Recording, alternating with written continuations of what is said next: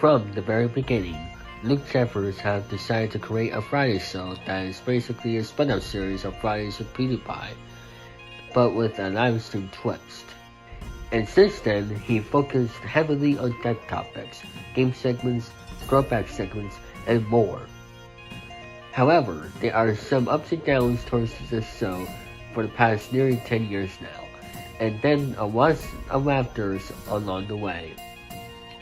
For nearly 10 years, FwL has been making you guys entertained, talking about somewhat about politics, and of course playing games.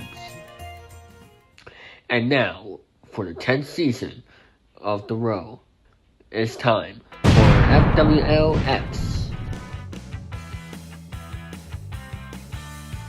Today, Luke Jeffers and Betty Mooney will be going over some tech topics, playing video games, as usual of course, a return of LJPC BM throwback content, somewhat I watch segments, and many more fun. And now, here's the host of FwLX, Luke Jeffers and Betty Mooney.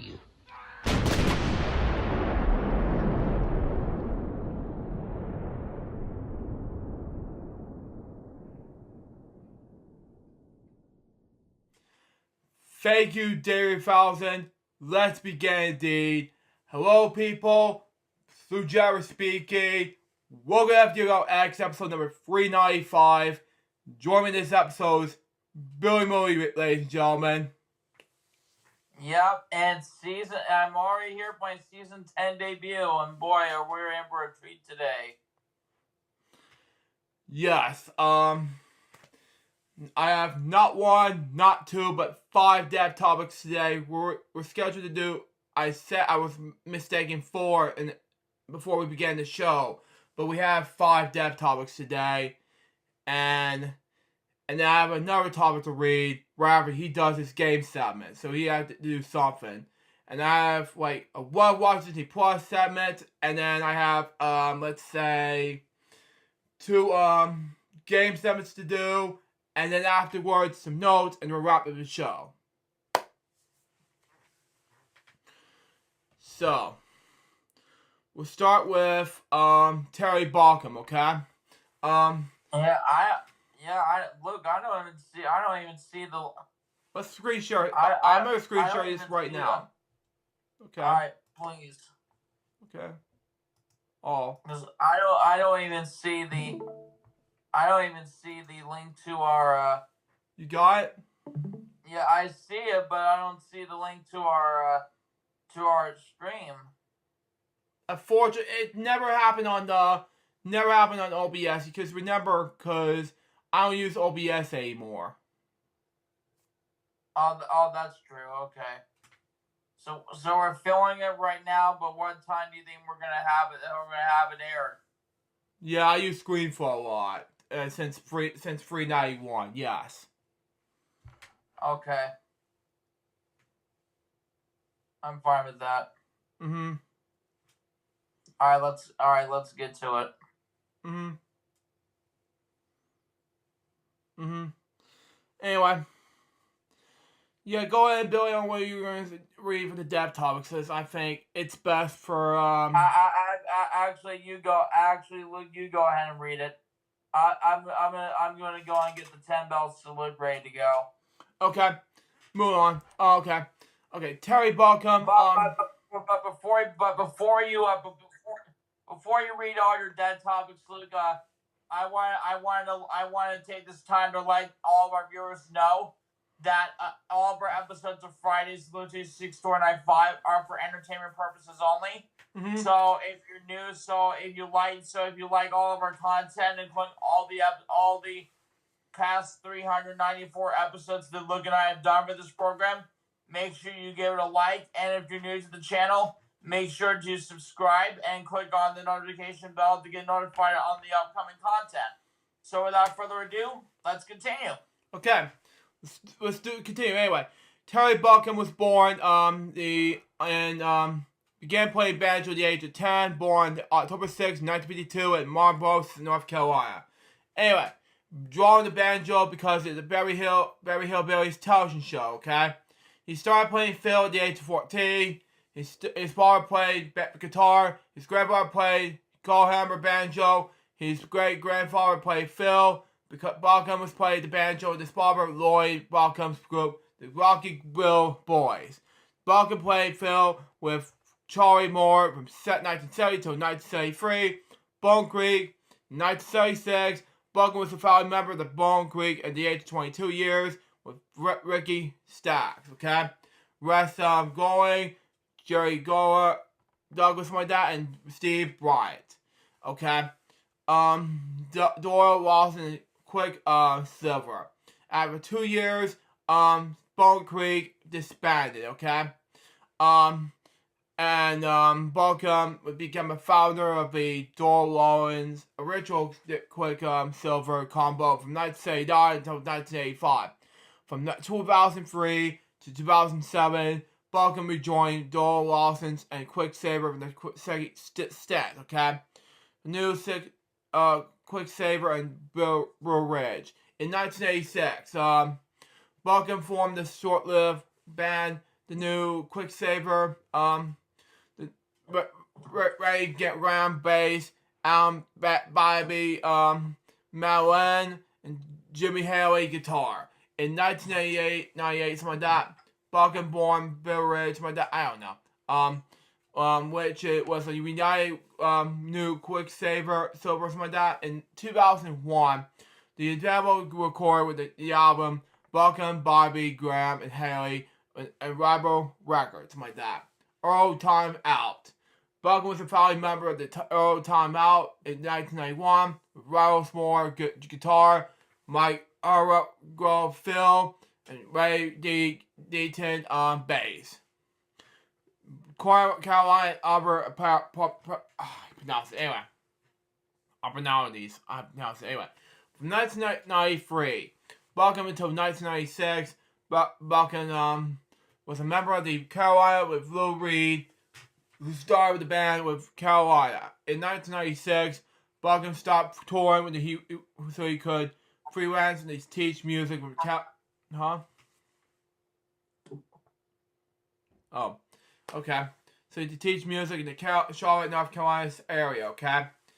He was part-time member of the Mark Newman Band and the Kenny and Marion Smith Band. In 2009, Bauckham joined Dale and Brady's band.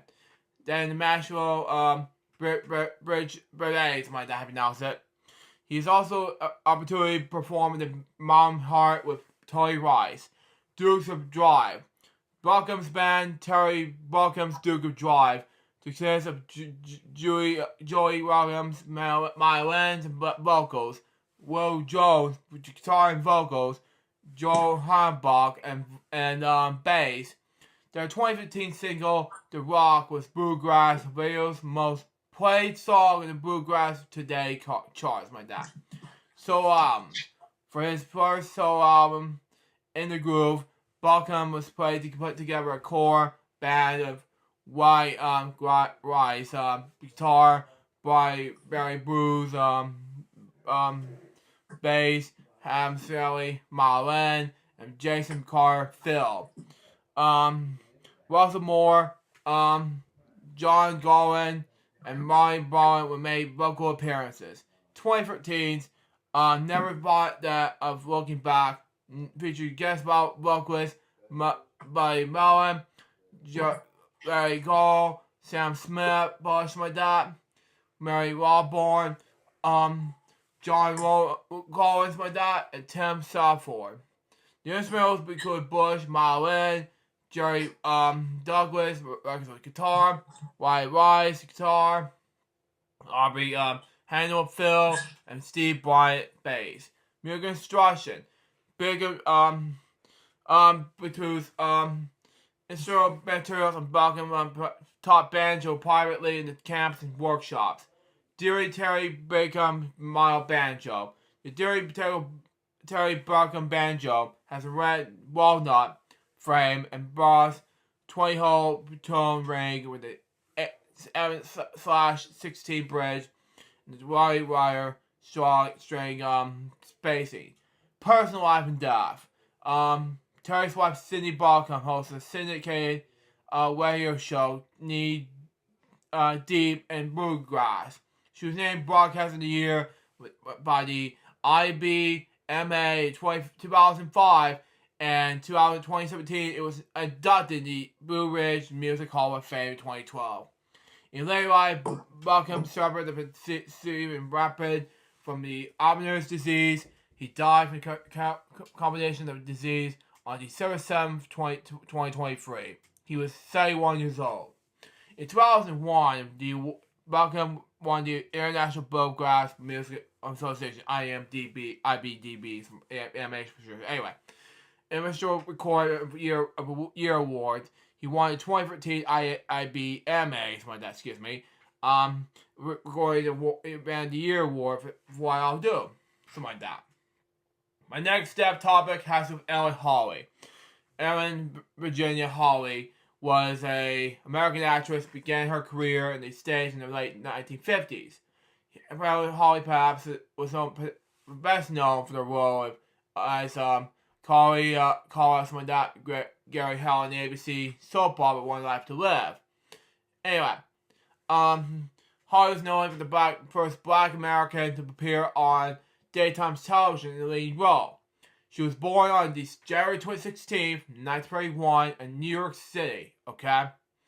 Hawley was a life member of the Actors Studio. Hawley began her career on the stage, appearing on Broadway production of Tiger, Burning Bright, and Hannah's on the Gate, okay? Then marking a television and film career in 1968, Hawley began the first black actress to be cast in the cast member of daytime television, okay?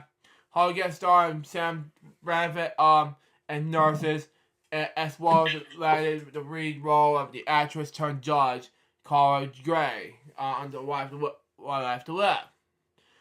As a role she played in 1968 1980. Again, 1983 1985. Hawley became the attention of Angus Nixon, something like that, the creator of One Life to Live, after writing a letter to the editor of the New York Times about what it's like to be the light-skinned African American. Nixon created the role of Carla and offered Hawley on the role of the show.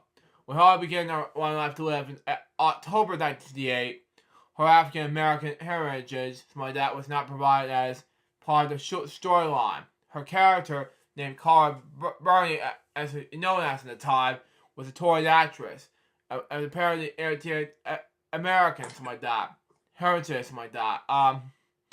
Carla the white politician, Dr. Jim Craig, fell in love and became engaged. Okay, but we should fall for a African American doctor.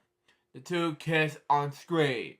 It was reported that the switchboards on the ABC were busy by fans who thought the show has been shown an African American with a white person kissing. The fact that Carla was African American, Carla Gray, posing was white, that revealed that Sadie Gray, played by William Hayman, was indicted as a mother. Okay, Sadie was convinced her daughter that to average that race that Harry raised and tell the truth. Hawley left the series in 1980, but returned in 1983. In 1996, she released her autobiography describing her life and struggles as a light-skinned black actress in Hollywood. According to her autobiography, the autobiography of the African-American actress, she was fired from the show, but knew of executive producer Paul Ranch in 1985. Hawley returned to daytime as a long-term recurring role of the judge on God Light from 1989 to 1983. She may return to small screen in 2002 when she appeared in as Selena Frey in the television film 10,000 Black Men Named George, alongside Andre Braugher and Mario Von Peebles. Personal life, okay? Ellen Virginia Hawley was born in New York City on January 16th, 1931. William Gary Hawley and Grace Holly. Holly was black and claimed African, English, French, Scandinavian heritage. She was from a prominent black family. Holly's personal great-grandmother was Susan Smith Mackenzie, something like that, Stewart, something like that. The first African-American woman who to earn a master's degree and first in New York State. Her great-aunt was Sarah Smith Thomas Garnett, something like that, an educator and suffragette for New York City, who was a poverty African-American female school principal in the New York City public school system. Holly's great-grandfather was a Reverend James Theodore Holly, and first African-American bishop, the personal influence of the church. Okay? Who spent most of his emotional career in the most missionary bishop of Haiti. Something like that. Haiti. Sorry. Okay. Haiti. Something like that. Anyway. Another great-great-grandfather, Simon Smith, one of the many leaders encouraging African American people to purchase lands at Keys, Cassette County, New York, later known as the Leaksville Salesman. Okay, her martial art was Anna Arnold Hedgeman. Okay, a civil rights leader, politician, editor, educator, something like that, and writer. Okay, who serves under President Harry Truman. Is executive director of the National Cultural for the Personal Fair More Practice Commission with that. Commission. Okay. Hall is a member of the Delta Sigma Di Sorority. Hall never married to have children. She had a relationship with One Life to Live's co-star Roger Hill. Okay, who is also known for his role as Cyrus with his cult film The Warriors 1979. For her biography, she wrote that she had a romance with Harry Belafonte, which I talked about in episode 389. She died in the Carly Hospital in the Bronx on December 6, 2023. She was 92 years old. My next step topic is going to be a long one, okay? His name is Danny Lane, best known as Brian Frederick Arthur Hines. Okay, he's an English musician, singer, songwriter, known for the founder of two major rock bands, the Moody Blues, with whom he played from 1964 to 1966, and Wings, who's been known for the founding members of the McCarthy's, the late Linda McCarthy, and the Beatles member, Paul McCartney, who's going to be played from 1971 to 1981. Despite the group's controversial changes along the McCarthy's, he remained the only constant during the band's tenure. The post-Wigs, he continued to feature on McCarthy's solo albums. Lane was working as a variety artist and grew up over a 6-decade career. He continued to record and perform as a solo artist. In 2018, Lane was inducted to the Rock and Roll Hall of Fame as a member of the Moody Blues. He died on Wednesday. He was 79 years old in Maples, Florida. I'm not going to read everything about it, but he did a lot in the death topic side of things. That was his personal life. So he did, not only he did these albums, All Lane in 1973, but he also did Holidays and companies like EMI, Capitol Records. He also did an album by Gravity Tears 1980, I Even Can Fly 1982, Hometown Girls 1985, by First Time President Records, Wings Under My Feet in 1987, Lonely Road 1988, Last Time President Records, Master Suite in 1988, First Time with Only Time with Magnum Force Records. And in 1990, it was the first time and only time did it from Jaws Records. He did All I Want Is Freedom. In 1996, he did Reborn, another record book company called Griffin Stratch Records, which he also did. With the song with Danny Lane was Scratch Pyramid Purple Pyramid Records by the United States. And finally, Blue Musician, Peacock Records. So there's a lot to deal with, and on his top dev talks around here, but the movie, and there's a lot to deal with. So up until that point, and at that point okay, that's basically on Day Lane. Anyway, my next dev topic is also a very long one. It has to do with Norman Lear. Okay, he's best known for Norman Lear. Okay, he's best known for the American. It was a screenwriter, producer who's produced, wrote, created, and developed over 100 shows. Wow. Lear also created, produced numbers of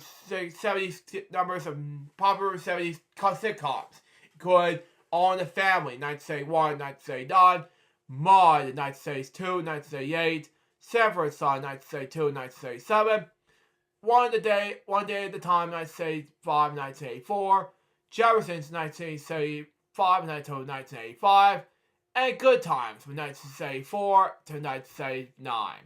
It shows we introduce political and social themes to the sitcoms. Lear was released many awards, including 6 Primetime Emmy Awards, 2 Peabody Awards, the National Pre-Medal of Honor 1989, the Kennedy Center Award honors in 2017, the Golden Globe Carol Burnett Award in 2021. He was a member of the Television Academy Hall of Fame. He was also known for his political activism for the funding of the liberal and progressive causes of politicians.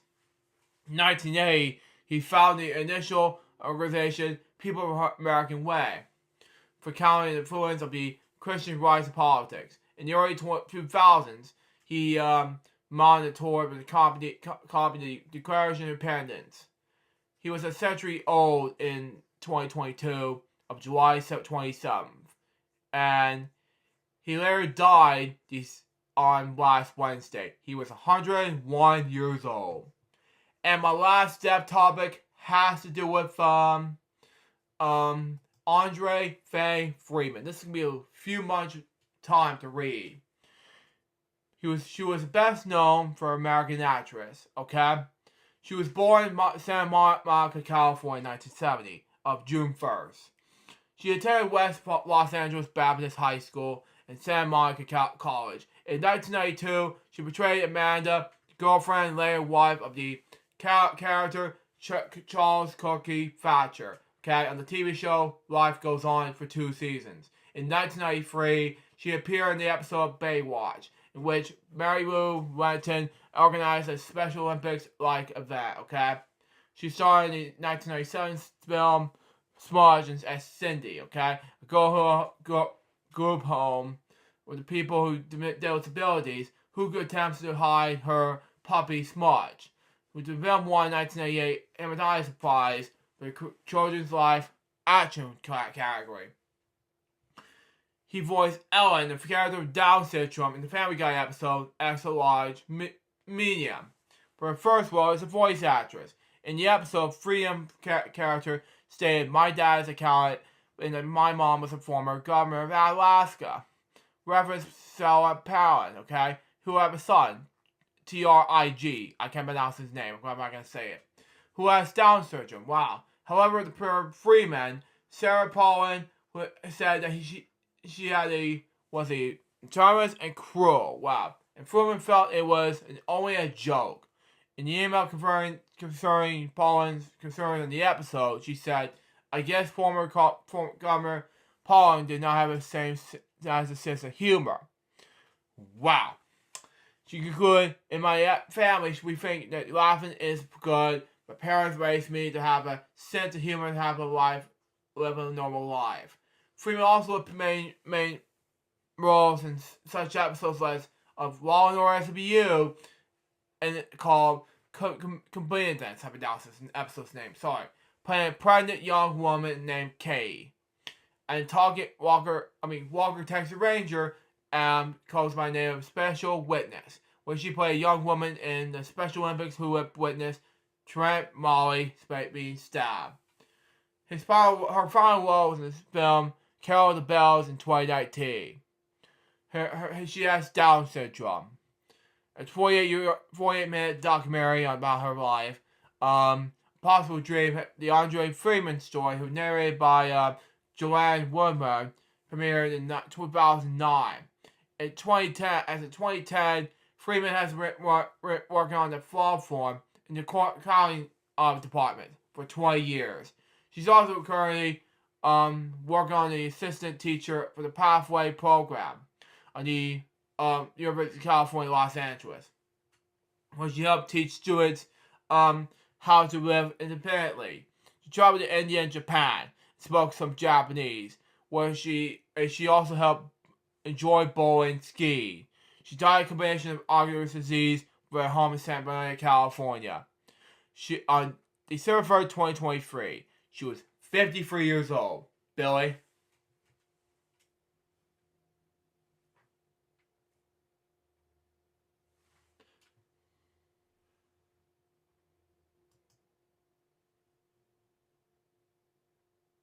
Hello? I think he's sleeping.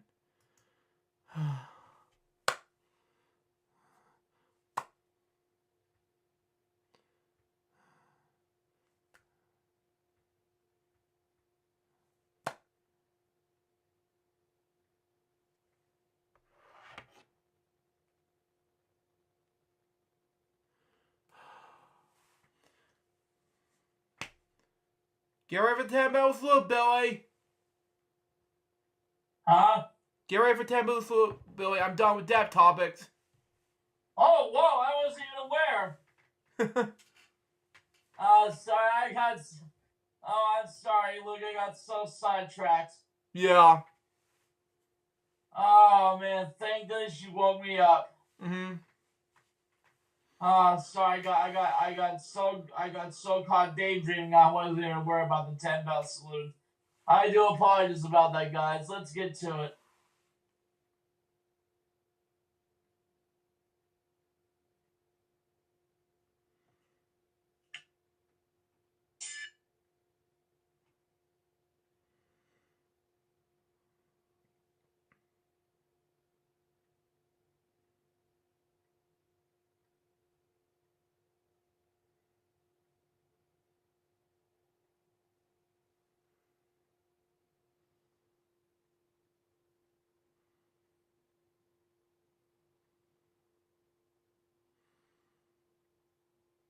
Thank you. Now that was what we're waiting for.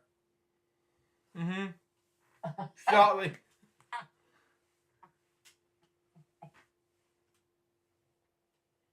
Alright, well, here we go, guys. For the first time in the history of FwL, I present to you my own Nintendo Switch. Wow. If I can get to it. Come on. Come on. Alright, well, there you go. There you go, folks.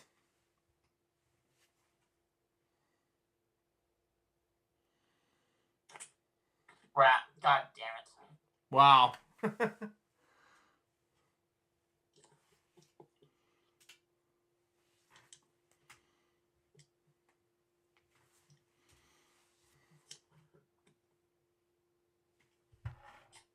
Okay, do not need this. Do not need my TV on in the moment. I'll get to my TV in a moment. And I do not need...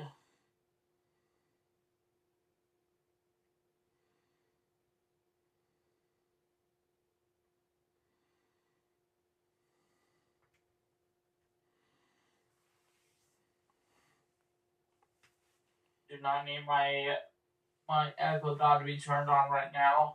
Okay.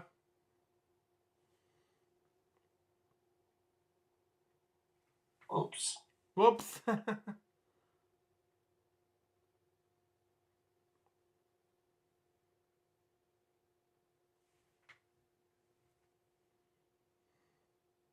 There we go. Now you guys can see it. You can actually see it, folks.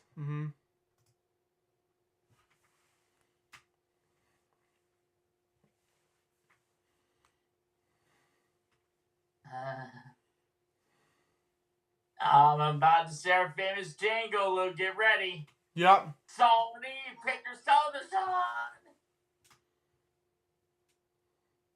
Wow. Wow. I wish Remix was here for this. I wish Remix was here for this, unfortunately.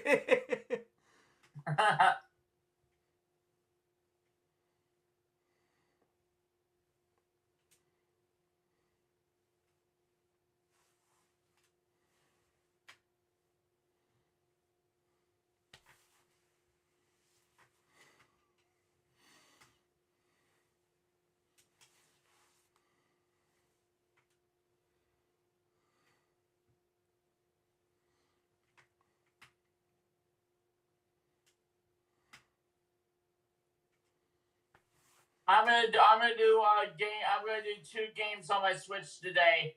Make that 3. I'm going to do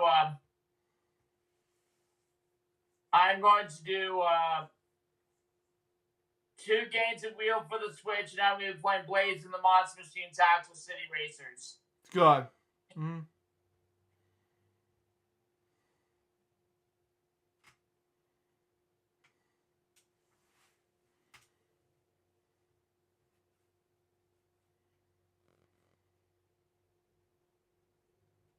Mm-hmm.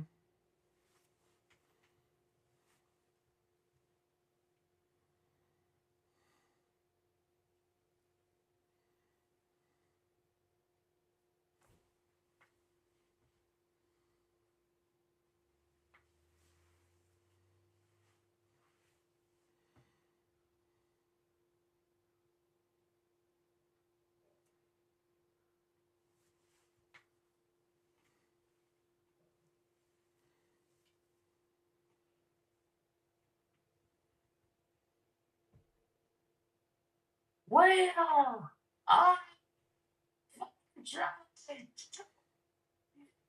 Wow. Hello, everybody. Thank you for joining us. It's Easter. Today. It's time for a round $1,000. The category people. Okay. Okay.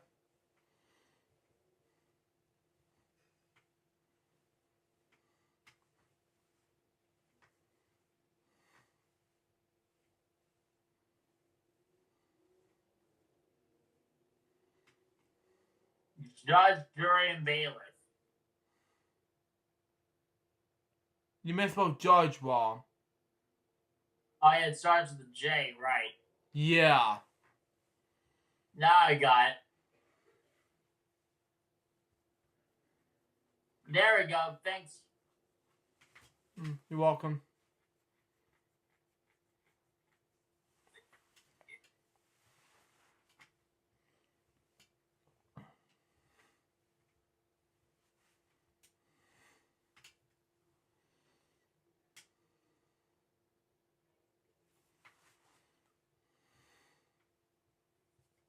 Fringed vase. Oops. No. No. Frank vase. No, it's not Fringe Visa. French visa, what? Fringe vest. Oh, wow. Like to win some money. Shall we see how lucky they are? Let's get this round started. The category is food and drink. Poopy. Wow.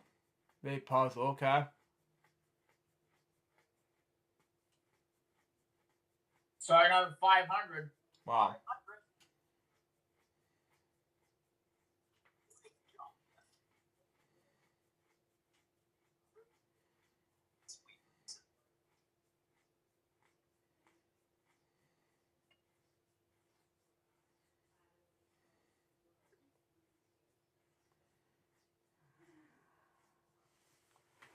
You got to spoon Good. is down of no money. Well, that's painful for her. Yeah, exactly. A stinking dinking bankrupt for her. Too bad. Too bad.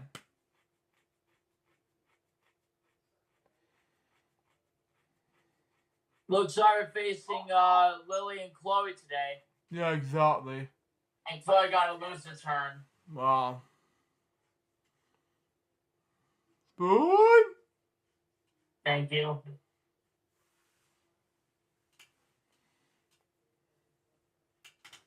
Good tag. Wow. And 2 of them. Mm-hmm. Dun-dun-dun-dun-dun. I like to buy that. Oh! Wow. 3 O's. 3 O's, okay. I'll buy an I.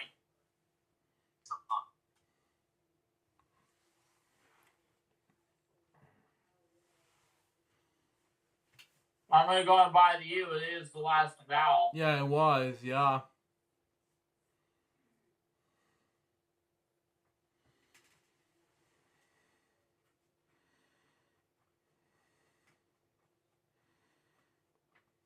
Spoon?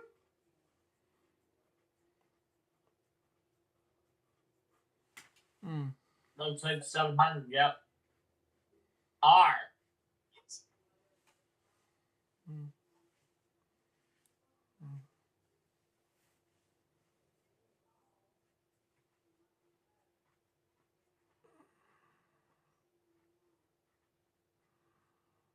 900. B.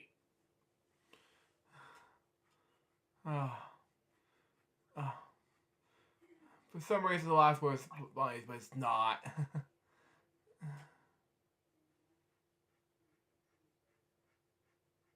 500. C. Yeah. 3 C's. Wow.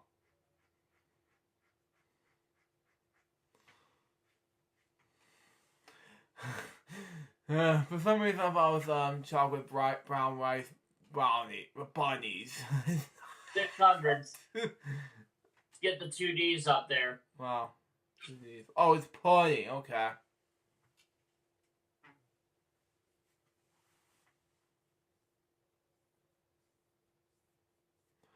Oh well.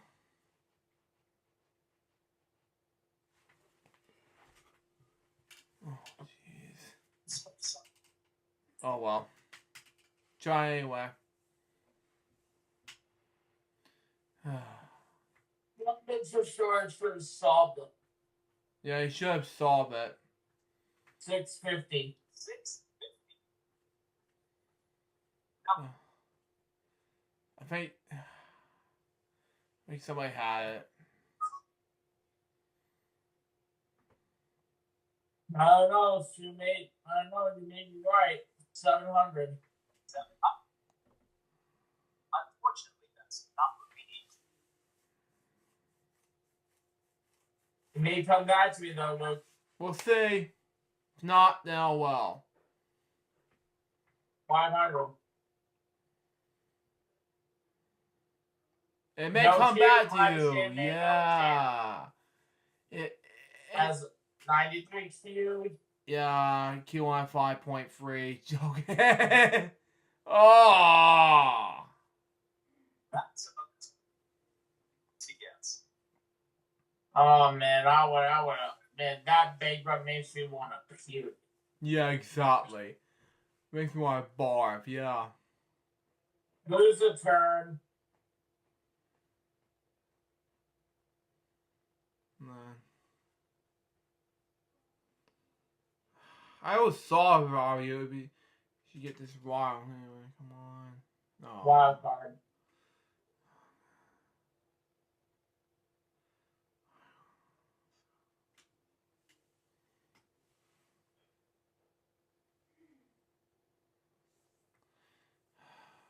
I don't know which gets lose turn or bankrupt.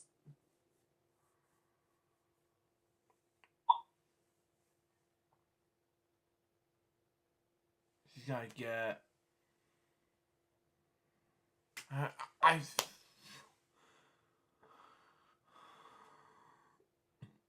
that cost you. Where you did the bankrupt did it. No, Excuse me.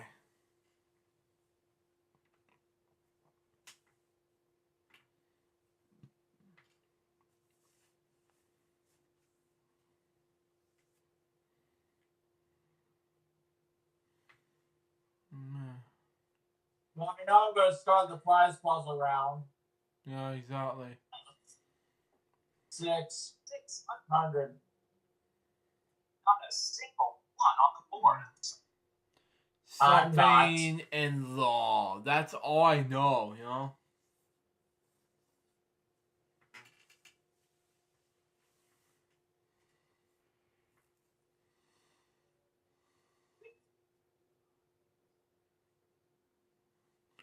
Yeah. R.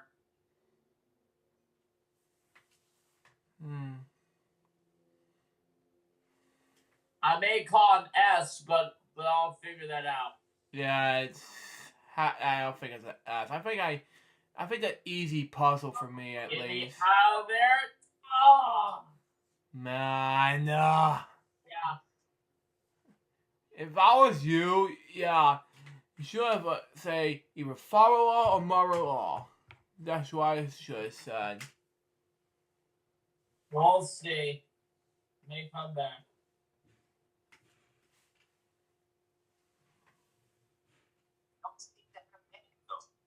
No S. Yeah, she picked an F. Yeah.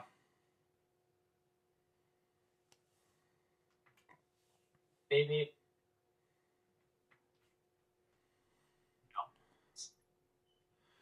Yeah.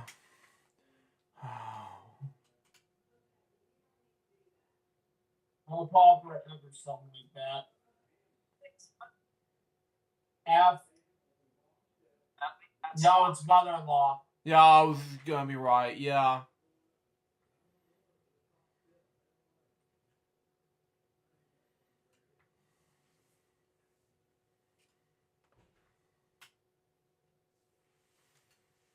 I'm not. I'm not.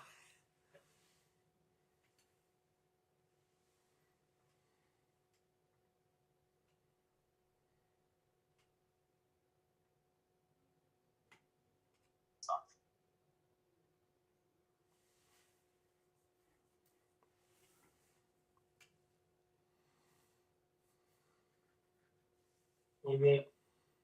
Mm. M.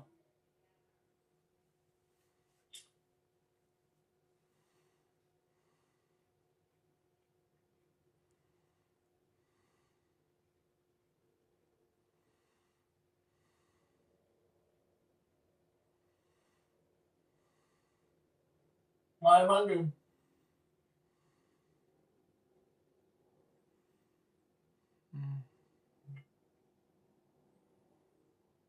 P. Mm-hmm. Still want to get that other half of the car. So. 800. N.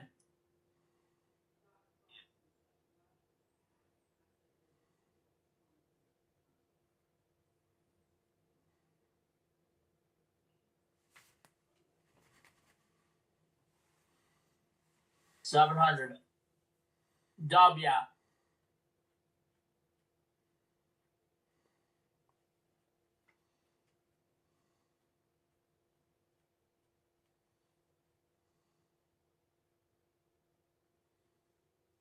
$650 a stock. L.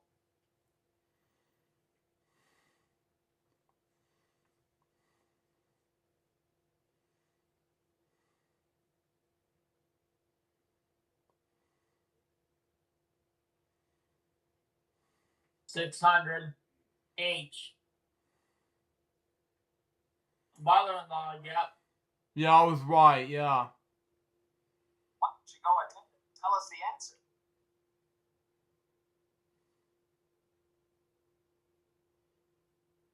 There we go. There we go.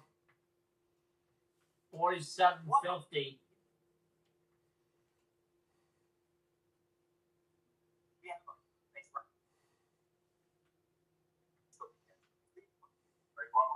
Uh-huh. Mm. Okay. Okay.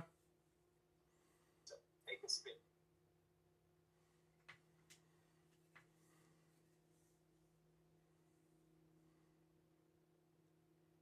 $800. T.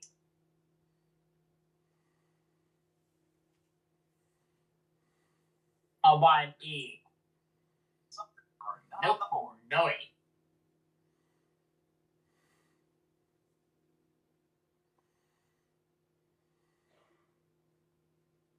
Lose the turn. Turn. Yep.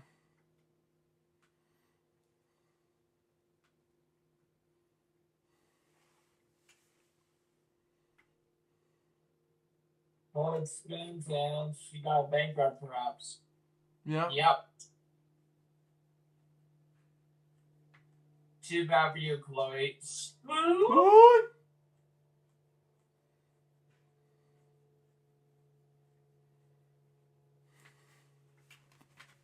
Beep beep. R. Mm. All right.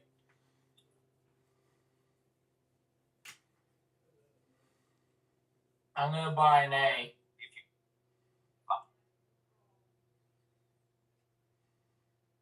Or at least having a cards, at least both houses stay. Yeah, full otherwise, yeah. 550.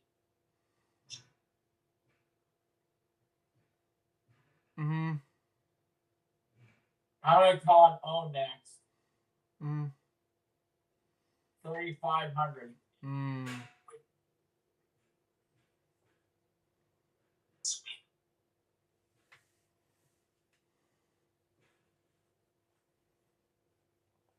Wow. He's got one more money to catch up. Jeez. Not for long. He's not go bankrupt. $7,000 down the drain. I'm gonna buy an O. Got the cash. Some sweet.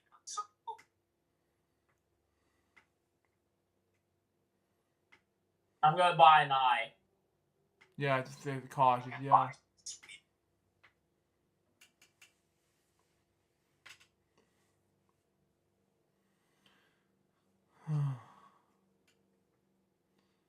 Yeah. Something.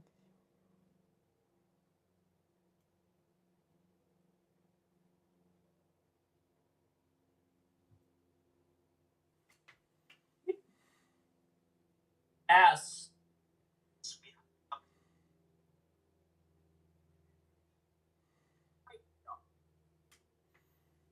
I'm gonna try and solve it. This is for the car, most likely. Soft pink ribbon, something like that. Soft pink ribbons. Yeah. This is for the car. We got it. Wow, look Whoa, that's a lot of money for you. $1,410.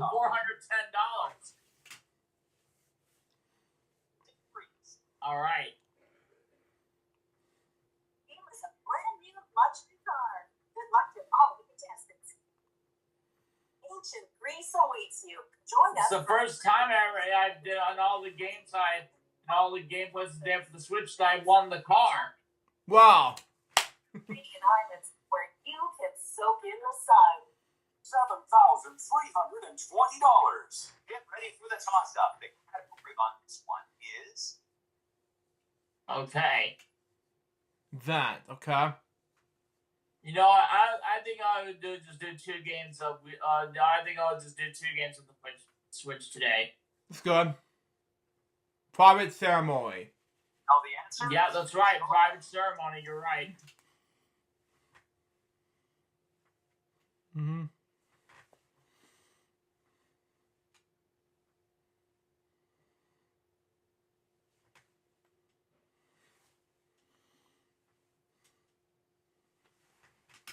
Occupation. Mm. All right. Vito's part of this complete practice Right here on Toon Disney. Yep. Classes. Vowels were nothing. Consonants worth 1,500 apiece. Mm-hmm. N.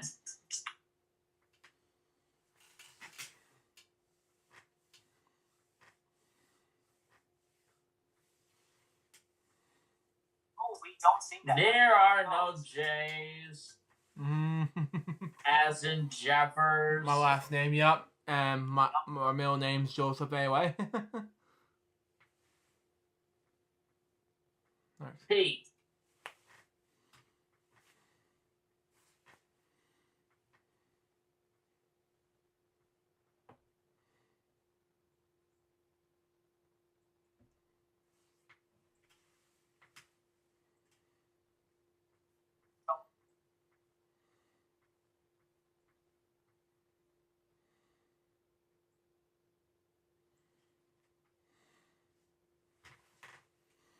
Number 3, would you like to solve?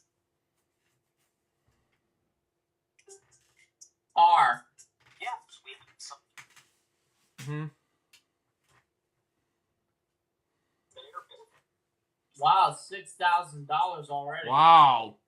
You're getting extra money for the virtual prize. Right, there's a possibility. There's a possibility I may reach over $100,000 in this game alone. Yeah. No, I'm sorry. Exactly. S. Now, see, that's not what we. No, there's no S. No S. Nope. Sorry, there are none on the board. Well, I'm not sorry that they're not on the board. And those Z's on the board. Get any help on this? It's we're out luck. What kind of puzzle is this? Like, Z. seriously. Oh, man. Oh, something. I'm sorry, there are none on the board.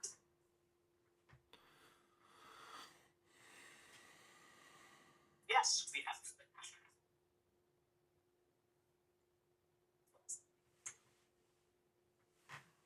Contestant number 3, your chance to solve. B. No, we don't seem to have any. Documentary something-ish. That's all I know.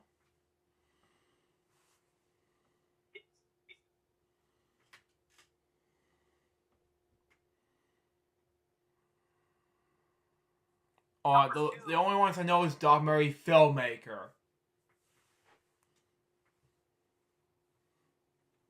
While we know we're gonna get the 3 M's up there, I know that. Yeah, exactly. This is exactly what I meant. Wow, $12,000. Uh-huh. Number 1, would you like to solve? Yep, documentary filmmaker. Wow, $75,410. It's a lot. Yeah.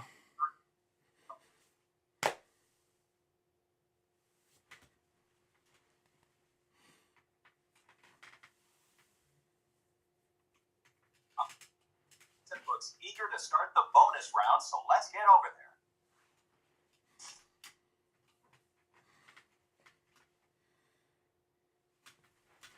The M in game. A in game.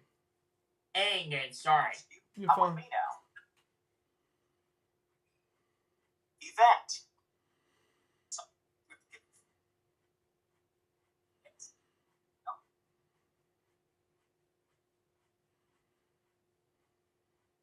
Oh, I should know this. F C M A. Family picnic. Yep, exactly.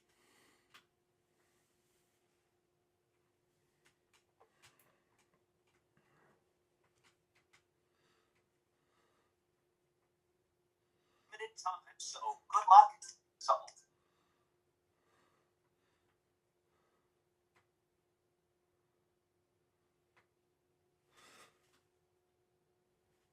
$34,000. That's around minimum $100,000. That's right, it is. Mm-hmm. $109,410 today. Yep, exactly.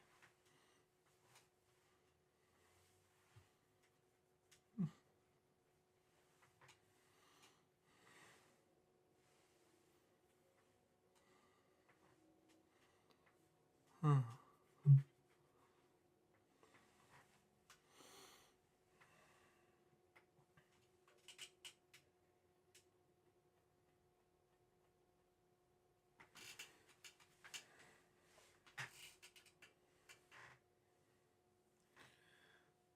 hey.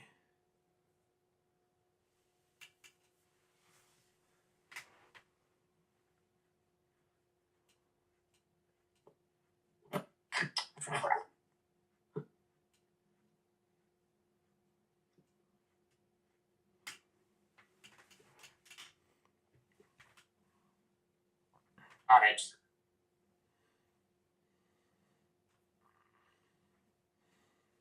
Wanted to do my Blaze game. Here we go. There you go. Yeah.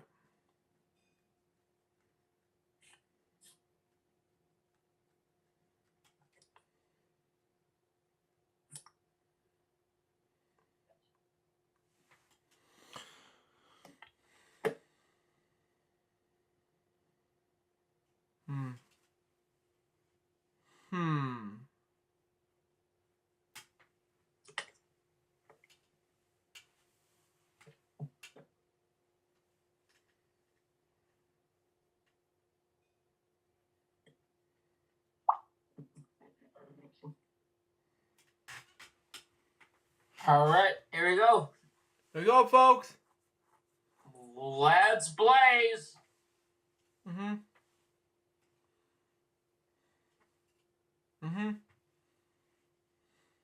As I mentioned earlier, in the gameplay I've done, this game is made to us by Unreal Engine,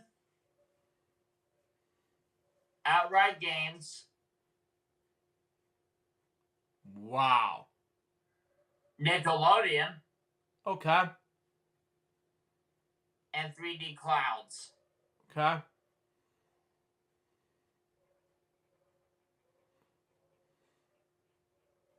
Listen to this. Wow.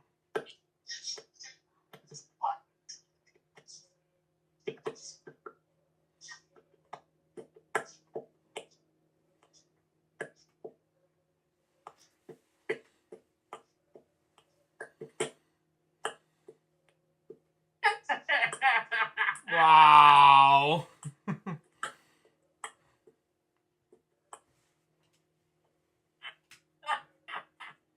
Wow.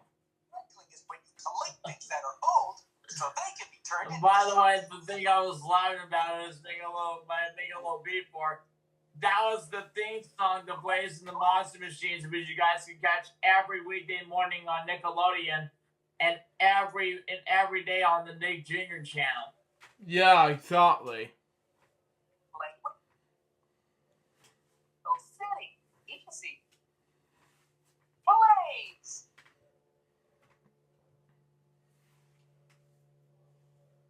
Go Blaze! Uh-huh. Go Blaze! Go Blaze! Wow. Wow. Yes, guys, again, all of our episodes are for entertainment purposes only, so there's going to be a lot of laughs. There's gonna be a lot of laughs in this game, folks.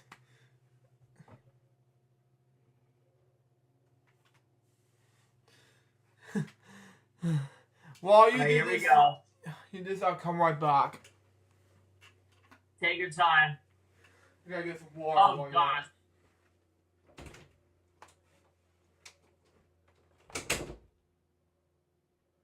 Oh my gosh, I'm in last place ever. I catch up.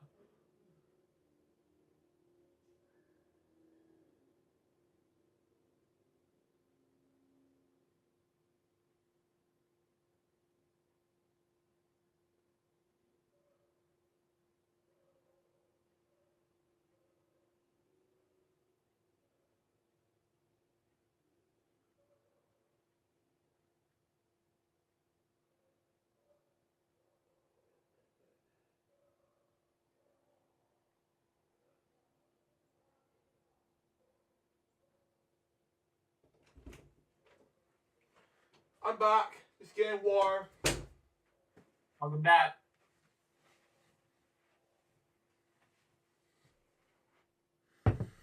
Oh, man. Lap Oh 3 gosh, so far. I'm right behind Darrington and Pickle. I'm right behind Darrington and Pickle right now.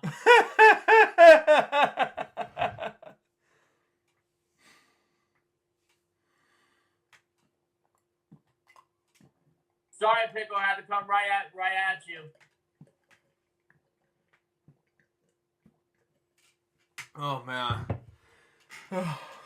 Blaze and the monster machines. Exactly. That was exactly what you meant.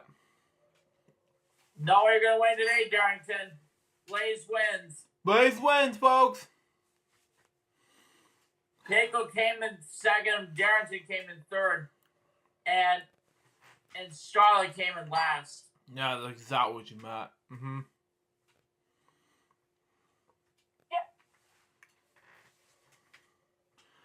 Wow.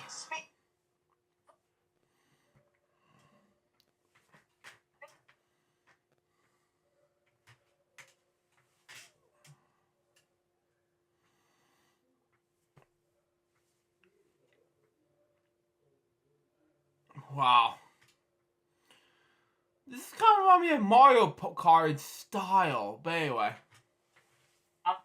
Yeah, but it is kind of like Mario Kart look, but this version, but this racing game has all the characters from Blaze and the Monster Machines. Yes.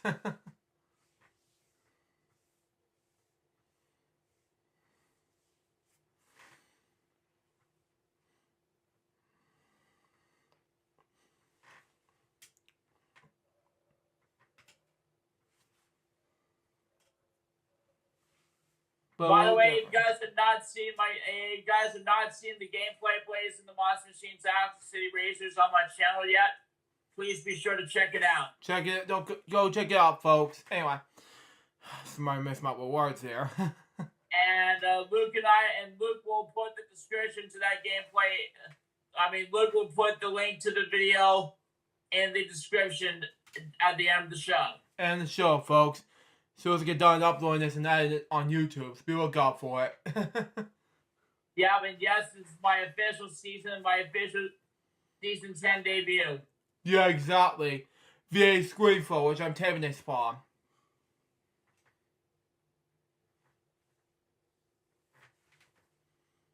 As we plot, it's 5:05 p.m. on Friday, December 8, 2023. Yep, exactly. Excuse me.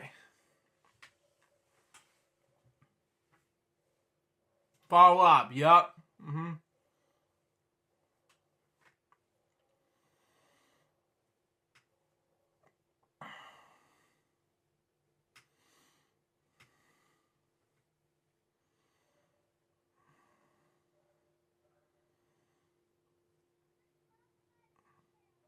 These are kids in my background. It was probably neighbors' kids going on. Anyway.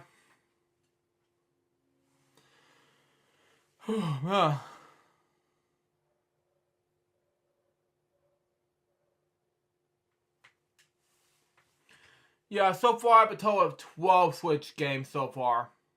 And this is not one of them, by the way. But I'll get it soon. Blaze is won again. Wow!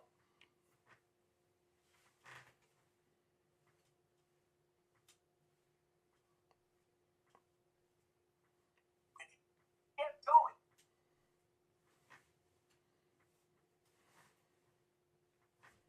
Thanks. Pray for Jace.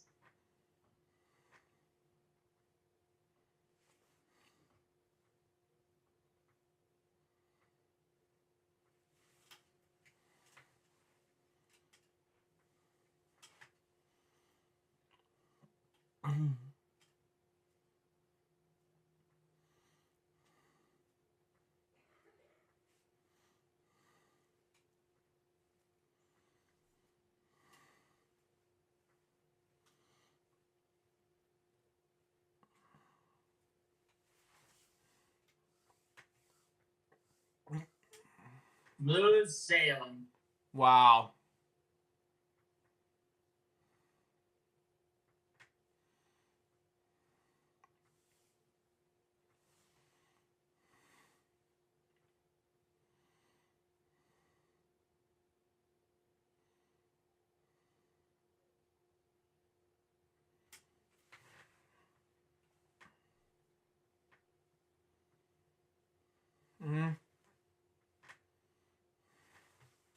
What happened?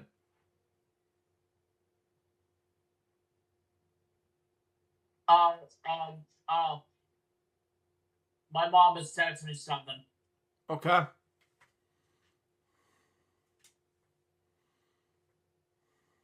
Two apps to go, okay.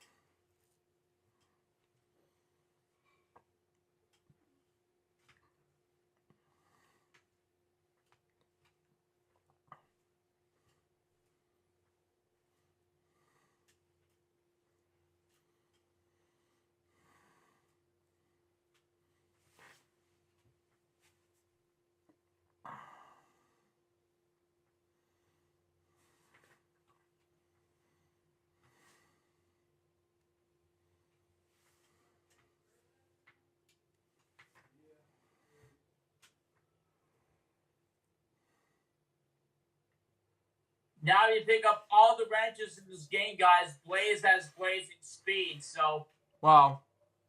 if you get all the wrenches, you can use the blade. And if you want Blaze to use his blazing speed, all you have to do is just hit the L button. Yeah, exactly. Exactly. To make more sense in any way. Doy. Anyway.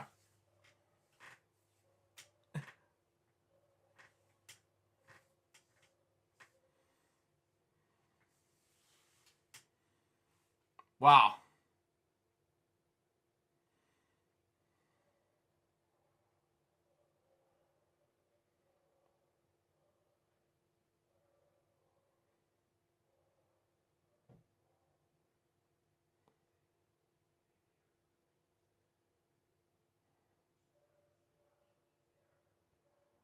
Oh, man.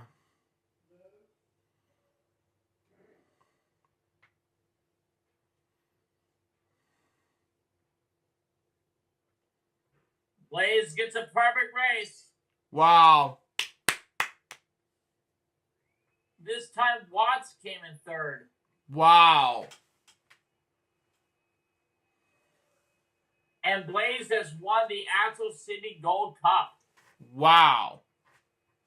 Wow, way to go, Blaze. Way to go, Blaze. When something solid gets so hot, it turns into a liquid puddle. Go on, That's gang. right. Thanks a lot, Blaze. And with that, Luke, I'm going to go and get off on out of here, man. The rest of the show is yours. I'll see you next week, buddy. See you next week. All right.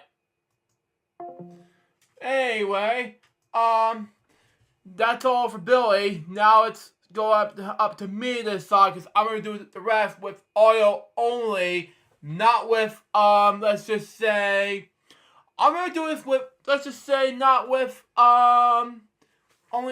with video on my side of things, because there's gonna be a lot with the whole thing per se. Okay. So anyway, first things first. Okay. I'm going to read you my last topic for this episode, and that is request by my cousin Lee Ann. Okay? Just hold on thought, and we're going to do this anyway. And it's low right now. Come on. Is it low in? Is it page? Yeah. You know what? Okay, screw this. It's not letting me load. Okay. Whatever. I'll just do it next week. Anyway. Okay. Okay. For some reason, it's not letting me load and having difficulties on my end. But we'll do it next week. Anyway. Worldwide Disney Plus is basically going to be about the Santa Claus season 2 finale. And then that's all I have watch Disney Plus. Now let's move on to the game's excitement, okay? And that is 2 game segments for the day. December 8th, 2023. The Christmas Spree Shopping Spree Part 1 episode. And that is going to be, basically going to be, let's just say, money cards, well, Parents Group stuff first. And that is going to be, let's open up the money cards anyway. Let's do it anyway. Open the card, and that is a 4. Wow, $1,000 higher. Oh wow, boss. Okay, $2,000 higher. Okay, 4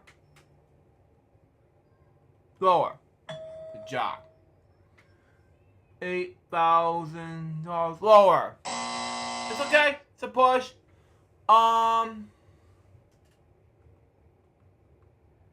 Lower to 9. Not bad. Silver Scratcher time, that will be 11. Pie Gold time, 13. Strike number 1. 15. Clover, 12. Alright, game. One more and be game over. 14. Okay. 9. One more, it's $25,000. 8. Okay, Cherry. 7. Okay! One more $100,000. 6. Oh, wow. Well, we got one more $10,000. 10. Not bad. Review it, and that will be... Oh, 1 is the best way to get game over. Oh, wow. Yeah, we can be happening. We won $10,000. So... let's get the point of winning. Let's get Danger Card on the way.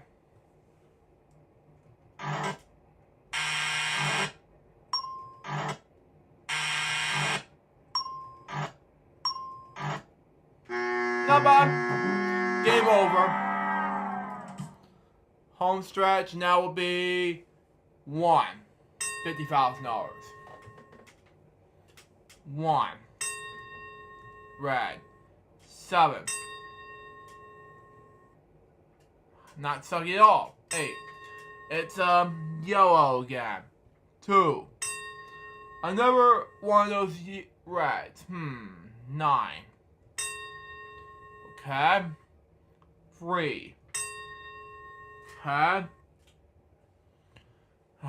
Man. 4. One more. It's $25,000. 10. One more, it's $10,000. 5. Not bad. Review it, and that'll be 11 and 6. Oh well. Oh well. Let's do let's quit this app right now. Do like another game of Barnes Banana Challenge. Let's do it.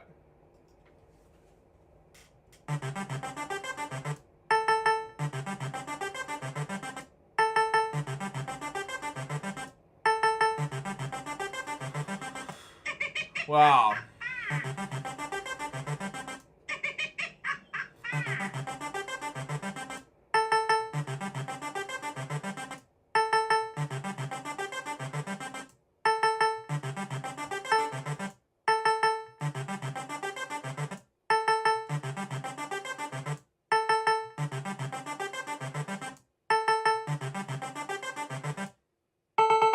Wow.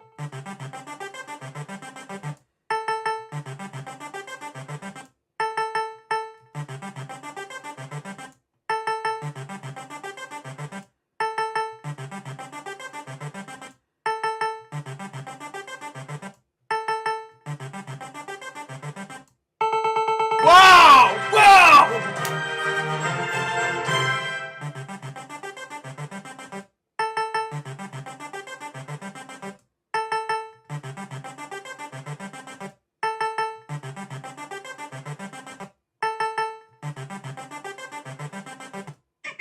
Wow, one more, it's game over. Come on, we don't need another one.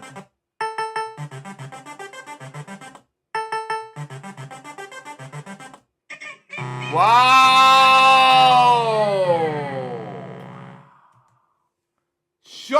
arcade! Congratulations, loser. You have successfully lost the banana challenge by racking up 4 mummies. No prizes for you. Well, at least I did. I almost had 500,000 grand prize, but at least I do it anyway. But, you know, how lucky can you get? Oh, well. Well, I try anyway, I guess.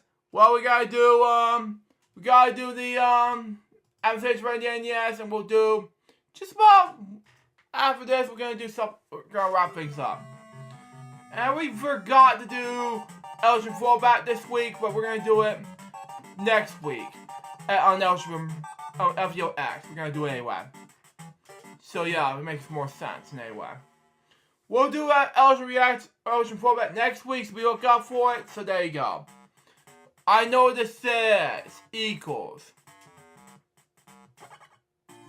Hang on.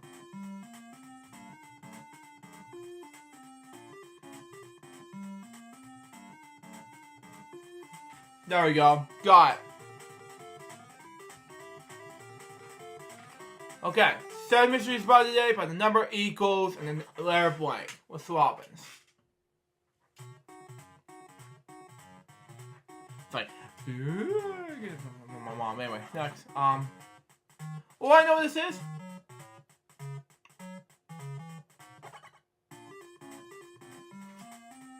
Got it. Q. 7 mysteries by today by the number equals and the letter Q. Next. For validations. Oh, what the? Hang on. What happened? Oh, yeah, it's Screenfall. Oh, yeah, it's just Screenfall. Never mind. Okay, never mind. Continue on. It's just Discord. Let it continue. I know what this is. No, this is shoe.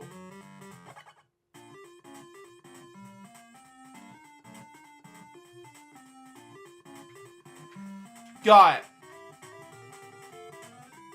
Okay, got it. Almost had it. It was a $500 grand prize, I guess. Okay, blue plot. Okay, pink plot was a. Excuse me, pink plot. The category is natural. I know what this is. It's a bird or something like that.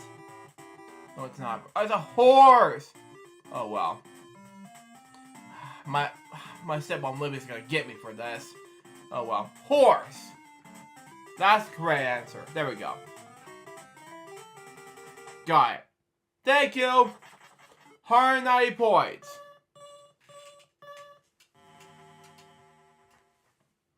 Anyway, let's turn up the volume a little bit so we can all hear it. So there we go.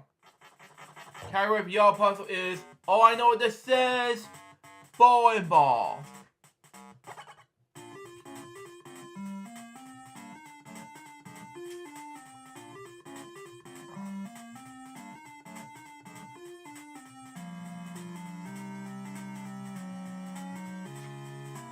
Got it. Bowling ball. That's what I used to do every Saturday. It's a bowling ball. There we go. Let's do like a 240 point leader. Got it. Okay. Green puzzle. The category is man-made tent. What are we doing the camping side?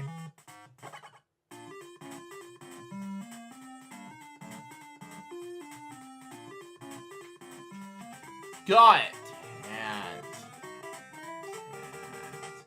Next, 290 points. So far we have the none yet above. We did perfect. Oh, Space Invaders. I know what this is.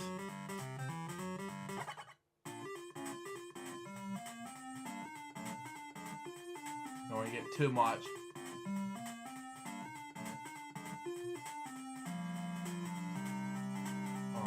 Do I miss? Oh, no, I did not. Gotta be careful, because I only have about a few seconds left. Got it. 8 seconds remain. Got it. I did not misspell it wrong. I did good. 340 points. Okay. Category on this one is banana. And I gotta know this. If you watch this remix, no banana. Come on. Got it.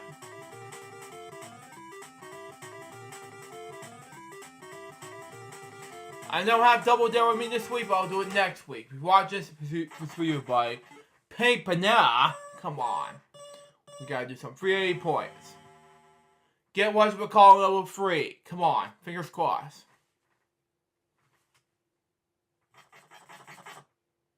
Office on the blue puzzle? All I know this is the question mark.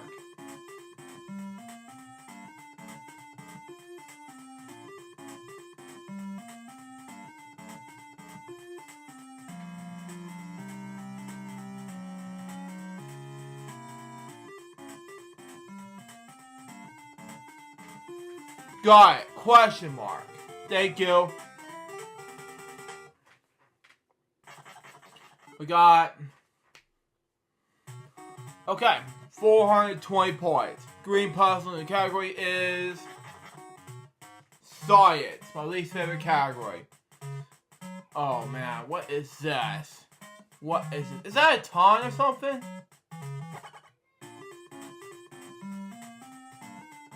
No, it's not a ton. A ton? Oh yeah. I warned you. Wow. Sound like a bell or something. Like a cowbell. Wow. Wow. It's a tripod. Okay.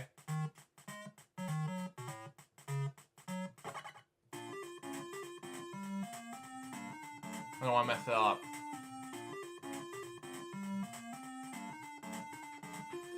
Got it. Tripod. Thank you.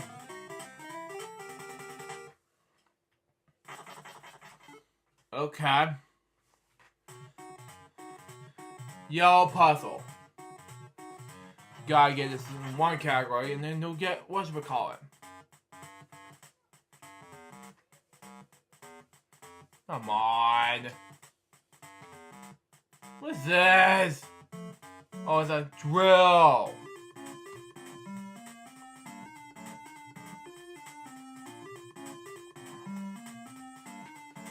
There we go. Drill. Yeah, it's one I hate. It's these fire drills. Yeah, screw those. You know. Okay, get what we call in paintball. Spring squash. Come on. Music. It's a it's drum. Not today, folks, on FwL episode 395. This is the worst thing you can do on whatchamacallit. We wanted to do this, but no, screw it. It's music. So anyway, take away that shoes.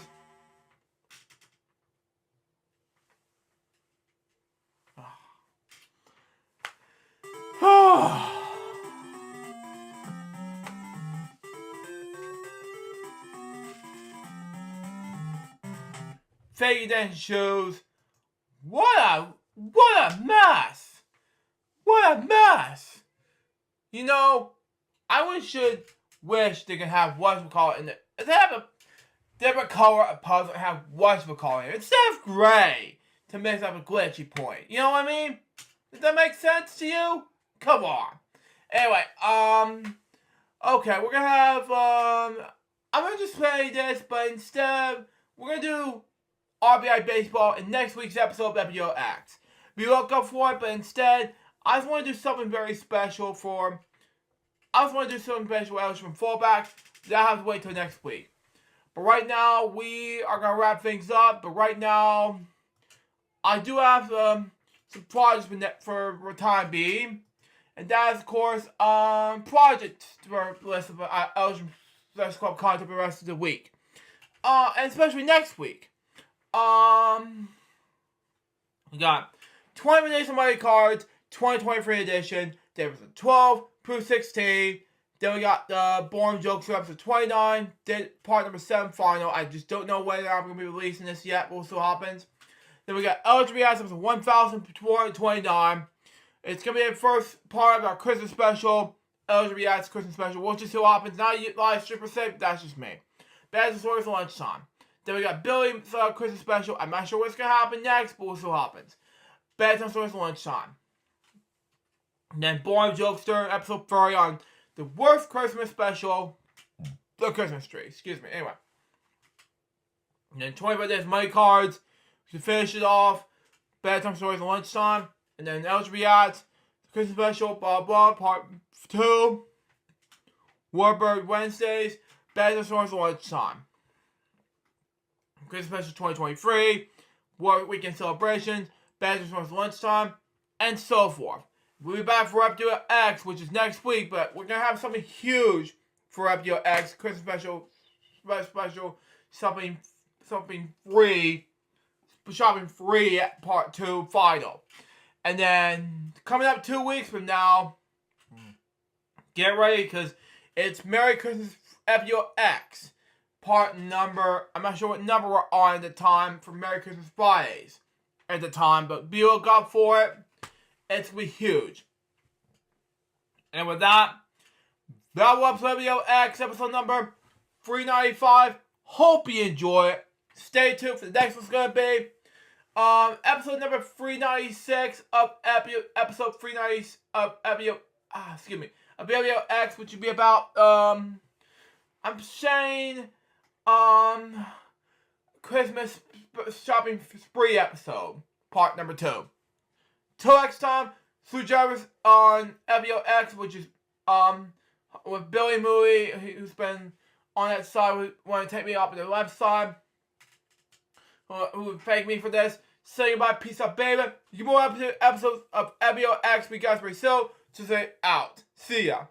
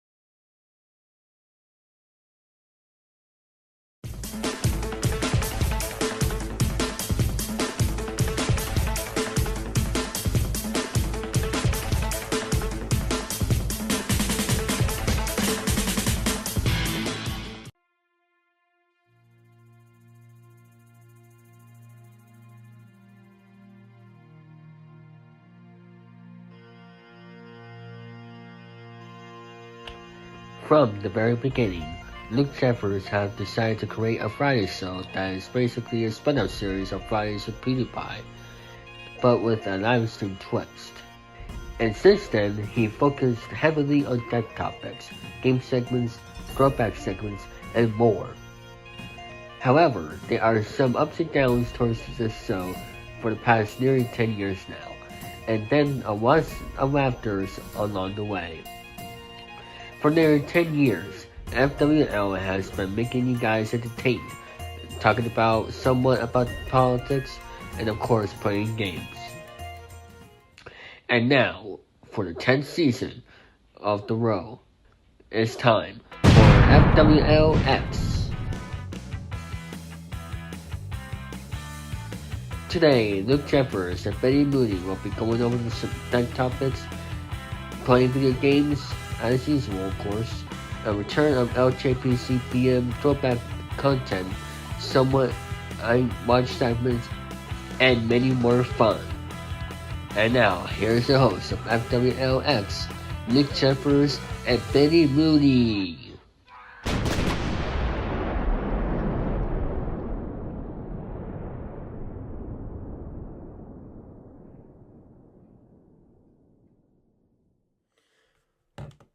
Let's begin indeed. Thank you, David 1000. Hello, people. It's Lou Jerry speaking. Welcome to FwLX episode number 396. Billy won't be around today because he has some, he's been super tired today. And today I'll be doing not one, not two, but not 10 death topics.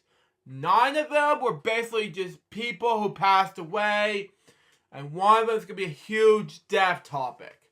We're going to read related to a comedy related to a video game. So let's just read it now, shall we? See what we got for us. Anyway, his name is Steve Howell. Goes by the name of Stephen Howard Howell, okay? Okay, was an English actor known for portraying the role of Zach Dingle in the ITV soap opera Armadale, which he played from 1994 until his death in 2023. Howell was born in Bury, Lancashire on March 21st, 1946 to parents Fred and Jerry Howell. He had a brother Clive, who was 2 years older.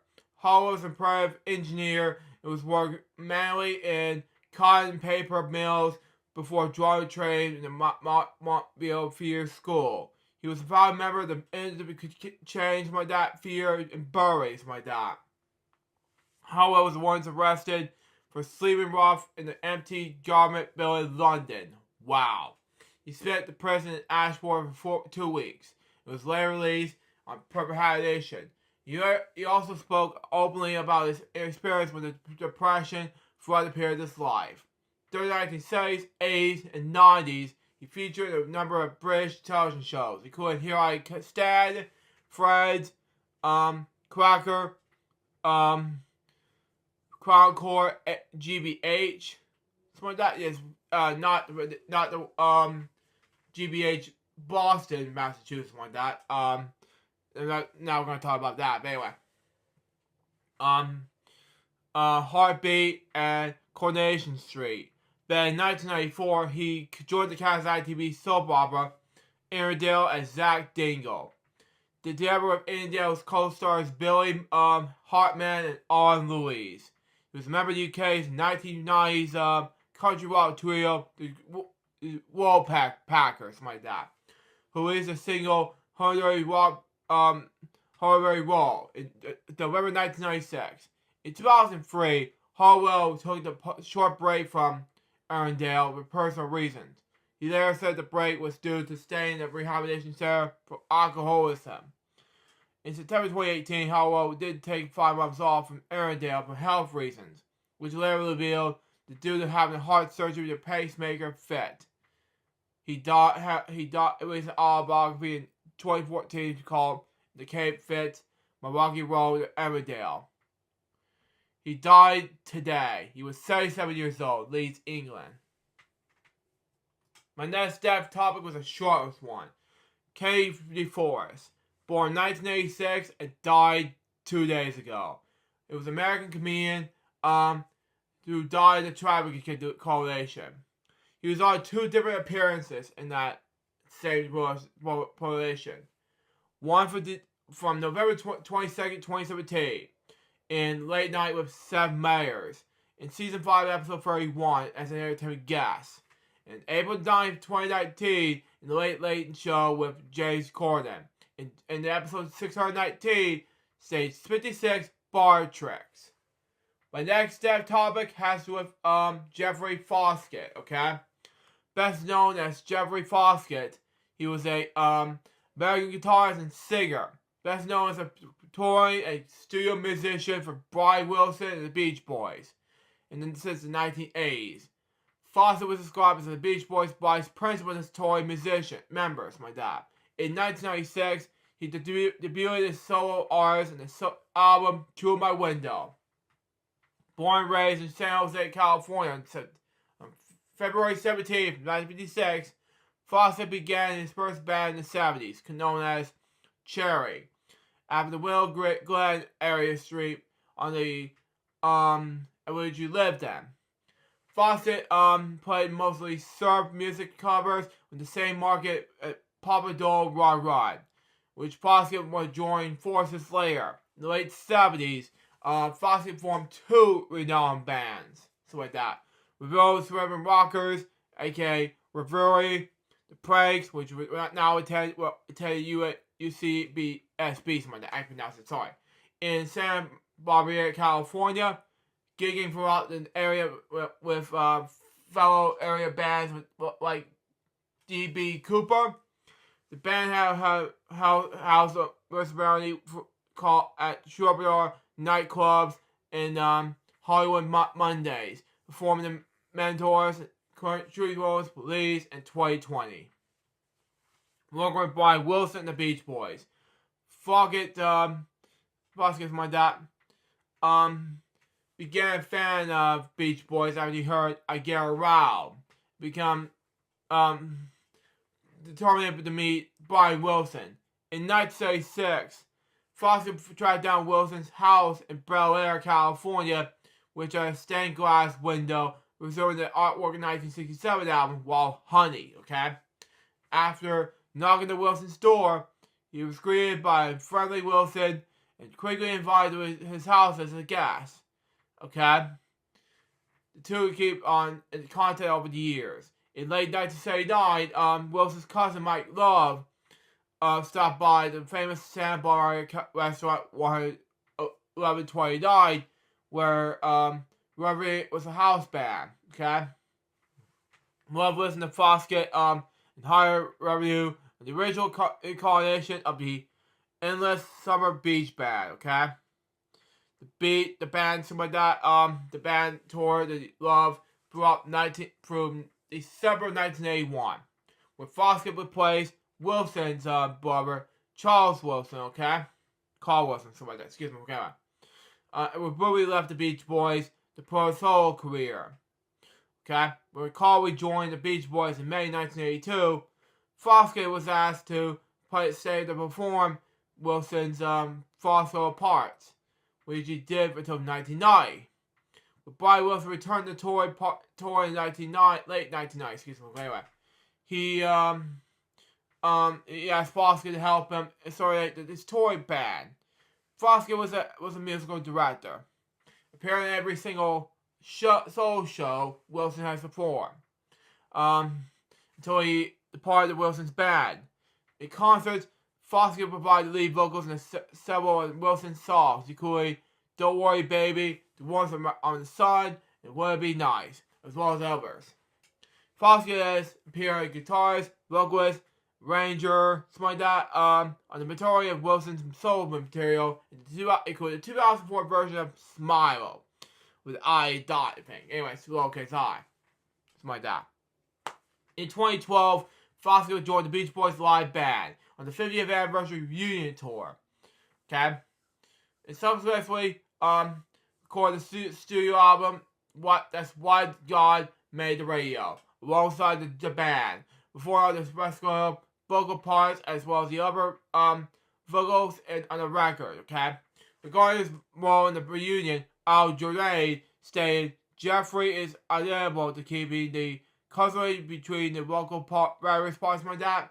He supports Brian in every possible way he has. Brian's convenience and became but basically makes it possible to have Brian Wilson on the road with us without the shoulders of the to lead on, something like that. I think it will be very difficult to find the tour, something like that. And I'm very grateful for that. On the tour, he provided the lead vocals on "Don't Worry, Baby," "Would Be Nice," and "Why Do Fools Fall in Love," so singing all the successful vocals. Following the reunion tour, Foskett resumed touring with Wilson in 2013. Wilson enlisted guitarist Jeff Beck, who to accompany him and Foskett on the tour, and cooperated with him in the next album. Foskett left the touring band in late 2013. And so heavily worked well with touring and recording the album. Okay? Something like that. Foskett said after the Jeff Beck tour, I was completely stressed and burned out the whole year and recording the album at that tour because I was new to Jeff was so well. And a lot of things that fell on me to do it, just getting done, that normally that have been other people's responsibilities. So at the end of that tour, kind of snapped, literally, and just said, I can't do this anymore. However Brian views me, it's alright with me, as long as he knows why I love them. Foskett was replaced by Matt Journay, who joined Wilson along with his father and the Valley member Al Journay on his tours. And on May 15th, 2014, it was announced that Foskett will be joining the Beach Boys as a permanent member of the touring band.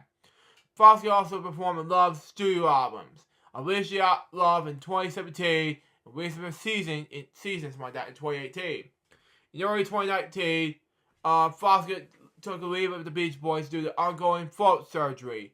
In late 2019, Foskett announced that he had been diagnosed with stage 4 ovarian cancer in early 2018, or something like that.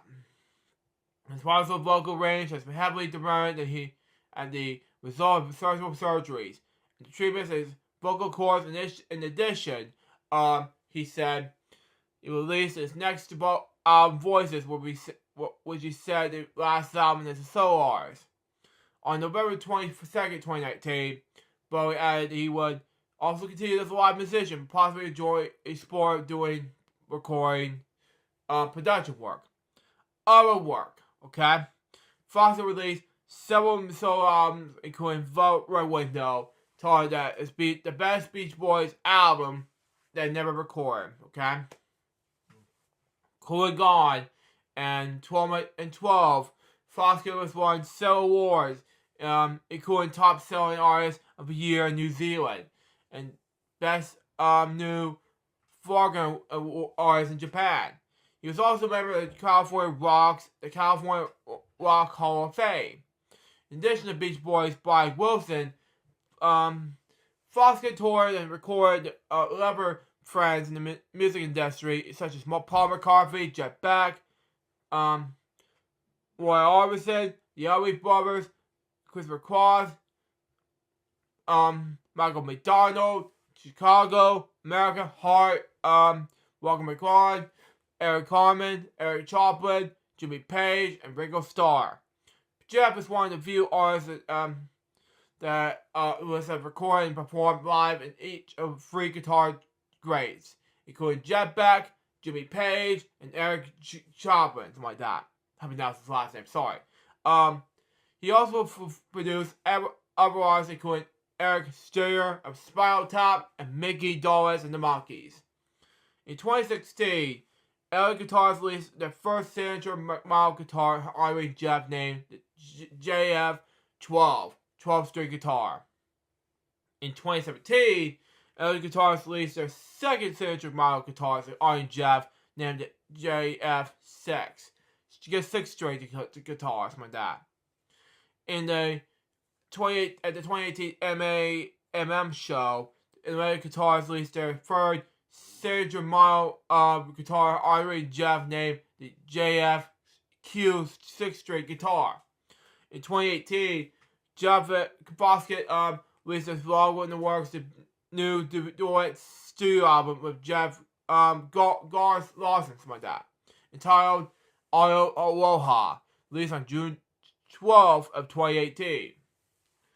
Foster was an avid supporter and MD Anderson Cancer Society, University of Texas, Houston, the Gary Surrounding Foundation, Sinane's Foundation, if I did the names right, anyway, and the Carl Wilson Foundation.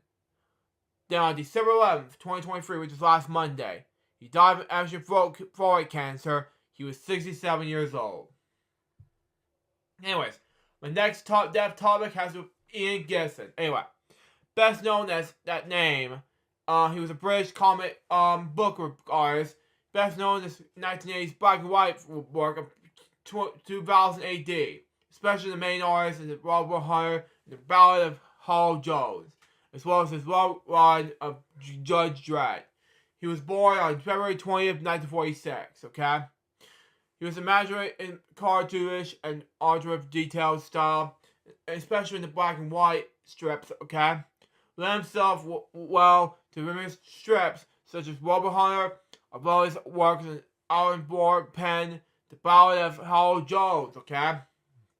Shows that he was confident of telling a serious story. In the United States, Gibson was made a good name for himself drawing Mr. Miracle, okay, from DC Comics, okay, in the 1980s.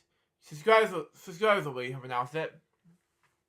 He started on the Man 4, and the Native, something like that, science fiction, superhero, something like that, comic written by Stefan Parrish, something like that.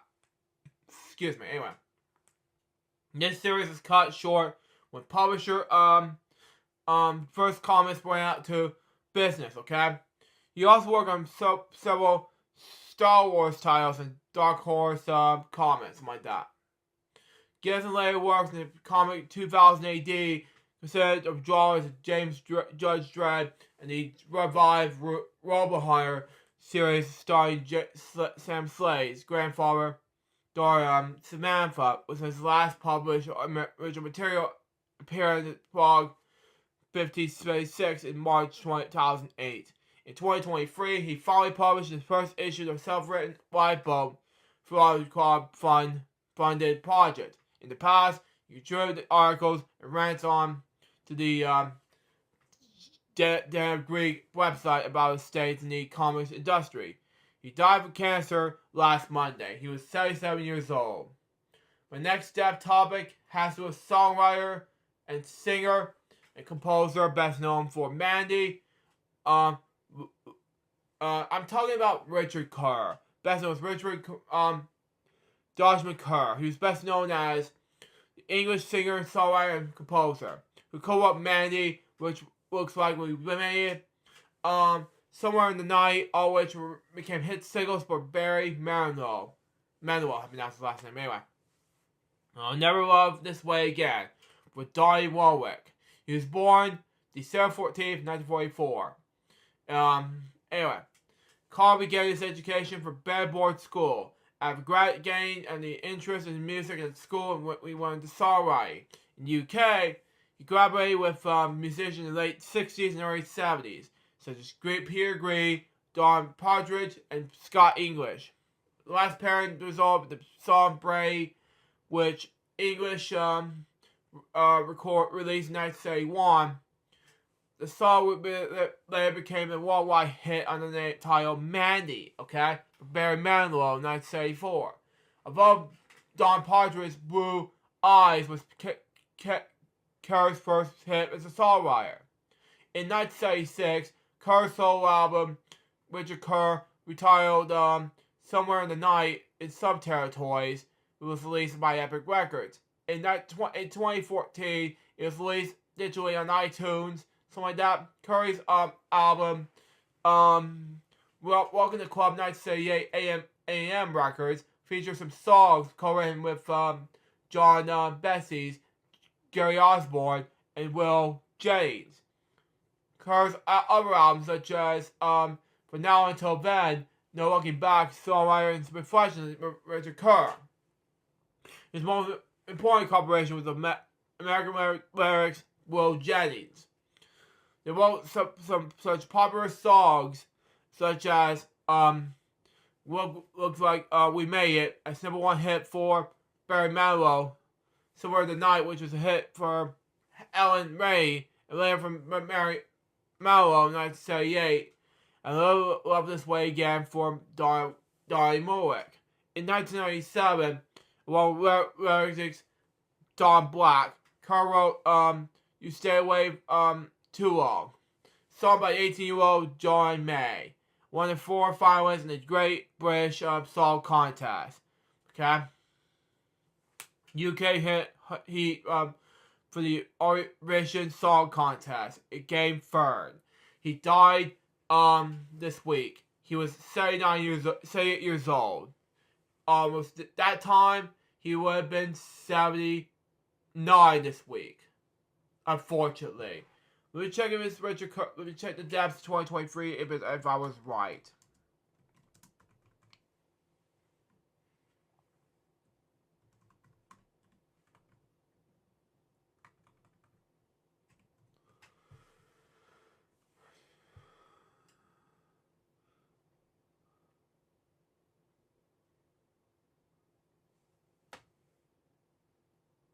Yeah, I was right. He died at 11th, so I was right all along. He would have been 79 today.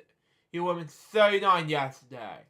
My next step topic has to do with Caviar Toy, okay?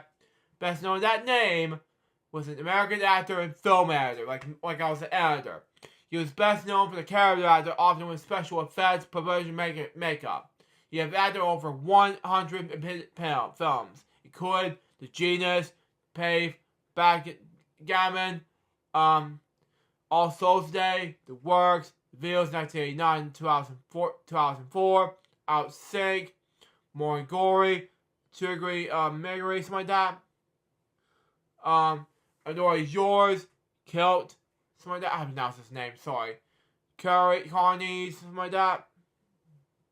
Sorry, pronounce it. Sorry. Calling Souls, Like the Rest 2, Hard Love, Sebastian, Big Bad Bugs, Dark Spinner, Feed Me, Now Harry, Disparities, Blue Bloodstory, Bedevil, Boogeyman, Average Joe. This is his last film, by the way. And these followings. Buffy the Vampire Slayer, 6 episodes. Angel and While We Fight. This is his only episode. Minimalist, Red Heart. This is only his only episode. The Insider's Guide to Film School, 4 episodes. The Bay, 14 episodes. This is the only time he's been doing it, by the way. Goodnight Barbank, 6 episodes. Shameless, A Year of One's Own. Monster School Animation, Welcome to Monster School, and finally, Into the Dark, Uncanny Andy. Okay. It's several television roles, which I talked about. Anyway, born in Pennsylvania on May 21st, 1955, his interest in the film industry was encouraged early by his father, who worked as an actor and makeup artist.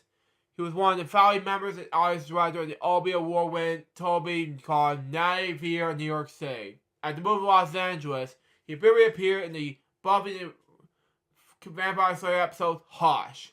As one of the Devil's Gentlemen in the 7th season, he played the skinny demon Gnaw at the same time, same place, in the recurring role of Underbat Truck Han. He also played the Nosferatu by Vampire, the Prince of Lies, on the Angels episode While We Fight. Toy was a series regular on the television sitcom Goodnight Barbank. It was the first 4 seasons on the Emmy Award-winning series The Bay. Most recently, Toy was appearing on the episode Under the Dark, which is the last series. He died from pancreatic cancer at his home in Los Angeles, California on December 11, 2023. He was 68 years old. My next step topic has to do with Frank Twomey.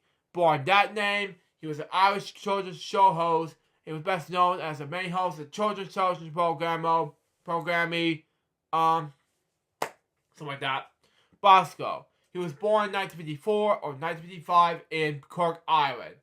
Best known for those followings. Other than the one in Bosco, his lesser known credits include the other screen appearances and appearances on stage.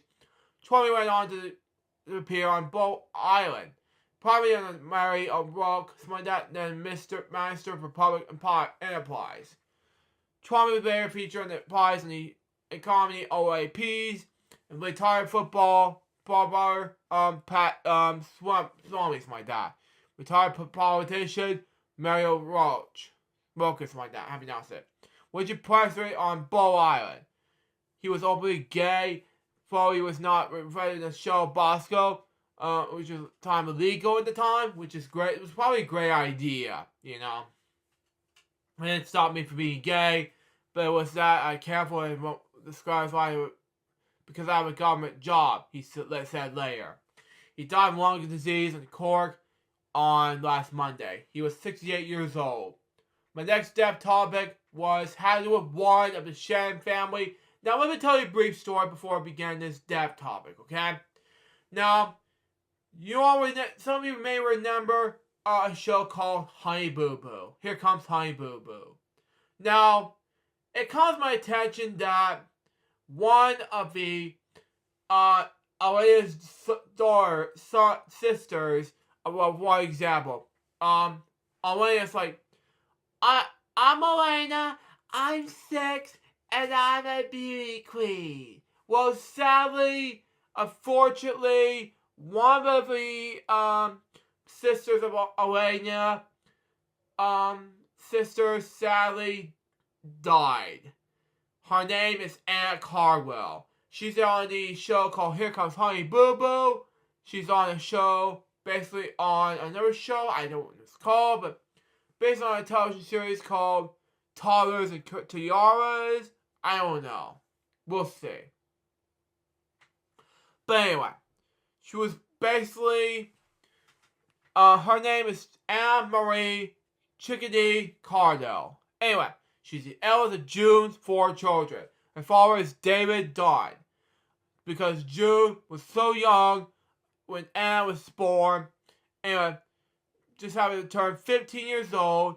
Anyway, when she, before she got birth. Anyway, she anyway started placing Anna for adoption by her aunt and an uncle. Anyway, Janice and James Sheridan.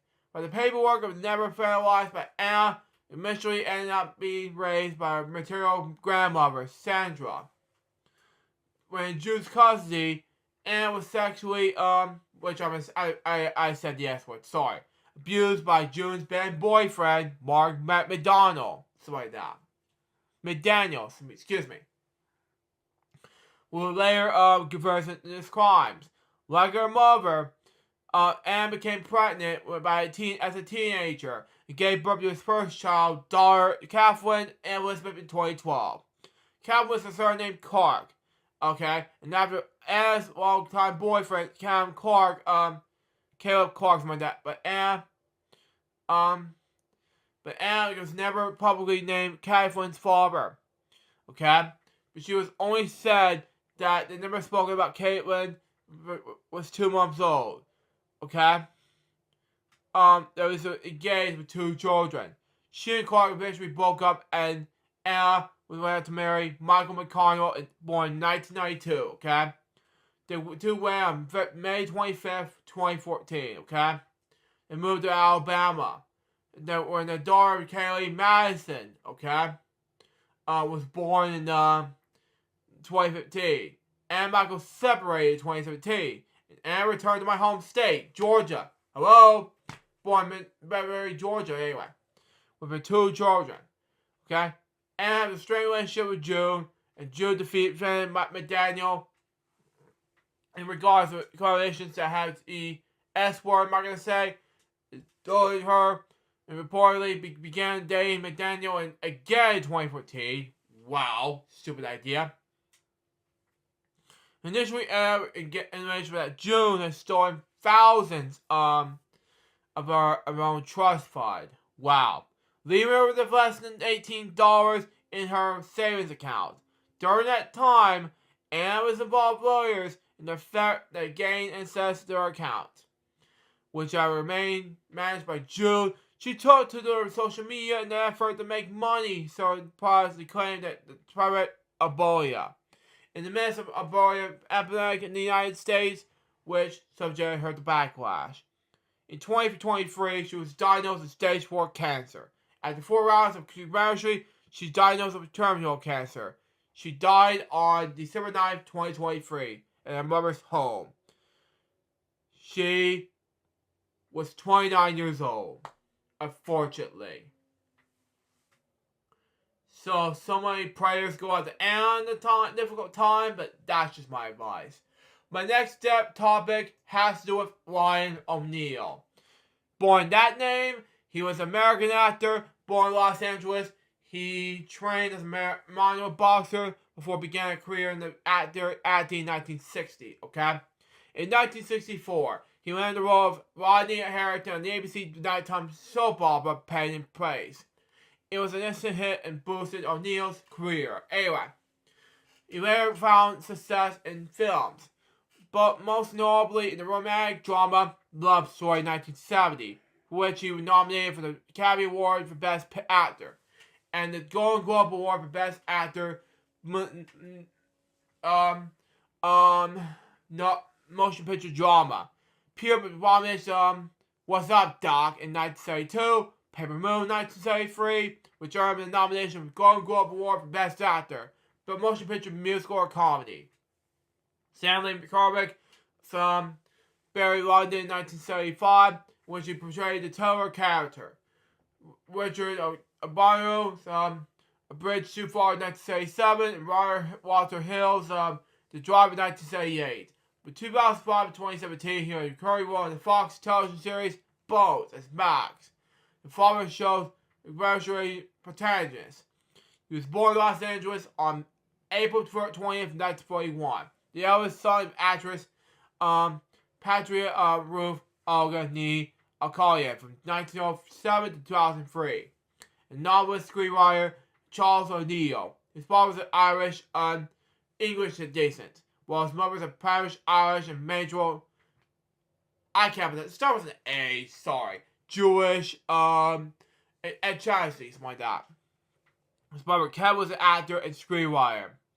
O'Neill attended University High School in Los Angeles and trained there to become a Golden Gloves boxer. During the late 1950s, his father had a job writing a television series called Citizen Soldier and moved with his family to Munich, Germany, something like that, where O'Neill attended Munich American High School.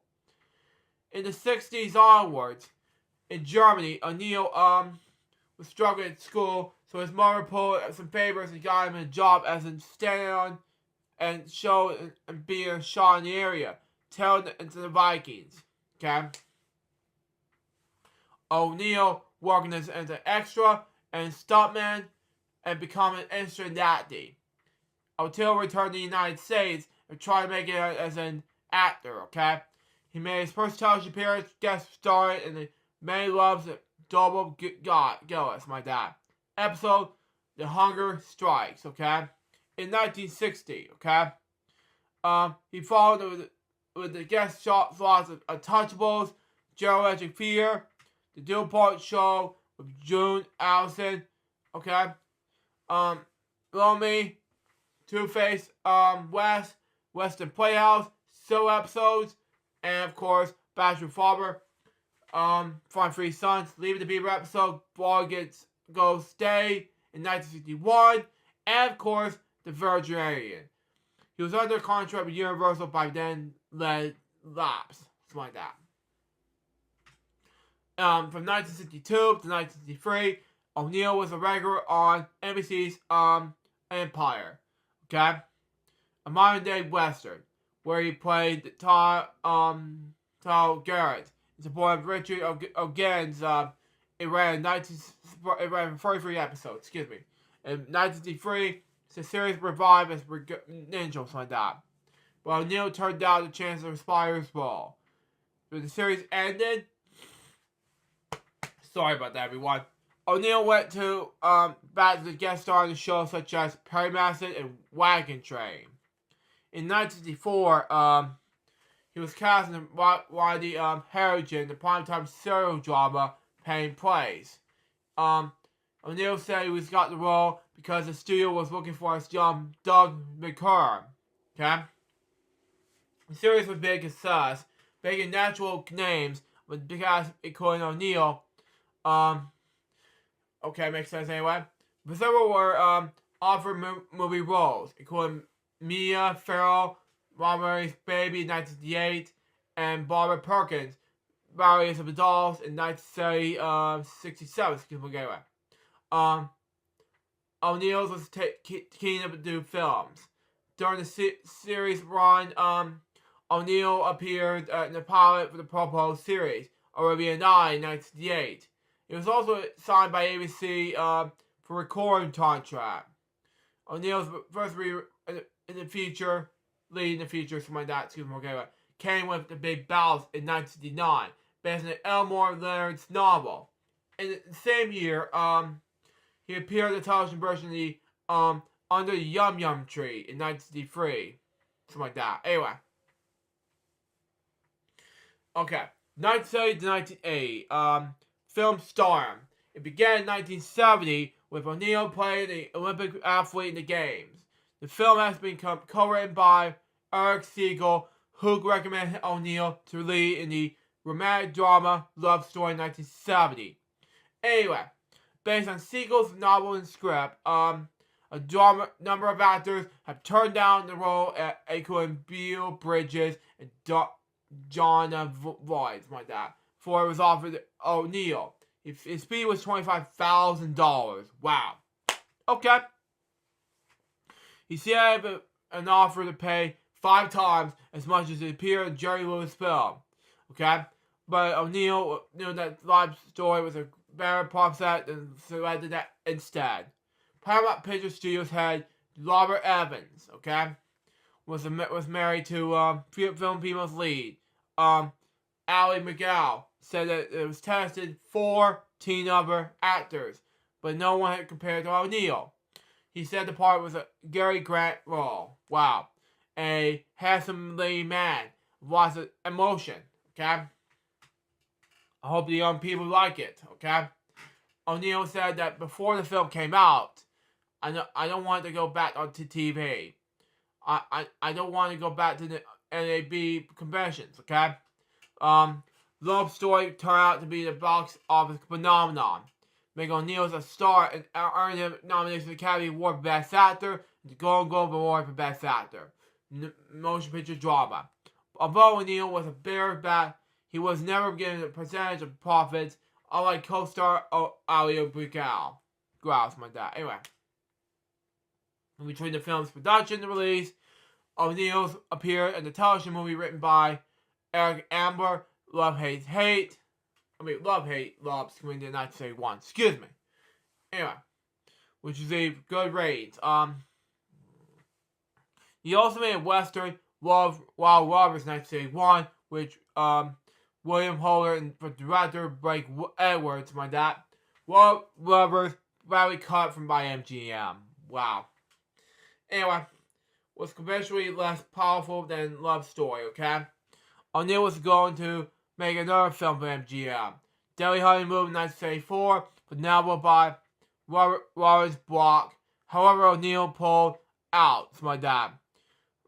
Peter Dollsbudge later said MGM head Jim Aubrey was cruel to O'Neill. Wow. Director NIC Ruck, something like that, wanted O'Neill to appear on opposite Julie Christie, something like that. The adoption of Africa that was never made, okay? Instead, O'Neill tried to be a screwball comedy What's Up Doc in 1932 for Bob Bob D'Angelo, something like that. Anyway, and opposite Barbara Streisand, something like that. The film was the first highest grossing film in 1932. And Len is receiving an offer to star in the movie for Stanley. Oh man, I haven't announced his name. Kubrick, something like that. Very well then. With that, that film was a pre-production. O'Neill played Joel Thief in The Thief Who Came to Dinner in 1932, opposite Joanne Biscuit, something like that, something like that, I don't pronounce it, and Warren Oates, something like that. Then he would reunite with Bob Danhovic, something like that, for Paper Moon, 1933. He was starred opposite his daughter, Taryn O'Neill, something like that. His performance was in the film earned him a nomination with Golden Globes Award for Best Actor. Motion picture movie a comedy. He was voted by a series and the second most popular star of 1933 in the United States, behind Clint Eastwood, which is still alive to this day. But anyway, in his 90s, wow, let me check him out right now. Speaking of which, right now he is 93. Anyway, back to the whole story. Anyway, O'Neill spilled over the year, making Barry London in 1975 for Kubrick. The resulting film was considered a commercial disappointment. Wow. It had a mixed critical reception. It won O'Neill a Harvard Repute Award for the worst actor in 1975. Revision in 1985, O'Neill said that the film was alright, but Kubrick completely changed the picture during the year he spent editing it. Something like that. The film's appreciation he has risen in receiving recent years, but O'Neill has said his career never recovered from the film's reception. Wow. He also been originally meant to be Bob pop musical At Long Last Love, but was replaced by Burt Reynolds. He also, however, he made the screwball comedy Nickelodeon, later to become Nickelodeon, the Child in 1979. Anyway, with Reynolds, Barbara Novick, Tammy O'Neill, for the fee of $750,000. Wow. And with this one, Nickelodeon film is from 1976. Anyway, the film flopped in the box office. Wow. O'Neill followed with a small role in the all-star war film, Bridge Too Far in 1977, playing General James Gavin. O'Neill's performance as the Hunt artist General was more criticized, although O'Neill was the only year older than Gavin at the time of the events in this film. Can't help it, it photographed like a 16, and they gave it a helmet that was too much of a head. Too big of my head, excuse me, anyway. He later said, at least I did my own parachute jump. The film performed poorly in the US box office, but did well in Europe. O'Neill initially turned down the reported $3 million to star in the Oliver Story in 1978, a sequel to Love Story. Instead appeared in the Charlie Chase film The Drive in 1978, directed by Walter Hill, who had written The Thief Who Came to Dinner. Okay? Which is definitely the box office disappointment in the US, but like A Bridge Too Far did well better overseas. Hill later said he was so pleased that Ryan in the movie, and I was very disappointed that people didn't purposely give him any credit that he did. To me, it was the best it was ever been. I cannot imagine another actor. O'Neill was meant to follow his death with this The Chip in 1979, directed by Frenzel. I can't pronounce his last name, sorry. It starts with a Z. Anyway, but decided to pull over after Zoe Farshid refused to cast O'Neill's son Griffin opposite him. And imagine, instead he would agree to make the story after all one of the scripts was rewritten. However, the film was a flop at the box office. What I have to do now, seriously, it's when the few hearts out as an actor, something like that. And he said 1978. This was Cary Grant did. I know I got a lot of waiting to do, but I'm young enough, I'll get there. Around at this time, O'Neill was meant to be the star of In Bodyguard. Not the 1992 movie, but a different type of movie. But anyway, for the Fort Lawrence Caution script, opposite Diane Ross, for director John Boyman, something like that. Anyway, however, the film fell over the Ross pullout. It was not made until 19... Oh yeah, The Bodyguard 1992 movie. Anyway, and it will not be made until 1992. Anyway, with Kevin Costner's O'Neill's old role. And there was some talk about he would be in the film with Michelangelo's Antony, suffer and died. It did not happen. O'Neill instead played the boxer in the comedy This Main Event. Reunited with him with Stress Dance like that. You see the fee of $1 million plus and the percentage of the profits. The main event was a sizable hit in the box office in 1979. He produced a documentary, Conductor, about a boxing match. A 1980 profile of O'Neill described him, like most stars of post-Hoffman, comedy of Dustin Hoffman type of guy, era. He was very handsome, especially with mustache. He has blonde, curly hair, the toupee, small. He seems to be leading an interesting life. With on-screen is less interesting, but still agreeable, something like that. I don't know what to do next. Anyway, maybe it would really come on if he had a punishment, something like that, of the stars and the furries.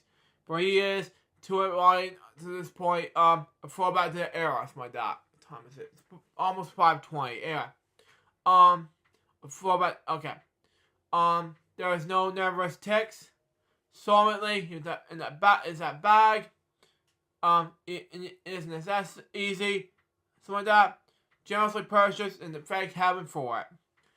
1981, 1987. Okay.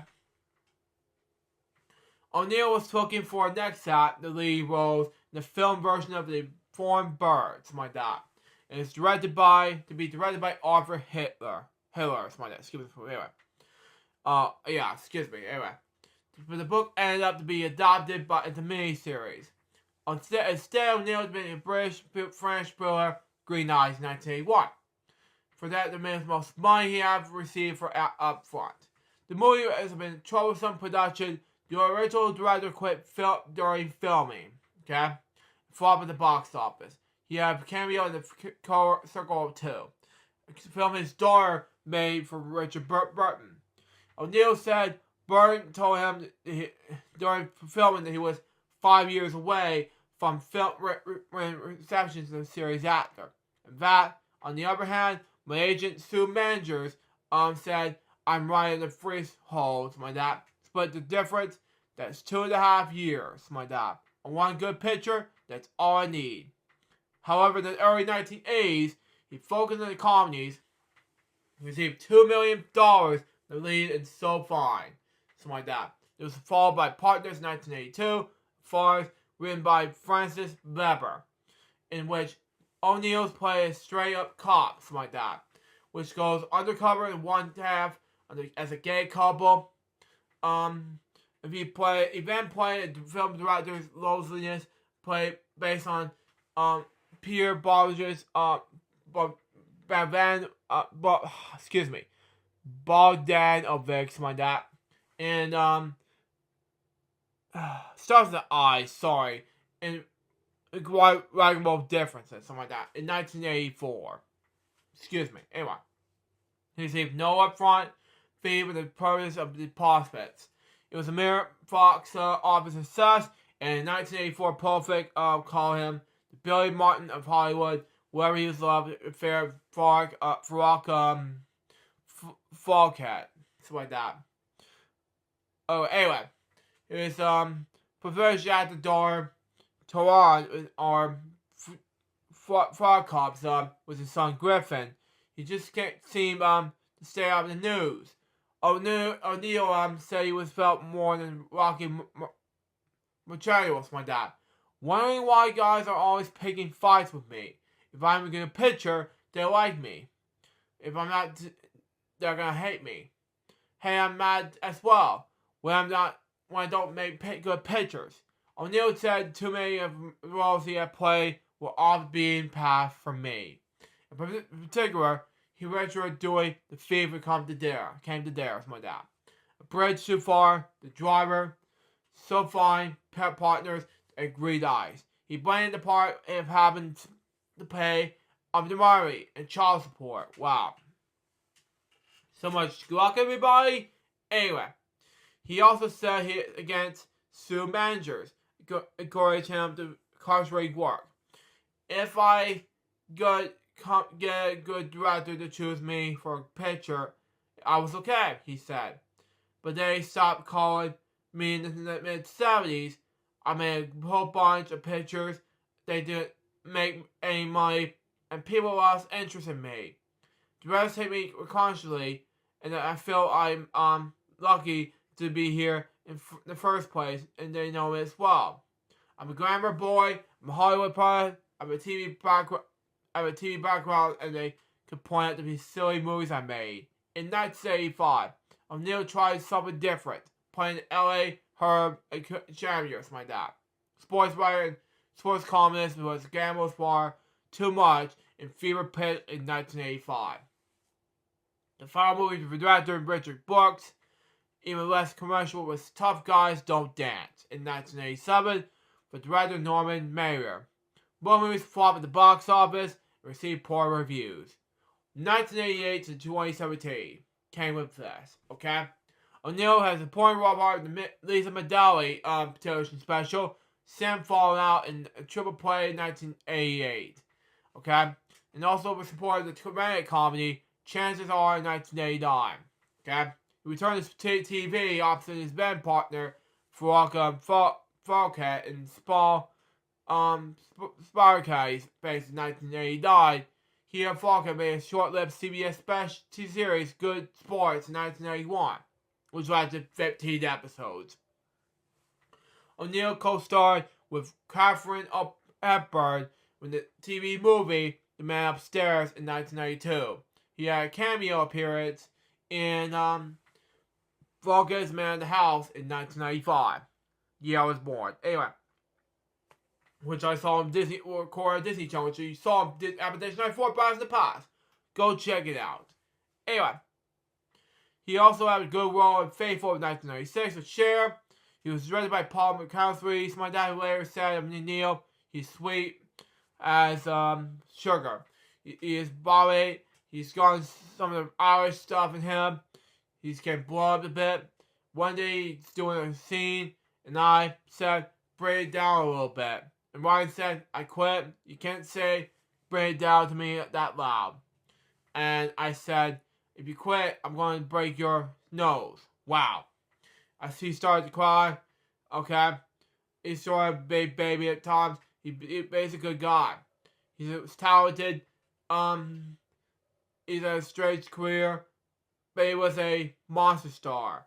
O'Neal has a important role in Hacks in 1997, and he was leading the Alan Smithy film Bird Hollywood Burn in 1998. He has first lead in Zero Effects in 1999, with the top bill of the list in 2000.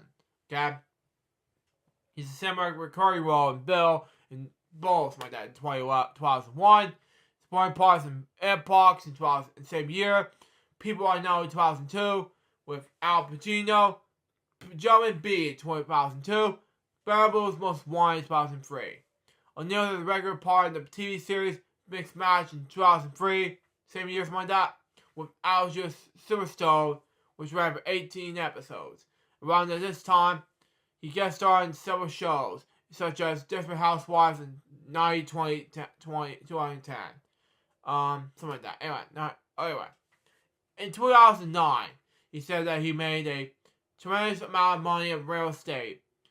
He was a regular recurring character in Fox Bones from season 2 to 12. It was a pilot episode aired on February 2017. Something like that. In 2011, Ryan and Tatum attempted to restore the broken father and daughter relationship after 25 years. The reunion was coordination process was captured on Oprah Winfrey Network series Ryan, Tom, and the O'Neills, which O'Neill produced. It only ran for 9 episodes. He later said he left the relationship in the worst state from before. O'Neill could be seen in slumber parties, okay? Slumber Party Slaughter 2012, excuse me, okay. Right Night with Cops in 2015 in a small role. In 2016, O'Neill reunited with Love Story co-star Ali McGraw in the staging A.R. Grandi play Love Letters. In February 2021, O'Neill and McGraw was honored the stars of Hollywood Walk of Fame for nearly 50 years after the release of Love Story. Anyways, relationships. That's personal life. Anyway, relationships. Anyway. O'Neill married his first wife, actress Jerry Moore, in 1963. They have 2 children before separating in 1966. Moore eventually lost custody of their children to O'Neill as a result of alcoholism and drug addiction. His second marriage was actress and his Penn Place co-star Lee Taylor Young, who had his son, remained friends and after divorcing him in 1973. I can speak to parts of Ryan like temper and violate weak activity. I don't even know his godness, Terry Young said. Anyway, O'Neill's relationship with actress Farrah Fawcett from 1979 to 1997. The relationship terminated due to eventually violent behavior. Okay, Fawcett ended the relationship after she disclosed O'Neill in bed with actress Leslie Stephenson. O'Neill and Fawcett reunited in 2001, were together until her death in 2009. Wow. I got married at 21. I was not a real mature 21. Said O'Neill. My first child was born when I was 22. I was a man's man. I didn't discover woman until I was married. Now it's too late. I had romance with Audra Andres, Bashley Jaggers, my dad. Onoka Amis, my dad, if you notice it. Joey B, I can pronounce it, sorry. Barbara Sisland, John Collins, Diane Ross, and Ajeya Hostin. According to his daughter, Tom O'Neill, he has also had an affair with Murray Griff, who is best known for Story Level 2 and 3 as best known as the bird, called the Carrie, best known as Margot in Story Level 2. She was also best known as Pretty Ladies in the 1990s and the early 2000s. In our 2014 memoir, Alan Jackson claimed that O'Neill portrayed her abuser. Okay? Children. O'Neill had 4 children. Tommy O'Neill and Griffin O'Neill were more. Okay? Patrick O'Neill and Tyler Young, Raymond James Frederick O'Neill with Fawcett. Okay? For several years, O'Neill was engaged with his 3 elder children. I hope his father, I didn't know why. I don't think I was supposed to be a father. Just like around at my work. The Ava in jail, there should be. He told Vanity Fair, okay? In her biography, Paper Life, Tam wrote that she's suffered from physically and emotional abuse as a result of her father's drug abuse, okay? Griffith O'Neill has suggested that family's problems with steam were from Ryan, okay? My father gave me a cocaine when I was 11 years old, and it says that I take it, he said. Wow, this is upsetting. Griffith added he was very abusive, tried to psychopath. Exactly. He gets so mad he can't control anything he's doing. Wow. In 2007, O'Neill was arrested for shooting at Griffin. Wow. Griffin, excuse me. Yeah, it's sad. Yeah. When his claim as a self-defense, the charges was dropped. O'Neill refused to allow Griffin to attend Garland's funeral in 2009. And he famously hit on Tatum's at Garland's funeral, not conveying her as his daughter. Wow. In 2011, something like that, Tatum published a book for her father, something like that, and appeared with him on the television show Ryan Tatum with the O'Neills. In August that year, O'Neill, Tatum, and Patrick attended Roman's court appearance at firearms and this drug charges. Resman struggled with drugs addictions for most of his adult life. In 2008, O'Neill and Redman were arrested. Wow. For drug possession at Malibu home. In 2015, Resman probations were removed, and he was sentenced to 3 years in the California Department of Corrections and Rehabilitation. In 2018, Resman was arrested and charged with eventually murder. Wow. Robbery and assault for drug possession. After he eventually tried to rob a provisions store in San Martin, California, in the interview from jail, he blamed the struggles of the parents. In 2001, health and death, something like that. O'Neill was diagnosed with chronic I can't pronounce it, CML. After struggling with leukemia, something like that, O'Neill was frequently seen on Falket's side when she was battling with cancer. He told People magazine it was a love story. I just don't know how to play it with this one. I won't know this world without her. Cancer was an insider's enemy. In April 2012, O'Neill stated that he had been diagnosed with stage 4 prostate cancer.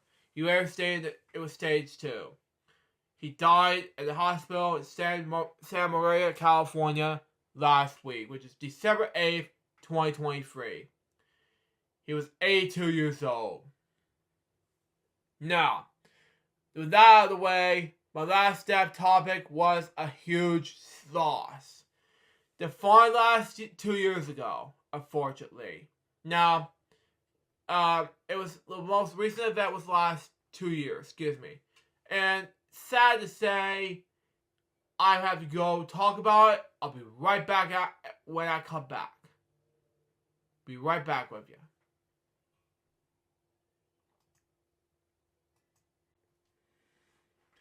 I'm back, folks. Sorry about that. I'm just telling my dad this on my FaceTime call, and all I have to do now is just basically complete my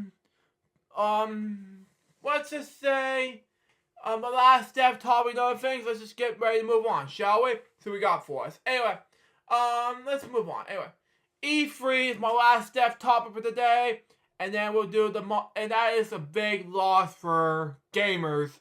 Well, somewhat gamers like me, but gamers like Remix Plum if she's watching this, but that's just me. Anyway, let's talk about E3 for a moment, okay? E3 stands for Entertainment Expo, Electronic Entertainment Expo. Anyway, was an annual trade event for the video game industry, organized and presented by the Entertainment Software Association, ESA for short. Anyway, it was held principally in Los Angeles from 1995 to 2019. Wow. When the Association held virtually in 2021. Okay? The event hosted developers, publishers, hardware manufacturers, and other industry professionals who use the virtual integration to introduce and advise upcoming games, hardware, and merchandise to the press. In addition to E3 was the largest and most professional game expo of the year by importance and impact. E3 included an invitation for the developers, publishers, and manufacturers to showcase their titles and products for sale in the upcoming year. Okay? For during the event, publishers and hardware manufacturers usually held press conferences and announced new games and products. For the 2017 E3 was that's the only event. The ESA required individuals wishing to attend the verified professional relationship with the video game industry, something like that. With the rise of streaming media, several press conferences were broadcast to the public and thus increased the visibility. E3 2017 became open to the public for the first time with 15,000 general amenity passes to those who wanted to attend. When hosted at Los Angeles, E3 will hold the Los Angeles Convention Center. The event was canceled for the first time in 2020 due to the COVID-19 pandemic. The event was 2021 was held in a virtual event to mixed reception. The 2022 event was canceled due to the pandemic. Something like that. Also due to the pandemic, something like that. And with no virtual held, the ESA was planning to return to full in-person preparation in 2023. In addition to Red Pop, the new format would have included fan convention conference with separate venue. The panel before should use standalone presentations by visual publishing media outlets to promote upcoming games by directly consumers. Development timelines usually around the consumer has been disrupted. Publishers usually concerned over the product cost of accelerating E3. E3 2023 is canceled after the joint publishers pull out of the event. E3 2014 was canceled in September 2023 in order to event the plans in 2025. Sadly, the ESA eventually announced on December 12, 2023 that E3 will publicly discontinue. I'm not going to read the whole thing, so it's going to take a long time. It has a cricket sound effects. But before we get to more sides of question, I'm going to give you my favorite moments and least amount of moments before we actually begin. Okay? My favorite moments of E3, unfortunately to say this, but I never been a huge fan of E3. I've been a huge fan of bits and pieces of E3, but let me just say it right now. It began separating and started like 1995, okay? It originally started in May, okay? But it all started in June because I want to just, every month began in June, unfortunately. Let's start with the events, not the history of that, okay? May from 1996, June 97, May, all the May stuff from June 98 to 2006. And then 2007 is July, and two of them is July 2007 2008. 2009 was all about, until 2019 was all about June stuff. And 2021 was basically June stuff. And sadly, it was a sad ending for E3. But, you know, it was basically all that. One of the things I missed most with E3, Rogers Remix for you, buddy, was it's Race Breakers. I'm like, huh? That was type of joke, and it was my least favorite E3, not that type of E3. You know, E3 2006. But that's not what I'm talking about. E3 95, PlayStation dominated E3, Sega. You know what I mean? Does that make sense? But no, that's not what I'm talking about. What I am talking about is they dominated Sony dominated Sega. You know, and then after that they just move out of ideas, you know. I don't know what to do next, but to it in Los Angeles, California in 95, 96, then 97, 98, Atlanta, Georgia. August 2006, Los Angeles, California. Then 2007, it's only at Santa Monica, California. The rest is in Los Angeles and then online 2021. Sadly, never happened, but whoever gonna feel like it, so or not, it's good. It's just a makes my experience because it was made the way it messed up, you know. We're gonna miss it, but you know, that's just me.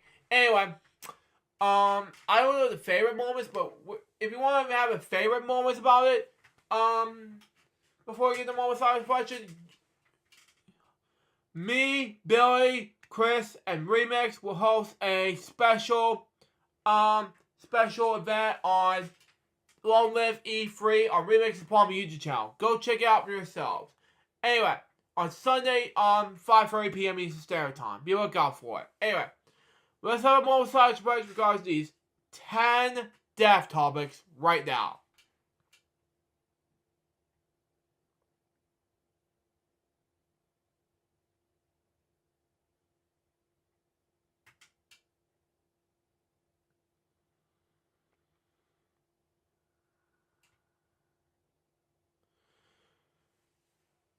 Thank you. Recipes these 10. Now, I know it's the shortest moment in silence reflection, so I just think it was the best idea to do that at this time frame. Anyway, my next topic has to do with lineup review for Bon Scott tribute concert. Now, AC/DC frontman is being honored by rock greats, okay? Scott Callahan said that. Anyway. The All-Star lineup of the tribute concert honoring the late great AC/DC tribute frontman Bon Scott has been reviewed. Brainchild comedian Dean Drury attributed to Bon Scott AC/DC concert takes place at 1,550 Comedy Avenue in Hollywood, California on Tuesday, January 9th, 2024.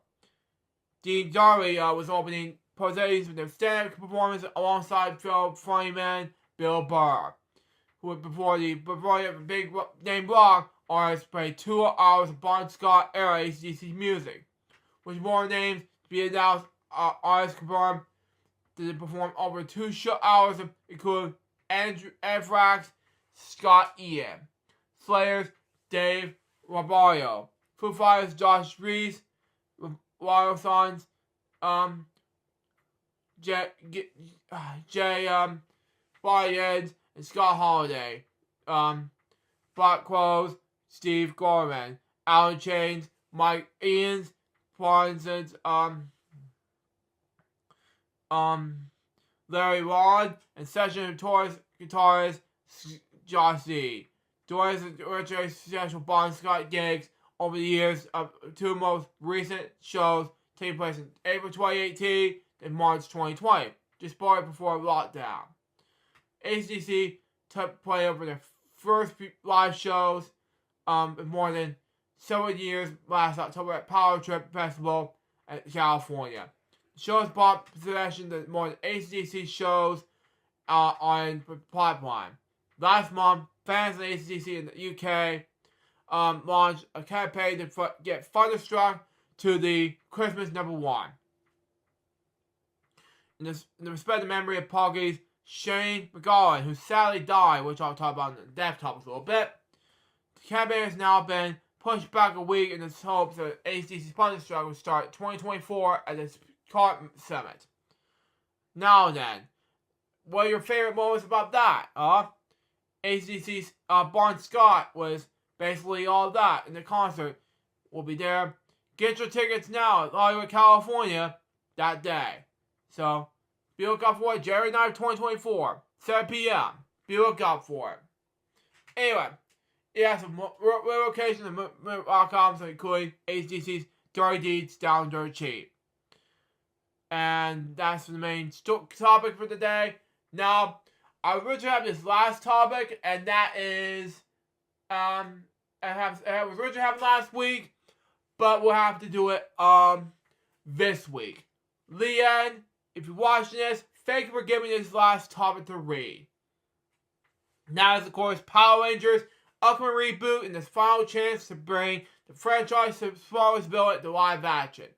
A Power Ranger reboot series has been in the works for a while, and the live action show is an opportunity to introduce a one-star villain. The upcoming Power Rangers reboot should include Dark Dragon, the central villain who has never appeared in this live action, including Dark Dragon, who would have been a great way to honor the late actor Jason David Frank, which I met 2 years ago in person. Anyway, who portrayed Tommy Oliver in the franchise. The Power Rangers reboot has been an opportunity to introduce something new to the franchise by incorporating Lord Darkon and taking advantage to the popular multiverse elements.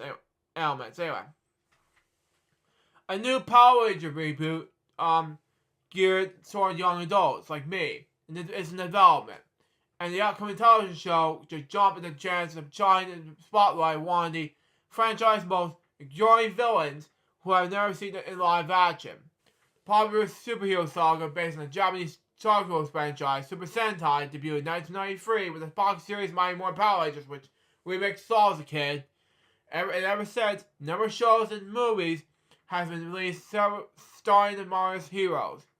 The original series swapped into one of the biggest entertainment brands, with toys and animated shows, live-action films, and more. Now it's hoped the franchise can limit itself. The reboot series is currently in development via TV line. Over the years, the Power Rangers projects who have featured the superheroes facing off against many villains, with some being more powerful and memorable than others. However, one antagonists have yet to appear in the live-action television show and movie. Something like that. They will undoubtedly be a growing addition to a Power Ranger story. Hopefully, Power Rangers will take full advantage of villains that making the promises for us in the upcoming reboot, but only time will tell if the big bad will be in their series. Power Rangers reboot shows me a chance to recruit more Darkons like that. If the producers and writers behind the Power Rangers reboot television show will want to achieve something that has never been done in the numbers of installments in the media franchise, they would otherwise Lord Darkons in the series central villain. As some know, Lord Darkon is an evil or carbon of Tommy Oliver, which I met him in person. The original Green Ranger, which by the way I met the it's a Black Dollar Ranger. Anyway, from the Andre Reality. The Angeles has been appeared in a number of Power Rangers comic book series and video games, but have never stopped showing up to face off against the superheroes in live action film or series. Sadly, Jason David Frank, the actor who is best known as the portrayal of Tommy Oliver in the franchise movies, shows, and video games, will not be able to play Lord Darkon in the upcoming reboot since he tragically died in 2022, which I miss him a lot. However, the inclusion of the villain will Frank voice in 2019 video game Power Rangers Battle of the Grid will be great the way to honor the actor of this kind of character. Initially, the Melody voice actor time to try to Darkon will introduce something new to the franchise. Multiple stories will have the rage these days. After all, and the Power Rangers will reboot should take advantage of Power Rangers by introducing Darkon. Why he hasn't been in any Power Rangers movies and TV shows? Well, as mentioned above, Lord Darkon is yet to appear in Power Rangers live action project. Anyway, which makes it a perfect fit for the upcoming young adult reboot. If the writers behind the series truly wanted to produce a new take of the popular franchise, they want to prevent the altering the new activists who organize origins to make the powerful and ultimate morphing superheroes. Lord Darkon is a relatively new character within this world. Having first appeared in the first comic book issue Mighty Morphin Power Rangers number 4 in 2016. For those who haven't read the comments and played the video games will frankly meet the antagonists for the first time in the reboot. Unfortunately, not much about the upcoming Power Rangers television series, however, than a scripted young adult TV show with Jay Clam. Excuse me. John and Wise whistles like that behind the project. As a result, the heroes, villains, and stories could be anyone or any fade. A few years ago, there was reports of time travel, multiverse, Power Rangers project, but that never came to fruition. So is it possible that the ideas could translate into confirmed reboot, which is suddenly serves the franchise future? If War Dragons isn't the same in the upcoming TV show, it was unlikely the fans will ever see the talents in the live action project. Now, Power Rangers doesn't need more Tommy. Well, it saddens me, but I would use War Dragon, unfortunately. Now, this is a guy I grew up with. Okay. Even though Tommy Oliver has been a promising feature throughout the history of Power Rangers franchise, the reboot could seem still benefit the crew this evil alternative rivalry counterpart. Tommy's story has been told time and time again. This new television series project could and should introduce a new take and new character by making War Dragon the main villain. Of course, fans will have to wait till to learn if the Antonized plays the role in the television show. Anyway, but it seems the Power Rangers reboot might be the last chance of War Dragon to appear in live action. And that's my topics for today. Now let's move on to Elgin Fallback. There won't be an Elgin Watch Disney Plus today, nor is anything else. But there will be one next week. However, there will be an Elgin Fallback this week. Because I don't watch any TV this week. So I'm going to watch some Elgin Fallback. There's one Christmassy Elgin Fallback video. I'll be right back for that as soon as I get the pizza. Stand by.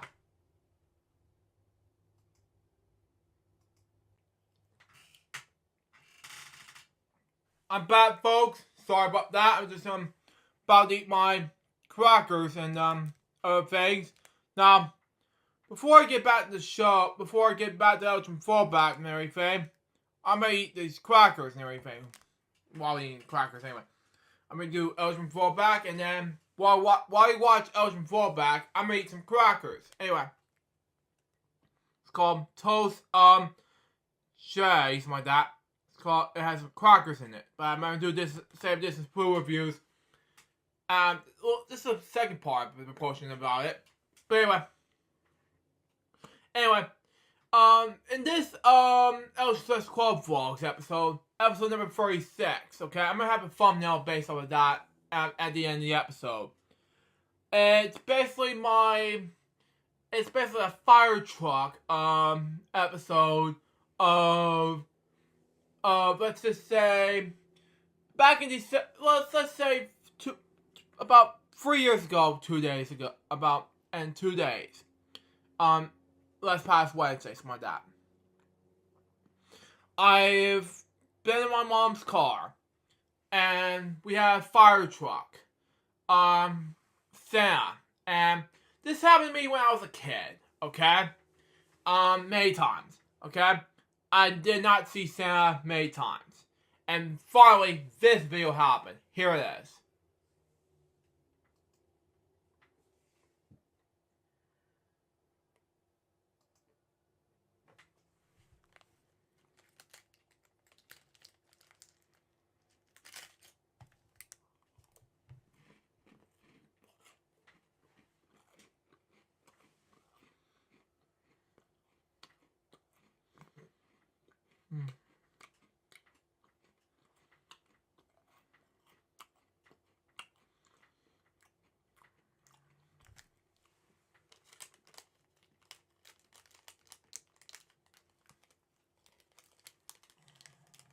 Hello guys, this is Jerry speaking.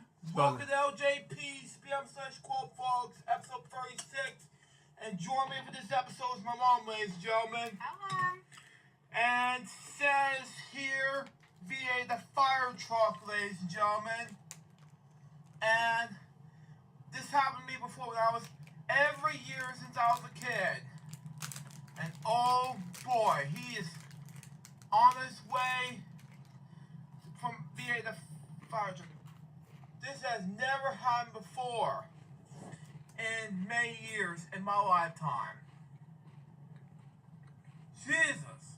When we started LGSBM, when we started out baking my brownies on Luke Jason 25 Cooks, which you'll be able to see that right now, we had a fire truck going on right now, so hang tight, folks. We're on a deep ride for this, folks. See, Sarah.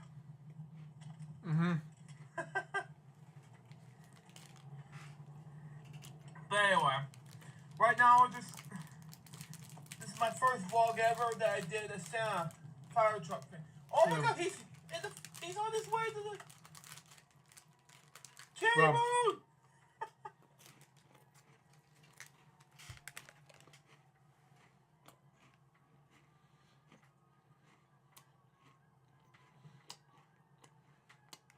Here we go, folks. This is it.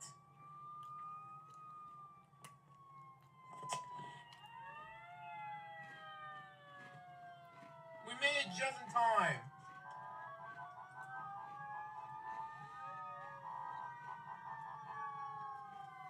Nobody can. And sorry for the bad quality. People can see the light quality for the fire truck, so you may have to see that for the background. So yeah. Wow, it makes sense anyway. Even though it's great, but sound-wise, there you go, folks.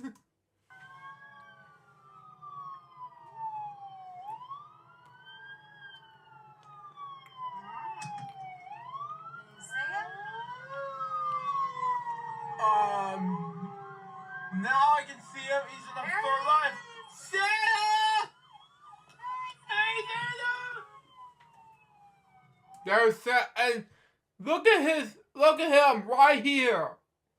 See here the GMC truck. See here. There you go. There you go. We filmed him on a vlog episode, folks. We did. We caught him, folks. Okay. I think we did. After all these years, we finally did. But now from the kid days to adulthood days. Yep. This is it, folks. Santa's on his way to Christmas lights. Here we go. Yes. Even though we decorated them, though. I tasted chocolate, and when Santa came, I was freaked out. Yeah, I agree. 1,000,000% with you, Lou Jefferson 2020. Look at that Christmas cow. Gee. Wow. That was right there. See here. It's mine. Yeah. Look at how pretty that is. Yeah. Wow. Oh, man. So much decoration going on. Oh, man. The spider was going to be next to that fire truck. Oh, my God. He's in that third thing. Oh, my God. Am I spooked? I'm kind of be happy about Santa Claus. Ooh, look at that. How pretty. Yeah! This might be a short episode of us because it's Club Vlog, folks. But we'll see. People are going to be seeing this in the longest time. Exactly. Ooh, man!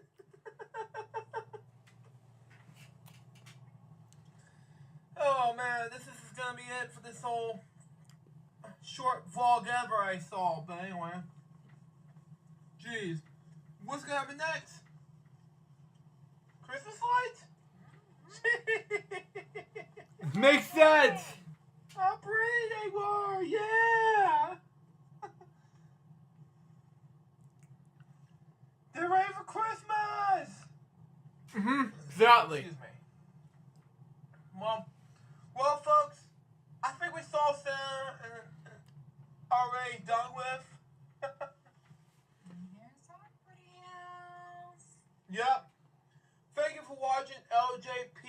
p.m. /Cold Vlogs, episode 36. Hope you enjoy it. Stay tuned for the next one. It's going to be a very special one of those episodes. I'm not sure what it's going to be as of yet, but we'll see what happens. Until next time, for Joseph, goodbye. Peace out, baby. Get more episodes, you guys, very soon.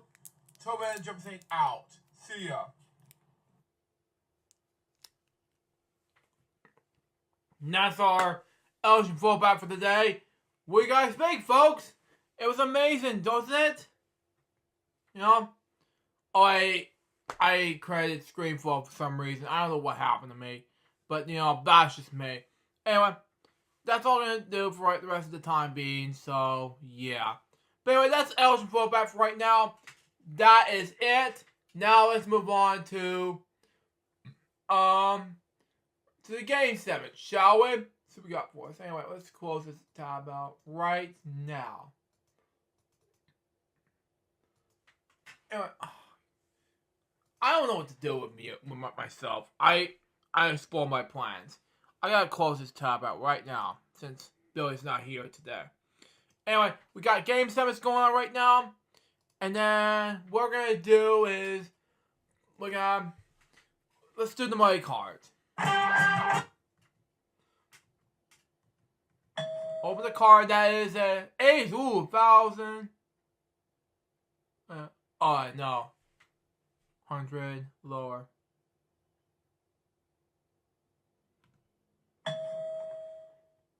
Yeah, I don't know about 200. So let's see.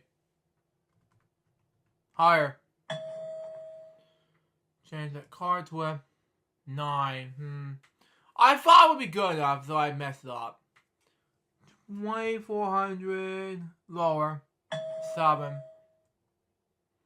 Oh man, change that 7 to a deuce. 6,800.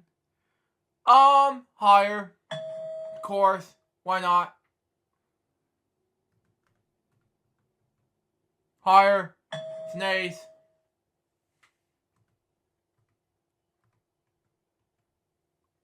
Lower. Of course. Why not? Change that card to a jack. Lower. It's not bad. It's a push. 54,400. I messed it up in the last card. And the dollar values. Anyway, let's do the last one. Anyway. 11, 13, 15, 12, 14. One more, it's game over. One more, I have to get ready to shot of 25,000. 7, 6. One more is $50,000. 8. One more $100,000, baby. 9. Oh my God!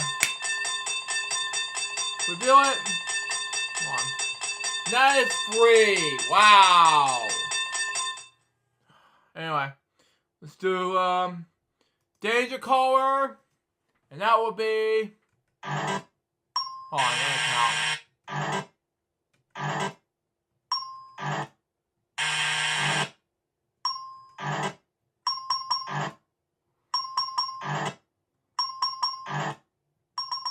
Wow. $1 million! Within 2 strikes. Wow. That was something. Okay, number 2. Come on, number 2. Wow. 1. Okay. Oh, man. 2. It's a red. 7. And let me just see. Sucky. And then it's 8. A red. A yellow. Excuse me. 3. Blue. Good. Okay. 9. One more, it's $25,000. Gotta get a yellow here. Okay, there we go.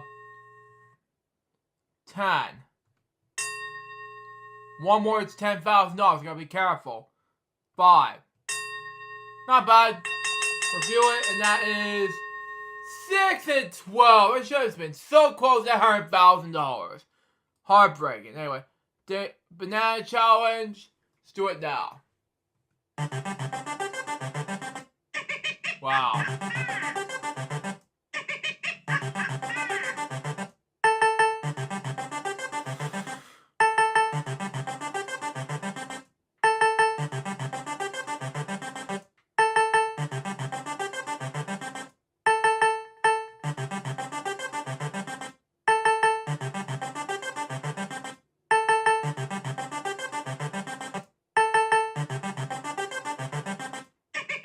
Wow, one more, it's game over. Okay, 2 prizes is enough. Since I don't need another 3 or 4 prizes, I'm walking away.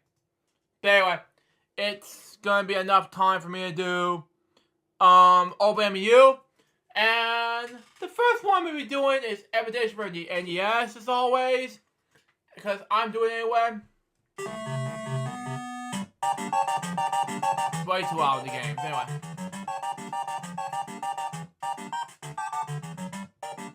I forgot the notes. Hang on. Maybe after the game 7 side of things. We'll see what happens. Yellow puzzle. The category is... I know what this is. Math. Everybody should know this. Except for some dumb people. 7. Sesame Street is brought today by the number 7 and the letter blank. We'll see what happens. Next.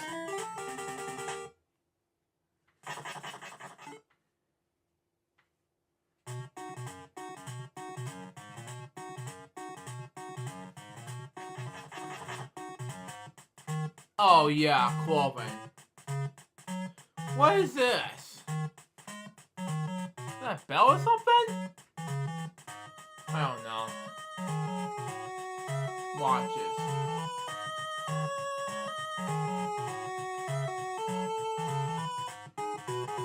That I don't know. For to say I don't know.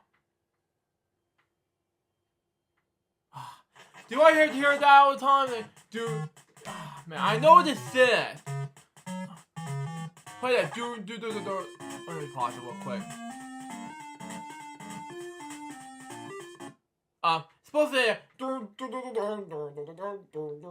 yeah, they ruined the thing in 2020, but they did to play it back. Jesus. Anyway, next.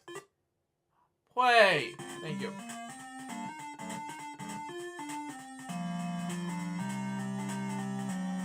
They need to play that thing back. Jesus. Anyway, T-shirt's the right answer. Next. I said, whenever I hear that commercial before in the background, I thought, oh my god, they need to bring these little kids will bring these eat the Hershey's chocolate Hershey Kisses back. Anyway, next. I know what this is.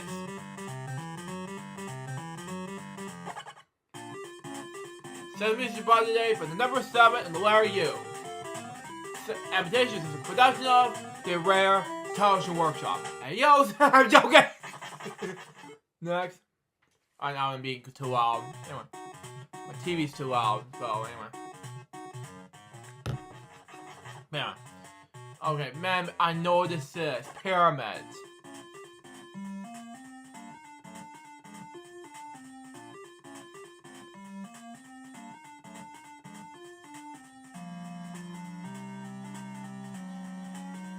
Got it. Not trying to spell any names wrong, but you know, that's just me. Just like I'm wearing right now, T-shirt, but in the category from clothing. Next. But like, that one's like, I don't know what this is. Anyway, next. Category from the Bill Puzzle is, I know what this is.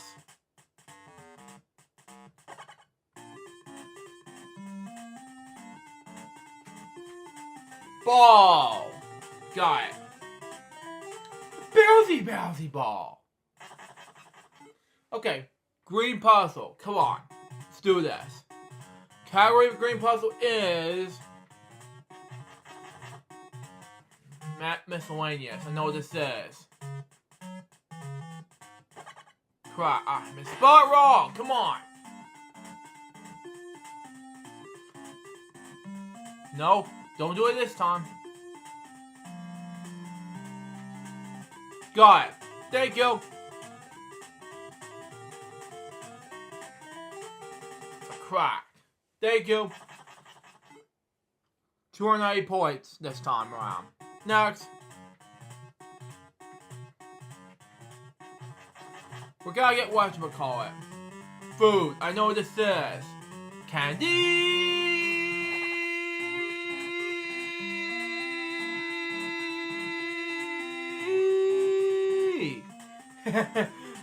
Sorry to hurt put gears down. Anyway, next. Yeah, I know. I can't resist.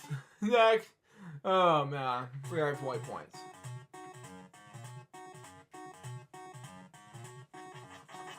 Every time I play it, I know this is dinosaur. What? Pressy. Oh, come on.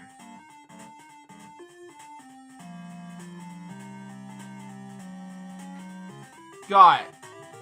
Thank you. It's a dinosaur! Yeah! Next. We don't see any travel category anywhere. 380 points. Let's do level 3. Guess whatchamacallit, please. Thank you.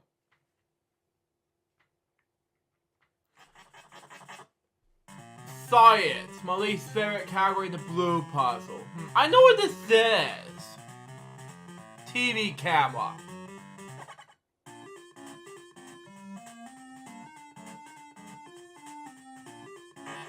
Not TV camera? What? No. No. No. Come on, really?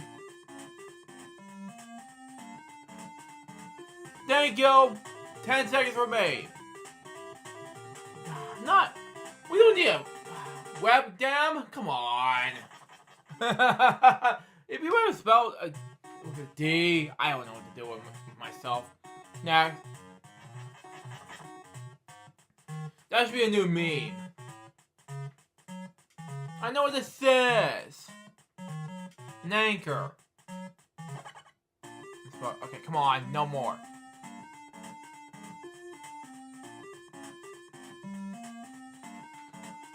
Got it. Thank you.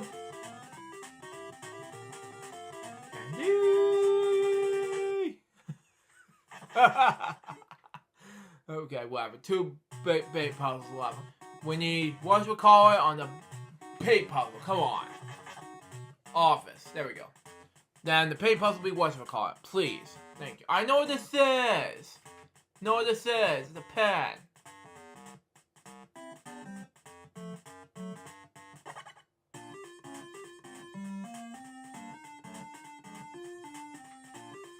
Got it. Thank you. Okay. Let's see. Fingers crossed and whatchamacallit. Please. Thank you. Get whatchamacallit. Whatchamacallit. Whatchamacallit! I knew it! I knew it! Blue Moon!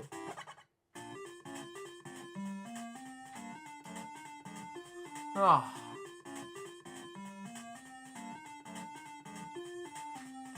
Got it! Thank you!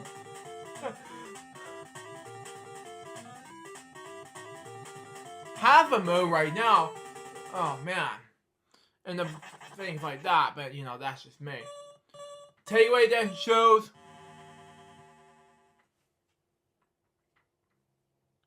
It's like 626 right now.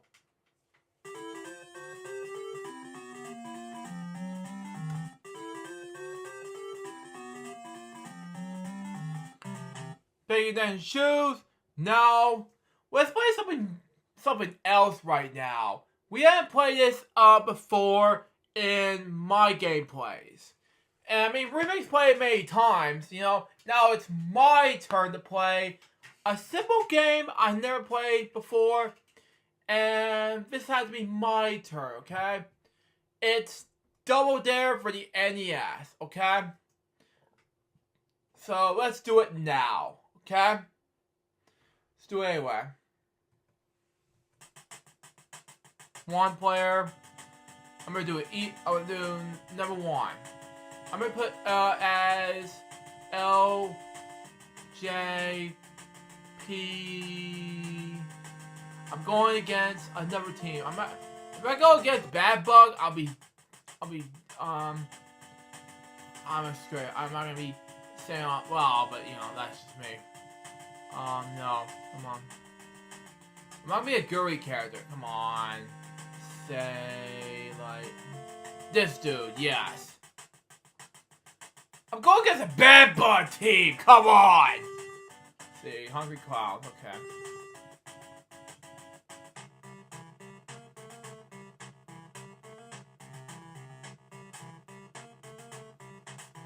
Oh yeah.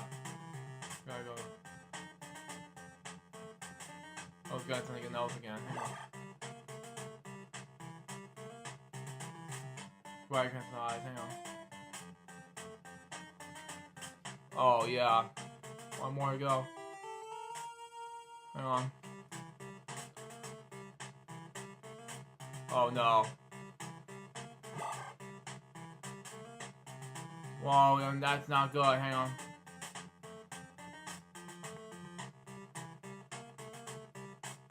Oh no.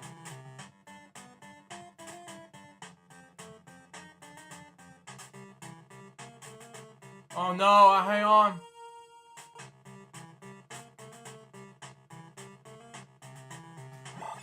No way, what? Ah, I did not do too good at that. Peppa beat me! Jeez.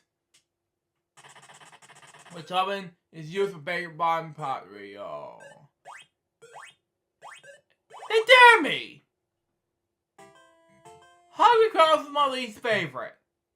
I knew it. Which oven? Oh yeah. Is it microwave? I don't know. It's not an answer. What's the answer to this one? A kiln. That should get me for this anyway. They got $30. Wow. If you use only letters,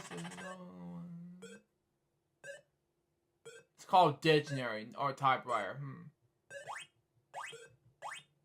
They dare me. Okay, eligibility on this question for $20. Okay. Typewriter. Got it!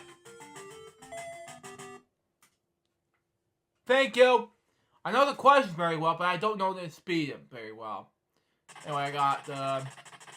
okay... I think I don't know what this is. I'm gonna say... Your toenails are too short? I don't know. This is not correct, guys. The correct answer is... Your foot's falling asleep. Oh. I'm not very good at Double Dare. Fortunately. Neither team gets its money. Yeah. Comments received... Oh yeah, I don't know what this is. They're daring me. Thanks a lot, Bad Bug. Okay, they're gonna do it.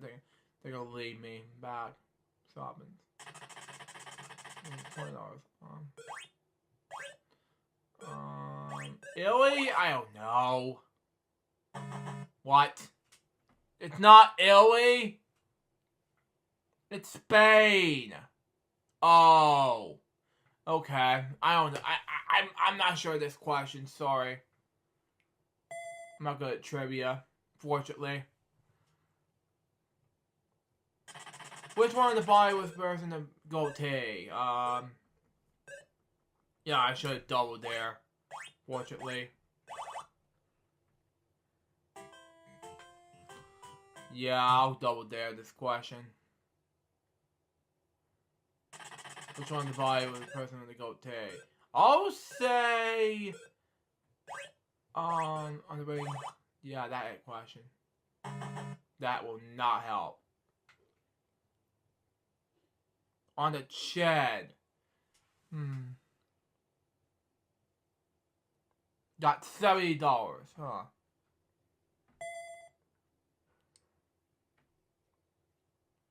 Bad Tub's gonna leave out my $50, huh? Oh, that will not help. Kids from Kermit the Frog, you kidding me? That's a Muppets thing, you know? I would say either one of those two things. No, I'm not going to answer that question, you know? I'll say Olympic. I'm going to say pilot lenses. No idea. Got it! Thank you! This worth $10. Okay? Makes sense. Okay.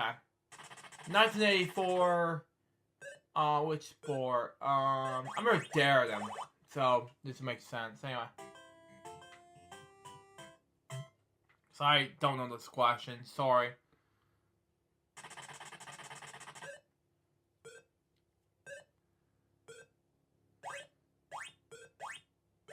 You're gonna double dare me? No wonder. I'm gonna take the pistol challenge. So I don't know.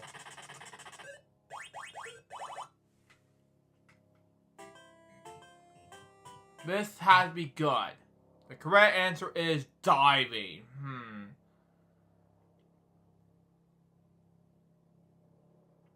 Here's your physical challenge. Brain toss, okay.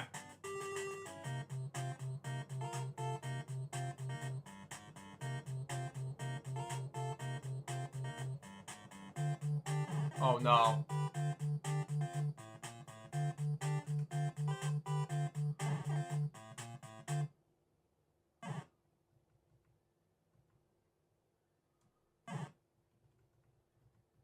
Sorry, what?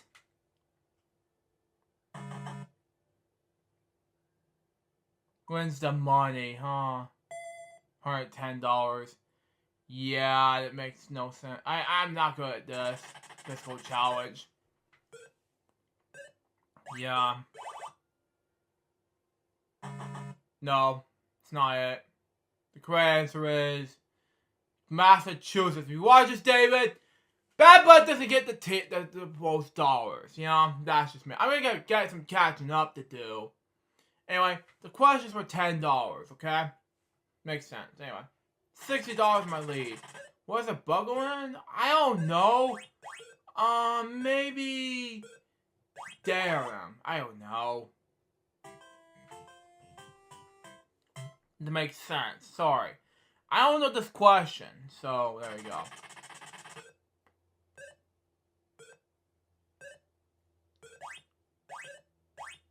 Double dare. Okay, makes sense. Yeah, fortunately not. So, there you go. What's a bubble hat? I'm gonna take a physical challenge because I don't know this question. This is tough, you know. It's a North American duck. Whatever, game. Here's your physical challenge. Pilot pants, okay.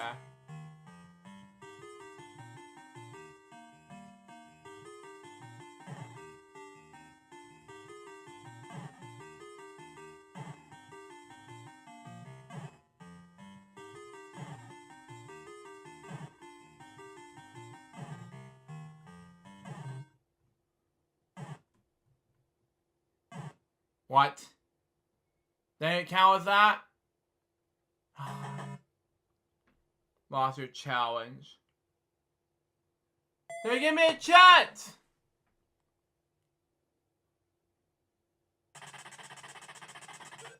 Oh. Wargate, I know what this is! Don't answer it! Oh, they're gonna dare me. Okay, whatever. Oh, man. I'm thinking they're gonna sue me for that. See. Got it! 160, okay, net catch up $90. That's the end of round one. I think I'm gonna lose this game for some reason. FwL is a value, okay.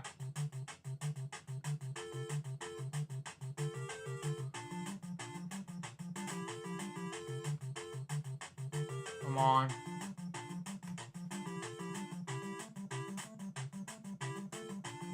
Come on, move.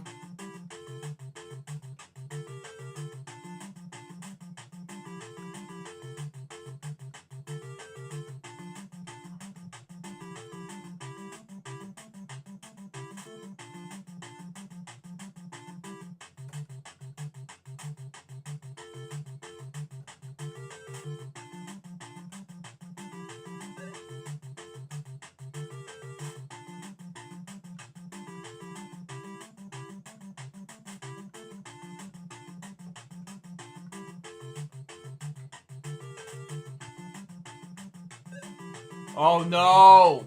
No!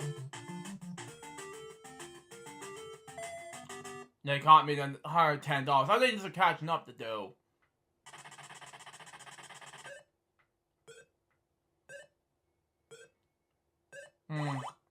Black hole. I think I'm not doing too good, you know? Remix needs to teach me how, you know? I need to get some... Oh man, what is this? Not... Better not be the Beals! Otherwise I need to win money, you know? I should have double dared them, you know? Double dare. There we go.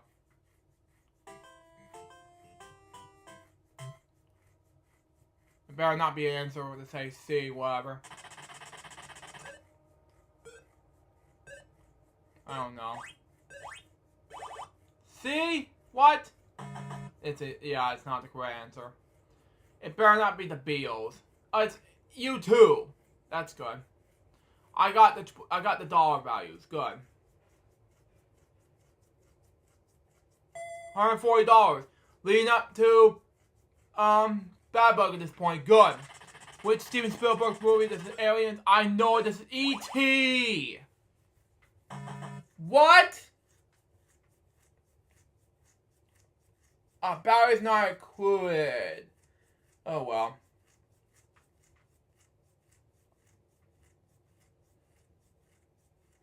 Oh well, not bad.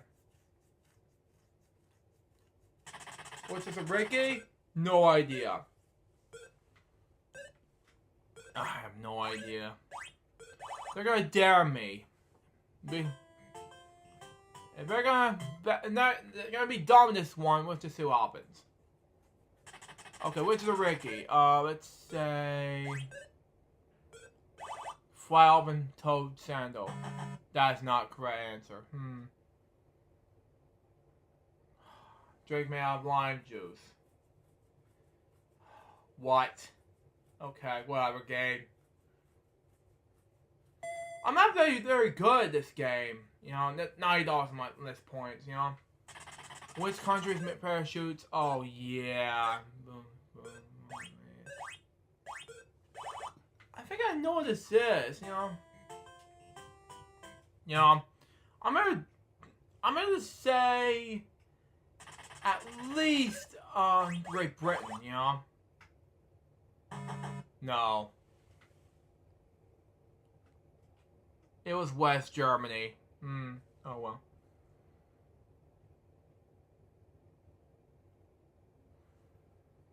So I'm not very good at this, you know. It's not gonna make sense. Anyway. Guinness World Records. No, What's the language? No? No. Okay. The right answer is either by or I. I. Okay. Makes sense. Good. Okay, makes sense. I had never played this game. Let's say... I'm gonna say dare, I don't know. Cause I'm gonna win anyway, no matter what. If not, I'm gonna lose, you know? No matter what, you know?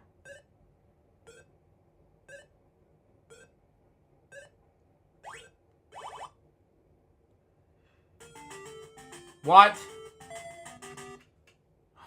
I'm starting to lose this game. I'm going to lose it. Oh man.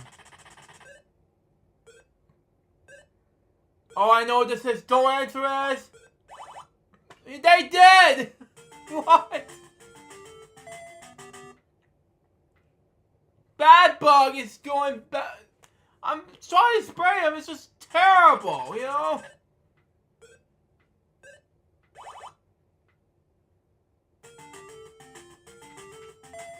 This is beyond stupid, you know? They're leading me back, you know?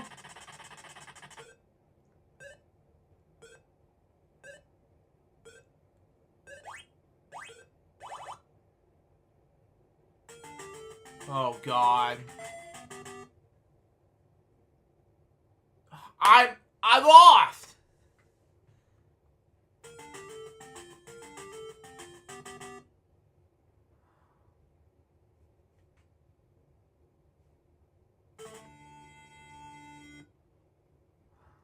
This is so much disappointment. Unfortunately, I don't know what's going on. I got rid of the bad bug, and I didn't do it. This is my first attempt in double dare.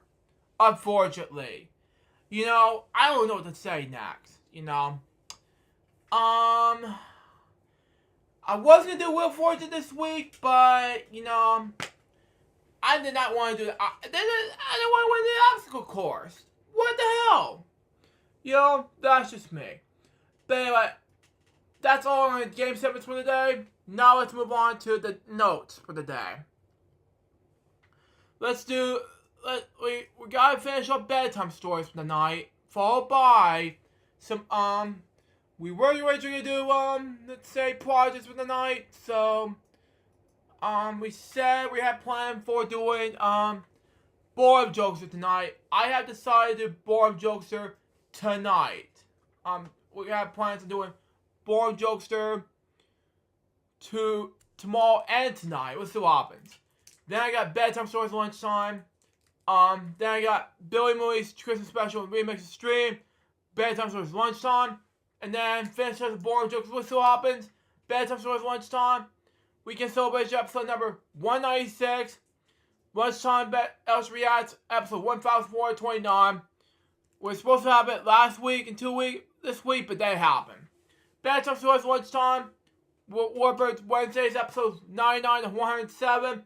Bedtime Stories lunchtime. We Wednesdays episode 126, 134. Bedtime Stories lunchtime. And we'll be back for FwL X episode 397, which will be our Christmas episode of FwL X. And that episode of FwL X episode 396. Hope you enjoy it. Stay tuned. But next is going to be FwL X episode 397, which will be our Christmas episode of FwL X. Till next time, so Jones Bob, so baby, your boy FwL X, Rick and Priscilla, today out. See ya.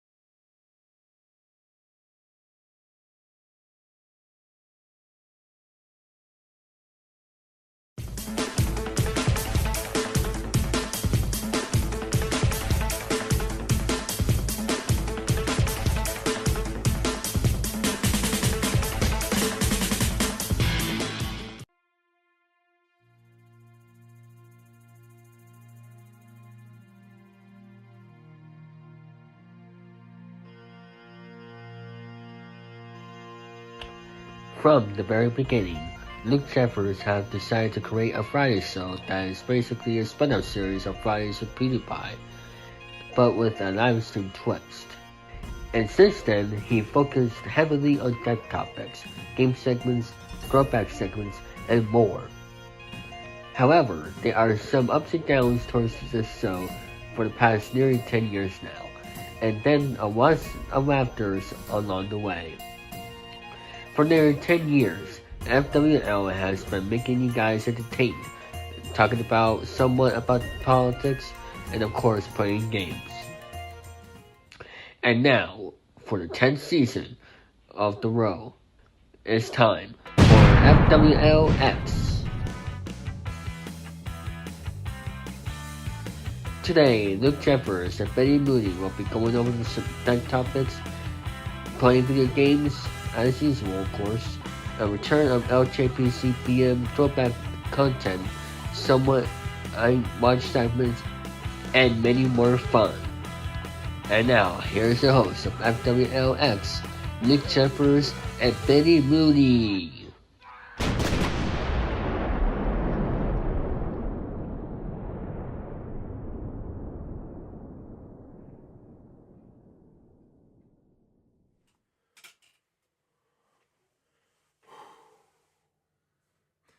Thank you, David 1000. Let's begin indeed. Hello, people. It's Luke Jeffers speaking. Welcome to FwLX episode number 397. This is a Christmas special we're talking about. Today we're doing not one, not two, but 3, 4, 5, 6 dev topics today.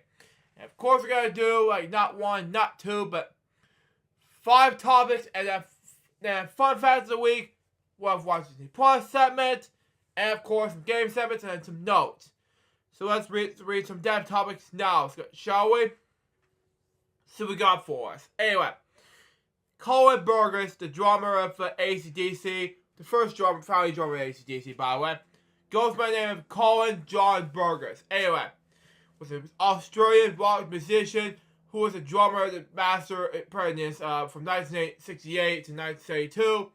He was later the original drummer with the hard rock band AC/DC from November 1973, which was last month, 50 years ago this last month, as a matter of fact, to February 1974. Master Apprentice had the top 20 singles chart to success with 510, man. Think about Tomorrow Today, Turn Up Your Radio, and Because I Love You. In 1998, the Master Apprentice with Burgess was inducted to the ARIA Hall of Fame. He performed with the various bands of his brother, Danny Burgess, on bass guitar and vocals, including His Majesty. Whoa. What's His Majesty, you may ask?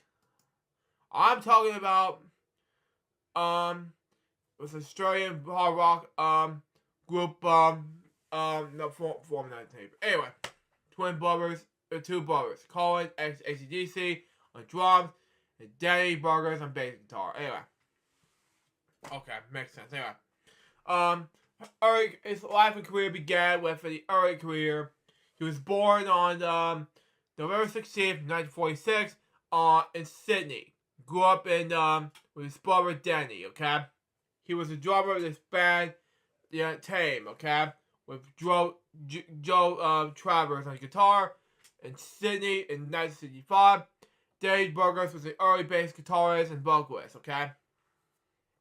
And they served industrial band, the Traub. In 1967, Burgess and Danny formed the bioelectric group Honey Bunch with Travers and Bill Trout on bass guitar. As Martros. Later that year, the band was renamed the Haze. The Master's Apprentice. Later in 1965, the Master's Apprentice had to form in LA as a pop and rock band. In early 1967, they relocated to Melbourne. As late that year, their career has reached several juncture. Okay, both their drummer Steve Hopgard and the lead guitarist Tony Stommers were disenchanted with the band's erotic fortunes. So family member Jim Case decided to replace them. Okay, in Sydney, the Burgess brothers met Case where the Hayes supporting the Master's Apprentice. It begins in the suburban Ashfield, okay? In January 1988, Hayes organized the Master's Apprentice with Summers and Hubguard departed, okay? Burgers was flown to Melbourne, and the new drummer Hayes then approached Doug Ford, the electrical guitarist with missing links, as an upshoot, something like that. Running, jumping, staying still, something like that. In May 1970, group with Glenn Wesley, something like that, on bass guitar. Relocated to London, but had a little commercial success there, okay? Webby left in the late 1971. By early 1972, Hayes announced it was all departure and the introduction and return to Australia immediately. Four Burgers decided to keep going, and they were sent to Burgers' brother Danny, and took over the bass guitar and lead vocals. The final trio lineup so on for a few months, and May on one recorded Freedom Seekers, okay? Appeared on Jamming Up in 1987, before finally splitting it in mid-1972. Joe Burger's Tentature, the Master Apprentice had the top 20 singles chart successes. On the Go Set Natural top 20 with 510 Man, Think About Tomorrow Today, Turn Up Your Radio, Because I Love You. Now, AC/DC, he was a founding drummer of AC/DC, began to return to Australia, and in November 1973, returned to the frontman formation of hard rockers AC/DC. He joined Malcolm Young, late Malcolm Young, on rhythm guitar, his brother Angus on lead guitar, Dave Evans on lead vocalist, and Larry Van Cont on bass guitar. Burger was fired in February 1974, being drunk on stage. He later said that someone had spiked in his drink. Burger was replaced by a succession of drummers before Phil Rudd joined him in February and March 1975. Willis injured his hand in the fight in Melbourne. In September 1975, Burger was recalled in his replacement for a few weeks. In the twist of fate, Burger was a music factory in London on the night that Bon Scott died in February 1980, okay? He was one of the last people to speak with him before Scott left the club. Later career and death. In 1983, Burgers and his brother Danny formed a hard rock band, His Majesty, with Japanese singer Ricardo Davis and Spike Williams on guitarist, okay? But the band folded in 1988, okay? In 1993, another lineup under the name was provided by Regular Records to cut it out with Tiny Tim, late Tiny Tim that is, released in November. The album rock included a rocky cover of AC/DC's Highlight to Hell. By 1998, His Majesty was transformed into Good Time Charlie with a new lead guitarist, John Boglia, who was replaced Doll Bartlett, Bill Frontwell's Tattoo. Good Time Charlie toured Southeast Asia and recorded an album Adults Only, which was produced by John Robinson, formerly of the Australian band Black Feather, okay? In October 1998, the Master Apprentice was inducted the ARIA, something like that, excuse me, okay, Hall of Fame. And it's a classic lineup of Burgers, Ford, Hayes, and Wesley, okay? 1 month later, both Burgers brothers were seriously injured in the car accident while traveling to CD launch party to Go Out Time Charlie. They recovered and resumed their careers, okay? In 2005, a documentary of the brothers, Combat Kings, filmed by Joel Pearson, was issued. Colin and Daddy Burgers performed and recorded there as the Burgers Brothers Band and later as Burgers, something like that. Okay? Burgers also played with a project pulled together by a guitar teacher named Stephen Flack, called Guitar Heroes, which showcased some of the Australia's finest veteran guitarists in the blues power rap content outside of the quantity in which they are usually perceived. Okay? They celebrate with, among others, Chase, Phil, Manning, Phil, Miles, something like that.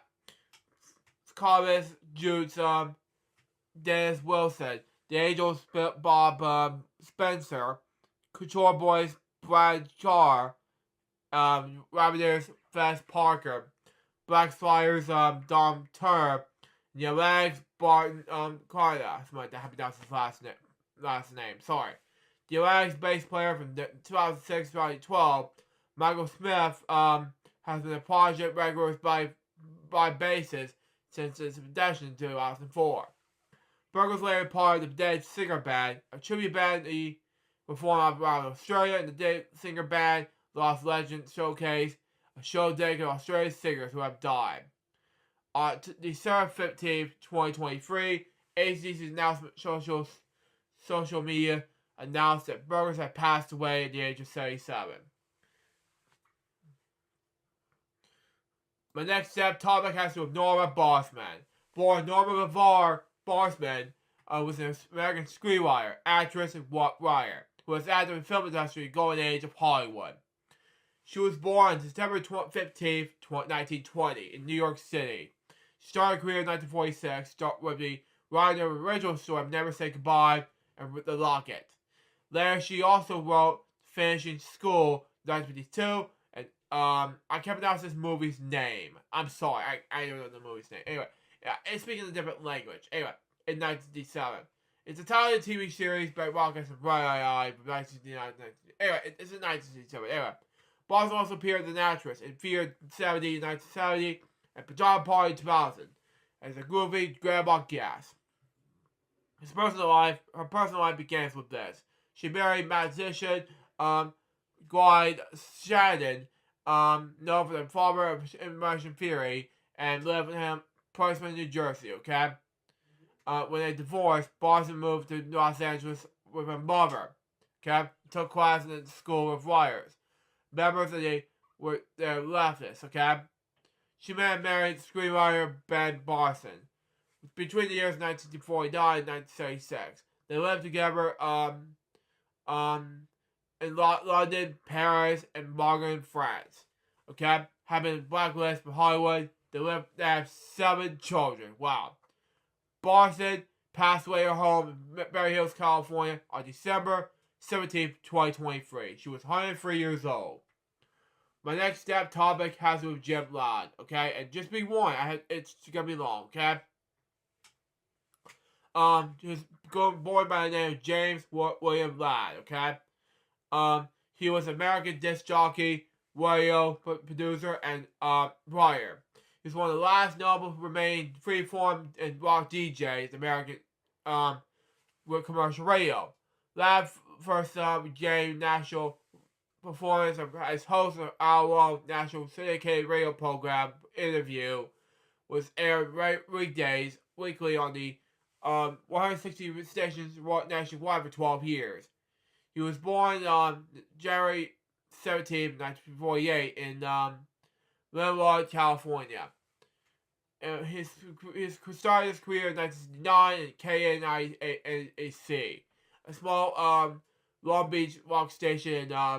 After 2 years there, he moved to Los Angeles. Okay,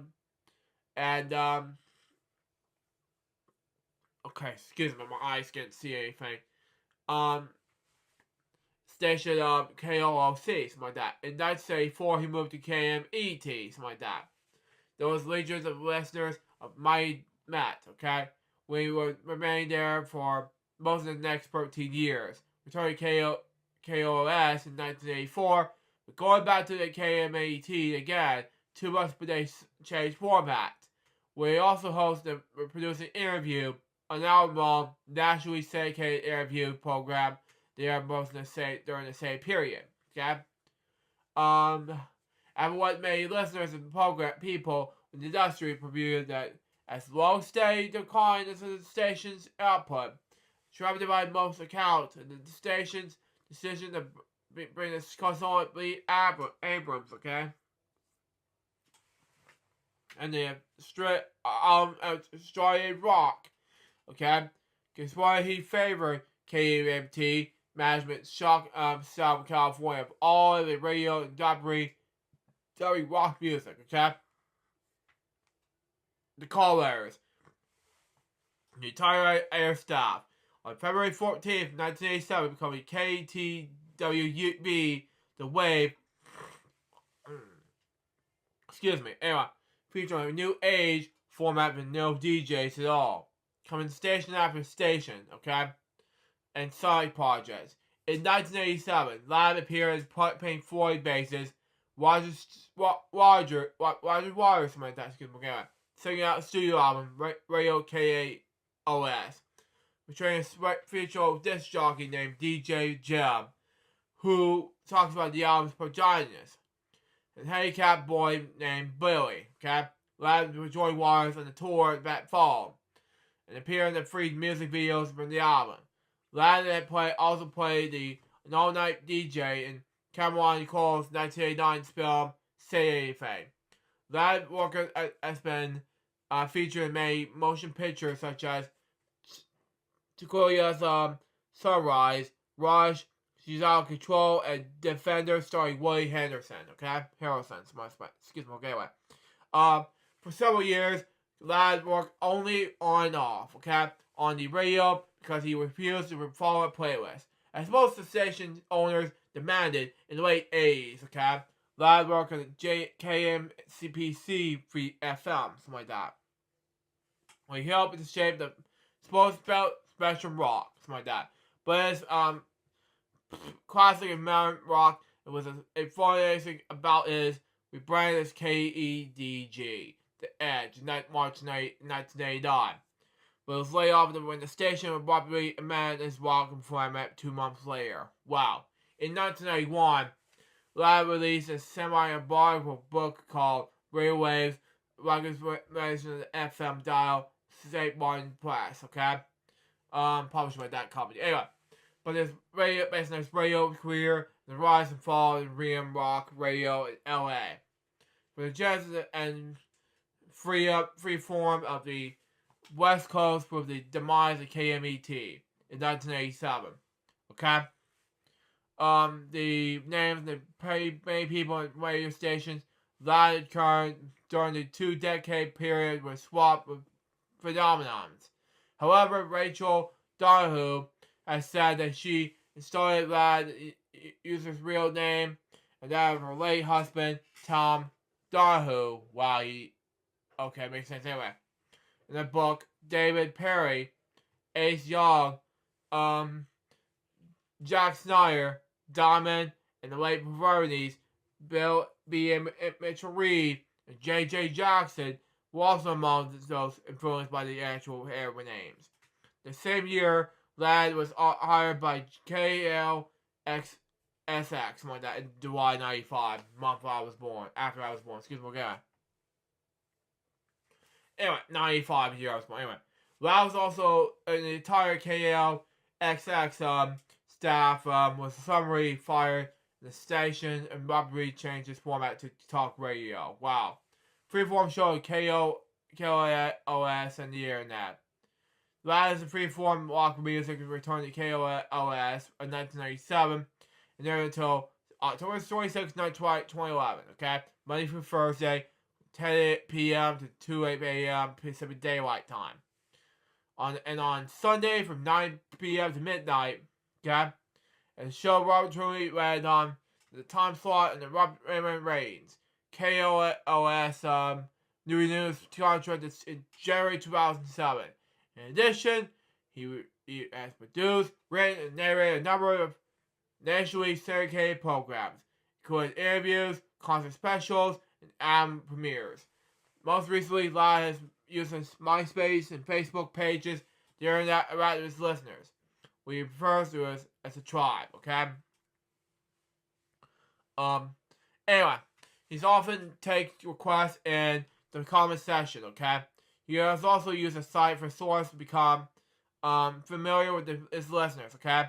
To promote the freeform radio. Okay, began March 10th, 2008. That also allowed his show to be streamed on KOS website. On October 26, 2011, that is, excuse me, Bulgaria. Live was among virus, staffers fired, KOS following the occasion of station owner Carol Broadcast Conference Media. Wow. Okay. On November 5th, 2011, Loud was given a 3-hour farewell to broadcast AM station KFI in Los Angeles. Wow. SiriusXM.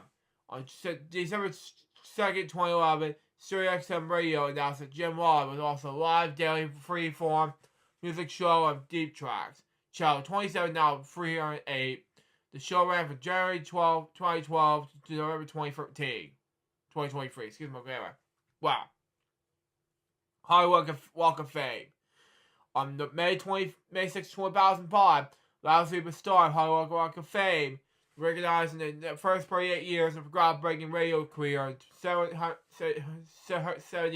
18 Hollywood Boulevard. Fred Jackson Barr will make a speech. He married the writer, poet, and musician Helen Bodge. He died of heart attack on December 17, 2023. He was 75 years old. My next step topic has to do with James McCarthy, okay? Best known as James Perry McCarthy, okay? He was an American actor best known as the voice of Max Payne, okay? The Max Payne video game series. Jimmy Piquet from Rescue Me from 2004 to 2011, and Captain Arthur McCray in New York Undercover from 1994 to 1997. He also had main roles in the recurring role in a number of television series as well as appearing in feature films. His first role was he was born March 27, 1958. Anyway, in Albany, New York. Anyway. His first role was a military challenge in Petite and Bill 2 is on his own Bill Stackler story. He played the lead in the first and last season of the series, Viper, okay?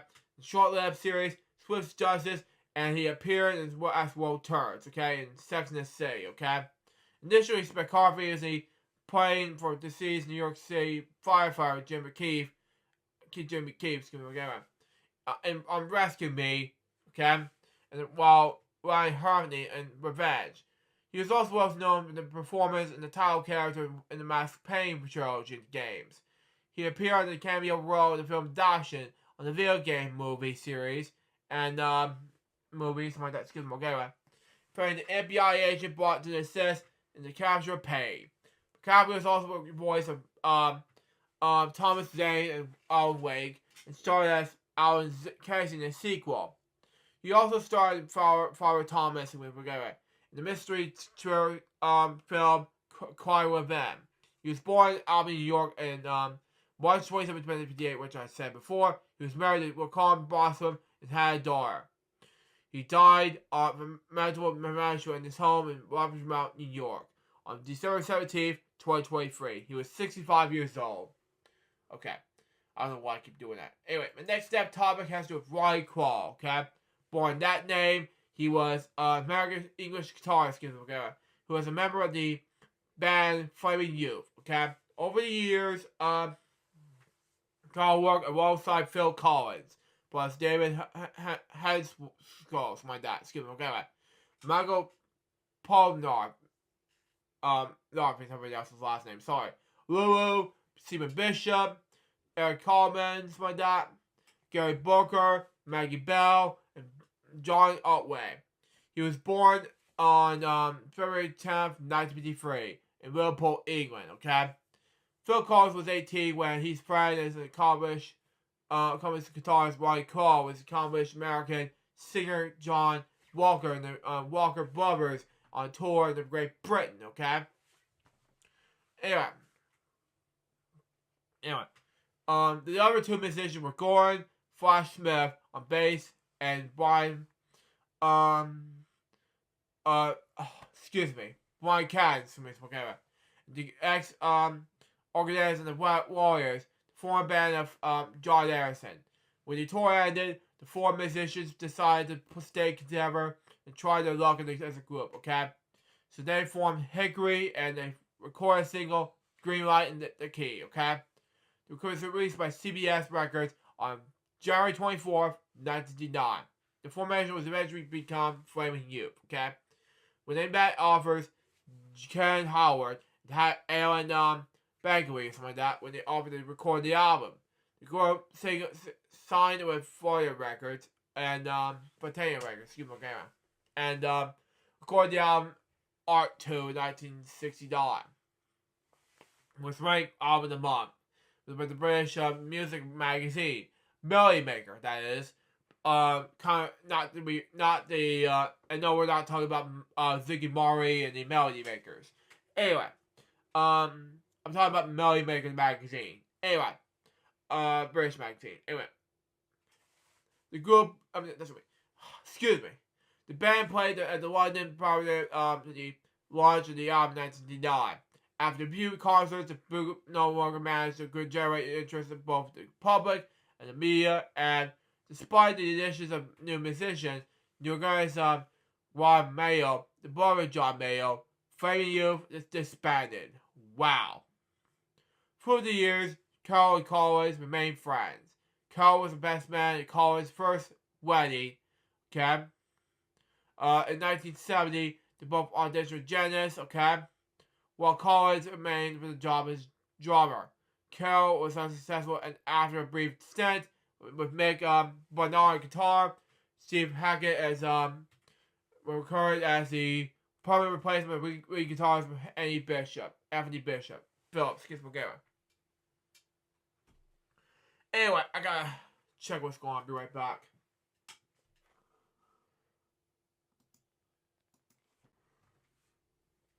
Back, folks. Sorry about that. I just have to read some things necessary. Anyway, but anyway, let's move on. Anyway, Steve Hackett was recurring as a permanent replacement of the lead guitarist with Anthony Phillips. Anyway, Carl went out to play in some other bands, including Secretary in 1972, with whom he recorded an unreleased album. Okay, by the following year, he joined the jazz rock outfit Zoxa and the Radar Boys. Okay, including Peter Beggs, Mike Piggott, something like that, and Phil Collins. Wow. He moved to France in 1995, year I was born. Wow. With his wife Melanie. In 1996, Carol became an official member of the Collins group and his backing vocalist and rhythm guitarist. Wow. Anyway. So his work with Collins. Carol was also performed alongside David Hasselhoff, something like that.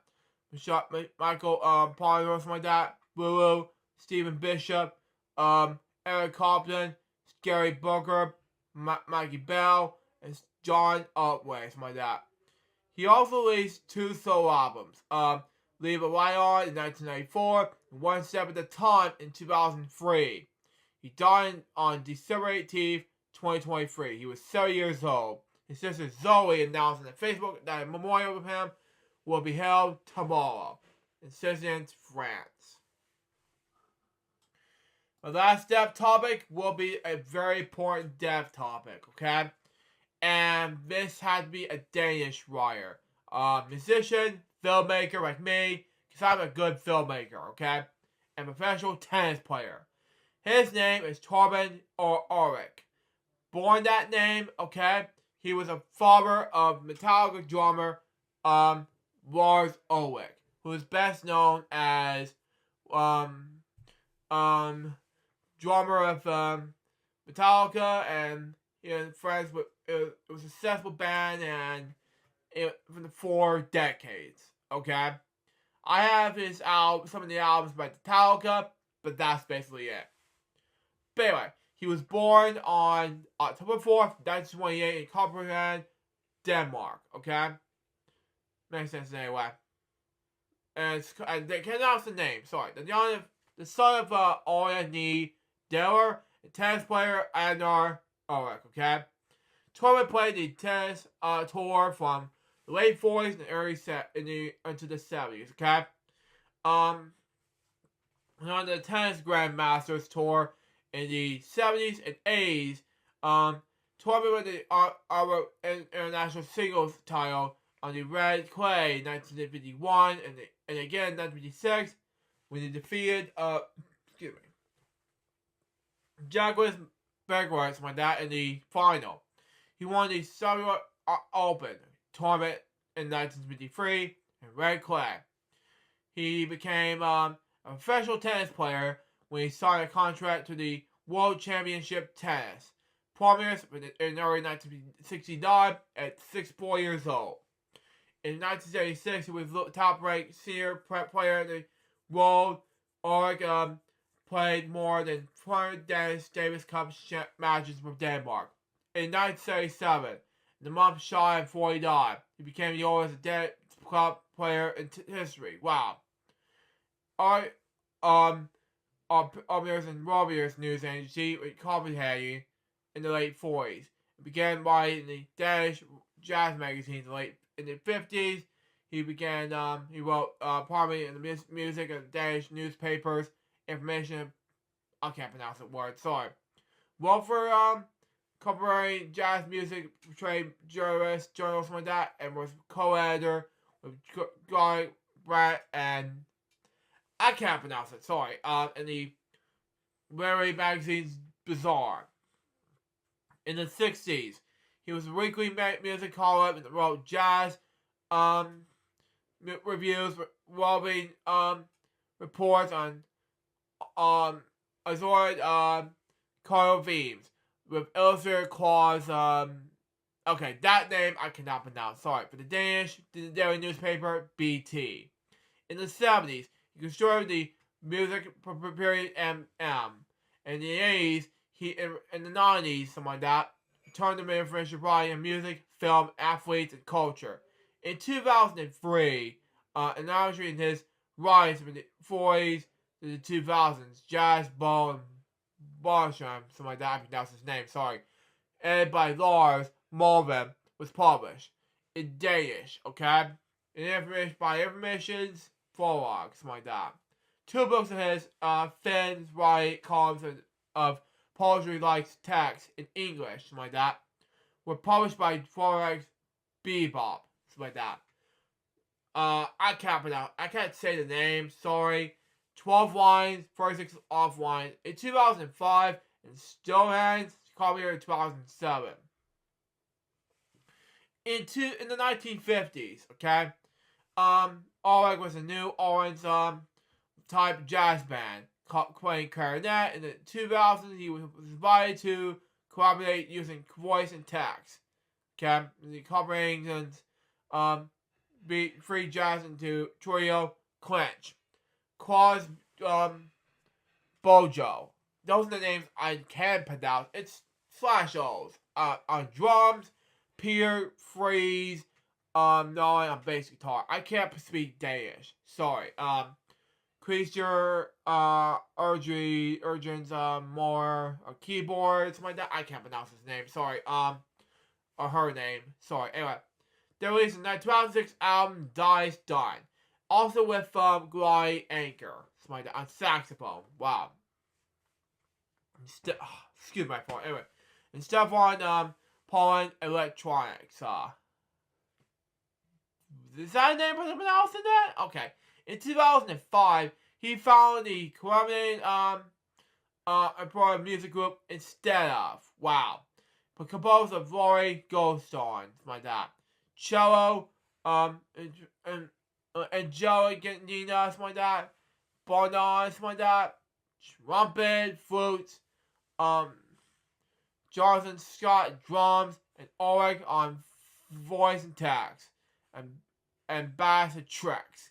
Released in 2007, the album live on Saudi, something like that. In 2007, he began working on recording with Danish pianist, historian, I can't pronounce his name, sorry, it speaks in Danish, sorry, releasing 3 albums over the next 6 years. Solid sound, 21 song lines with piano, drum pipe, etc. In 2009, Albert Peaceful diminished 29 promotions and tours of Bart Babel in 2010, and Bonania Line tours of non-logo average in 2014. Ulrich began paying in 1971 when the Lions Club, the Copenhagen, asked a variety of politicians, actors, writers, and others to make a blue elephant. Okay, elephant goes bark. Okay, whatever. Anyway, but no, it's a deaf topic. But anyway, for a charity exhibit, to the Seer Center in Denmark. Anyway, instead, you explore what an imprint of the tennis ball what might be. Anyway, in the subsequent years, created several series of works. Okay, impressive practice and installations of a play. Okay, using play tennis balls, skip rope, and ratchet frames of grip. Okay, plenty of rice paper. Okay, the works has been exhibited in Copenhagen, Paris, Dublin, New York, Los Angeles, Houston, and Seattle, among others. Ulrich appeared in 2 Gorgon Leaf films, including Motion Picture 1969 and Moments of Play 1986. He co-directed with Jill D. Komorek, something like that, and appeared in The Ball on the Wall 1988. Co-directed with Rick New and Molly Martin, and appeared in Molly excuse me. Anyway, I can't get a drink.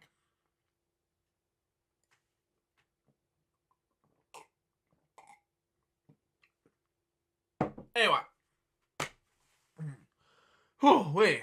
Anyway. Body and Beat before the wall in 2002. And in 2011, Ulrich began development as a choreographer, dancer, Beth. This name I cannot pronounce. Sorry.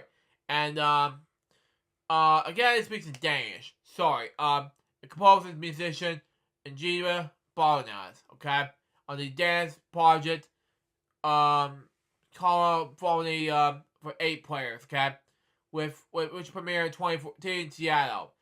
Ulrich was director of performer in the work, okay? In 1986, sorry, I had to speak the words there. Anyway, he received the Korev Prize for Korev. Really, I can't pronounce that, sorry, in Denmark. For FwL cultural competitions. In 2006, he received an award from Cora Lions Farm for inspiration and artists of many kinds for his views in athletics and art and existence. In 2013, the Ulrich family received the Davis Cup Award. He died on last Wednesday. He was 95 years old. Wow. This is some of the Danish words I cannot pronounce. Sorry. Anyway, let's do the moment of silence with regards to these 6 deaf topics right now.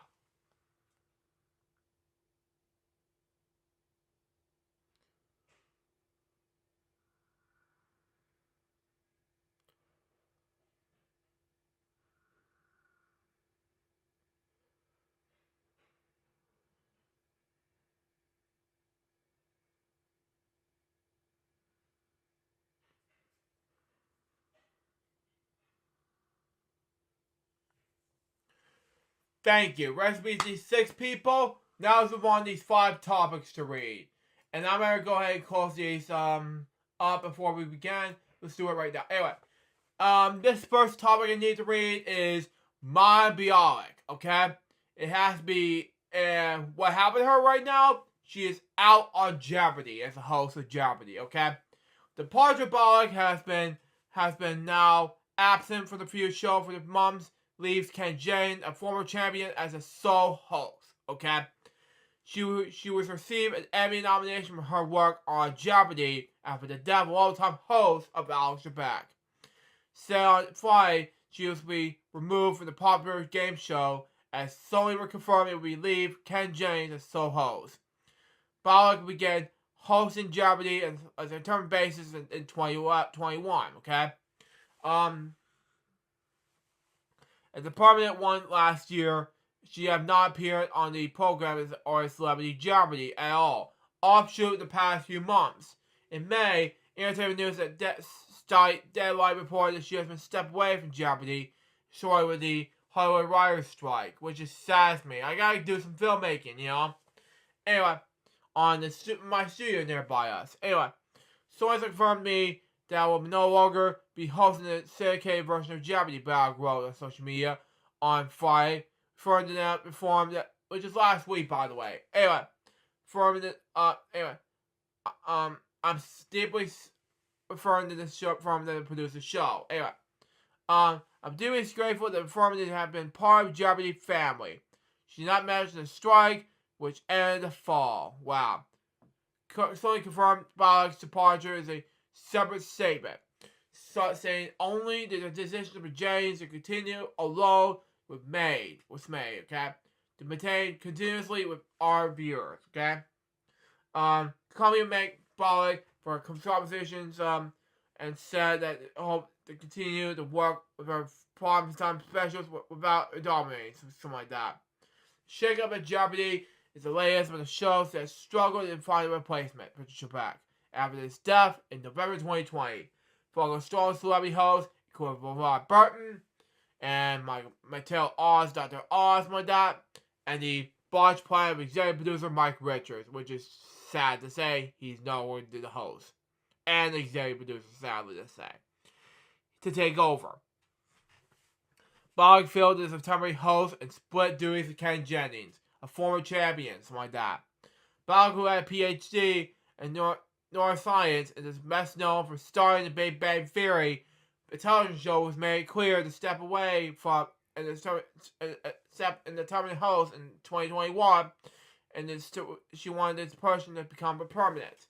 Well, she was the cursed words on Recess and Mean City of Lloyd in Space. Let's just say that. But anyway, some critics question her popularity. Trebek was been celebritized, celebrated have been natural and part of air, something like that. While Miss Bollock was outspoken on topics such as vaccines. But in July 2022, Bollock and James were named permanent joint hosts, something like that. But both were nominated this year for the Emmy and Outstanding Game Show host, something like that. Host for game show, something like that. That's that topic. Move on to the next topic, which is, and it was requested by my good friend Remix Palm, and that is Apple stopped selling latest Apple Watch after losing patient case. Anyway, Apple plans to suspend sales at Series 9 Ultra 2 versions after the proportion of Apple Watches for Airlines U.S. customers began December 21st, 2020, which is yesterday. I knew it. It's sad, you know. It's published 3 days ago, something like that. 4 days ago, excuse me. Apple will be pulling 2 of the newest smartphone watches for store shelves this week. And losing patient to spot over whether it's legally copy over a number of copies the technology. Jesus, I don't know why. Apple says Monday will stop selling the Series 9 and Ultra 2 versions of popular, which follow medical technology company Maxwell, and really Apple infringed its patient with blood oxygen sensors. Jesus. Anyway, you can read someone's pulse. God. Anyway, Apple has completely denied the allegation. The offended Apple Watches will not be available online purchase beginning Thursday and removed from retail stores on Christmas Eve. Yeez. In October, the U.S. International Trade Commission ruled that some Apple Watches violated Maxwell's patients and with some blood oxygen features Apple have included in most of the smartphone watches in 2020 since 2020 COVID-19 years. Anyway, stupid idea. Anyway, Commission refused that import ban on the watch that includes the technology was set to take effect on December 26th. But that was after the deadline early. Yeez.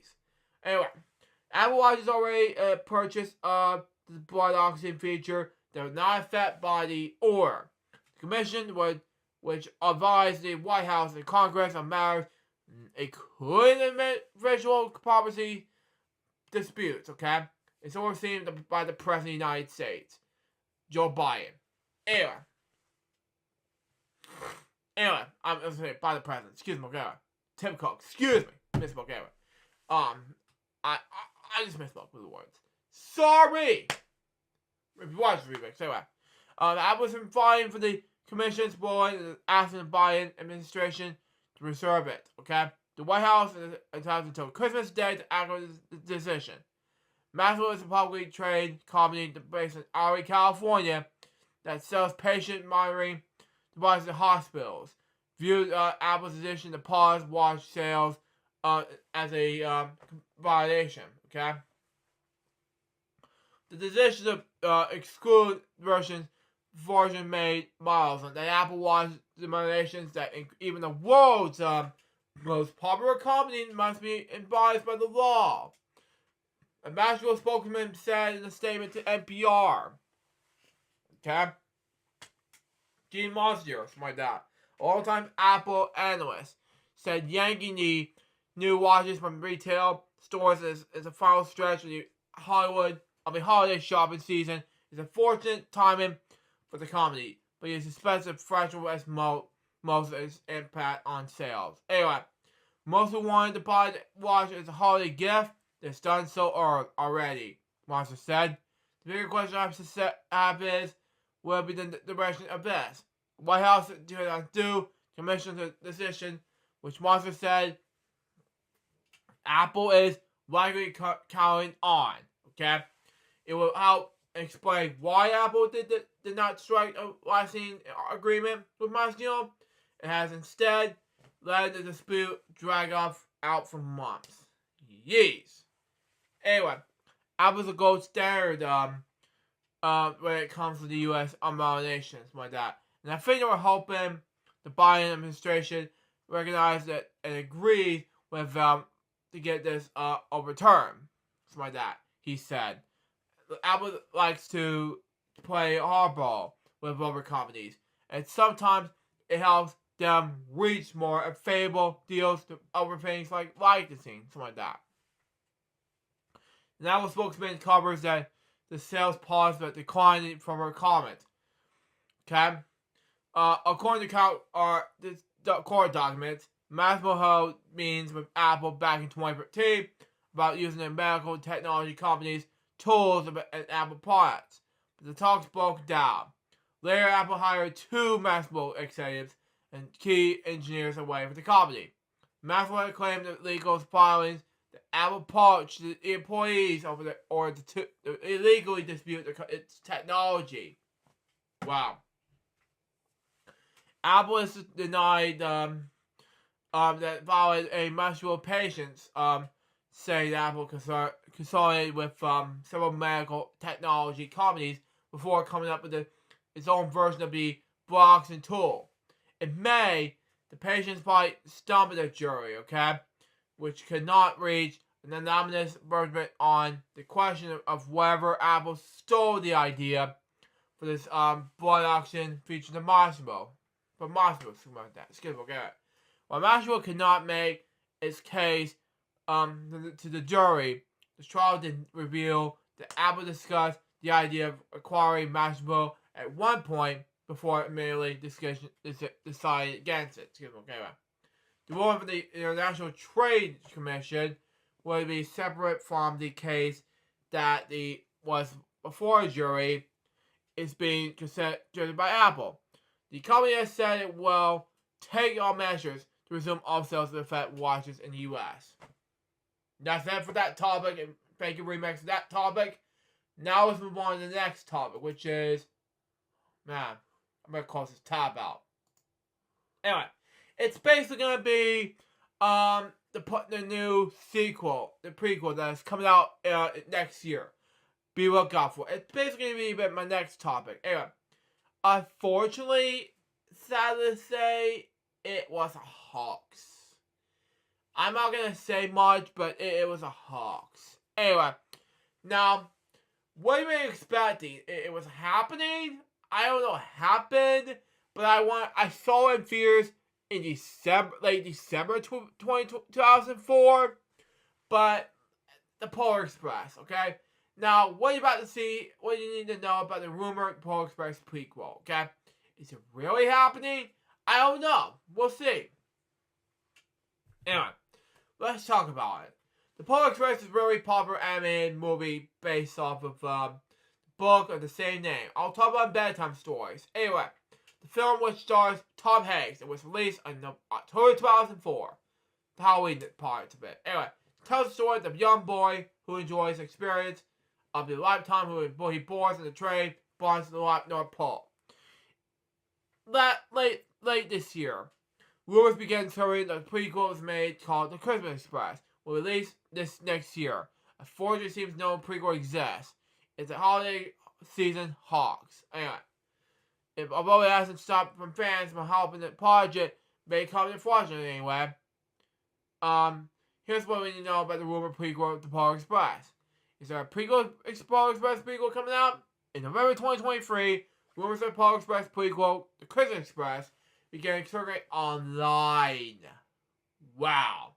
However, there's no such film in the works. Wow. In the Polar Express prequel about, there's no part about the Polar Express prequel because the movie actually isn't happening right now. Rumors of the prequel of the Polar Express are found. Is the Polar Express prequel based on a book? No. But it's a book prequel. Polar Express was based on a book written and illustrated by Chris von Allsburg. Now, the prequel, however, is no source material based on it because it's not really happening. Well, Tom Hanks going to be the Polar Express prequel? Hanks was not starting the prequel with the Polar Express at all. There's been no announcements of such a movie in the works. When the original Polar Express came out, well, October 13th, 2004. You can stream the movie on Hulu, Max, and Prime Video with subscriptions all aboard. And that's it for that topic. Speaking of Christmas, I want to go on, before I move on to the next topic, let me read you something else that happened for editor's note. Let's just go ahead and read it now. And that is something more interesting, okay? Hold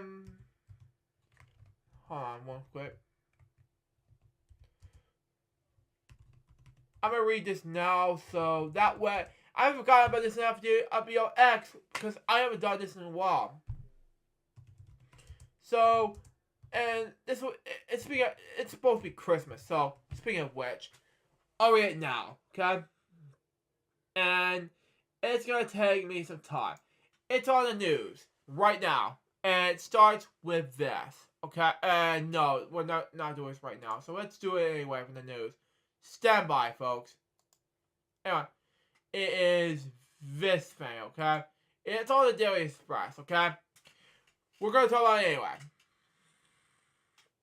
Okay, here we go.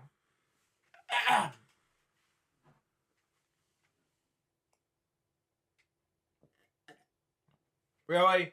That's it? Okay. Oh, no.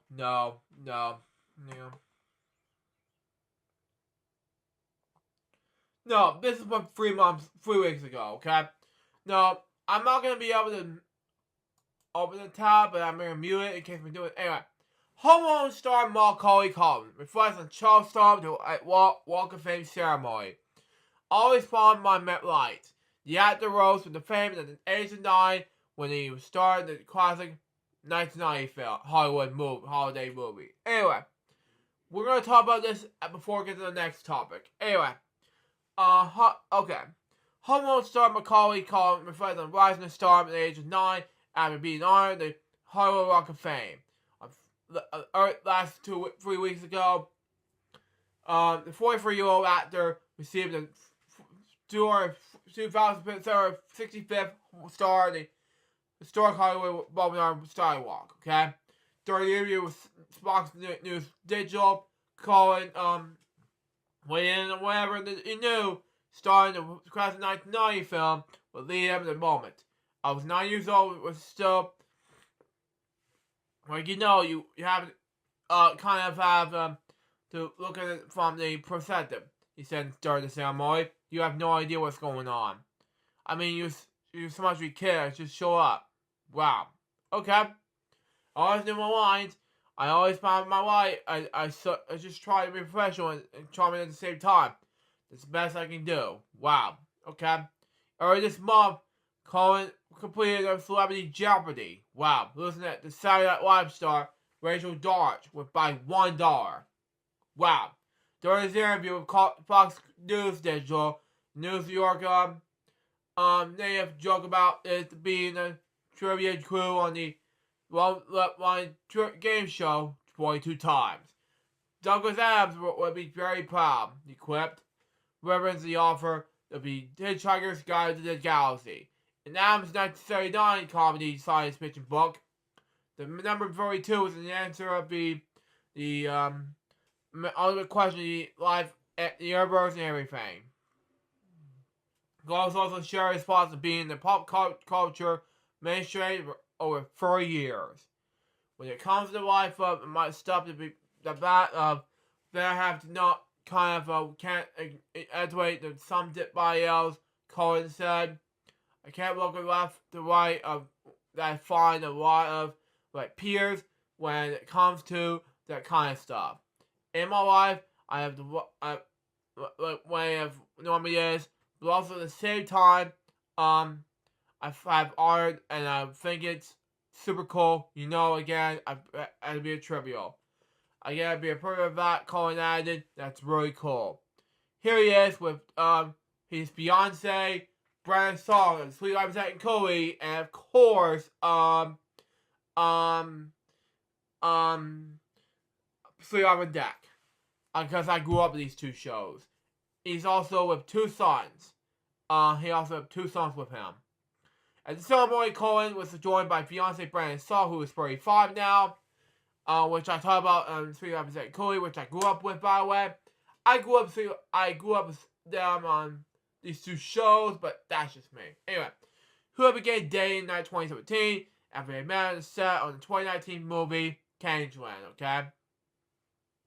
The Cohen made their first Robert Carbon appearance on the Children.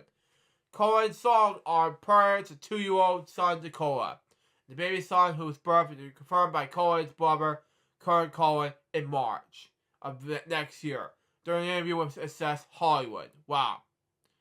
During the appearance on Section Speech, Cohen thanked his longtime presenters before sharing the emotional tribute to the song and his children.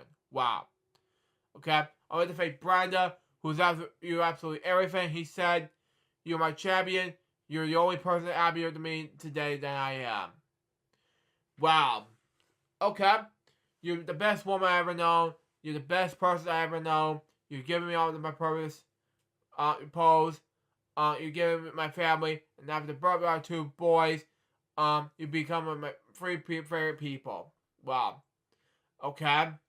At the end of the speech, Cole refers to one of his Home Alone characters, Kevin McAllister's most famous lines in spirit to this holiday season. I want to say, Merry Christmas, you filthy animals. Wow.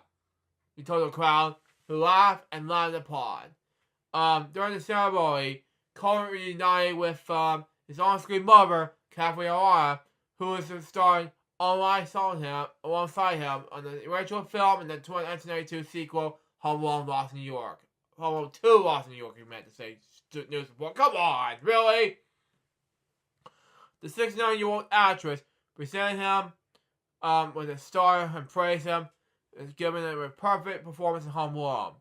I know you work very hard and made acting like what you were the most natural thing in the world you do. The Smiths star added. Anyway, later in the speech, reverts Cohen's rise to fame, and after Star hitting the holiday classic, the people 10-year-old little boy was called a superstar, a moneymaker, something like that. One of the hottest young man in Hollywood, she said. How does everyone survive that? Now, she started that, and that was a big moment right there. Anyway, there's also said Cohen's sense of humor was a sign of endurance in his child, and the key to the survival in any age. You have brought the sense of sweet, yet twisted, yet reliable sense of humor to anything you have chosen to do since Home Alone. Wow. Okay, Chloe, congratulations. You so deserve your star in Hollywood Walk of Fame. And thank you for recruiting me, your fake mom, who left you home alone, not once but twice, to share in this Abby edition. So proud of you. Carl good for embracing Colin, who wiped away tears. Natasha Rowan was co-star with Colin in 2003's Party Monster, also paid tribute to the actor in their speech. The ceremony was also attended by Changeland director and writer Seth Green, who was Family Guy director.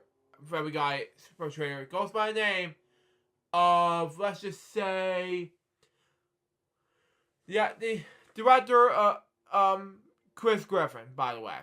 And Paris Jackson, the daughter of the late Michael Jackson, and Carlton's goddaughter. Wow. Wow.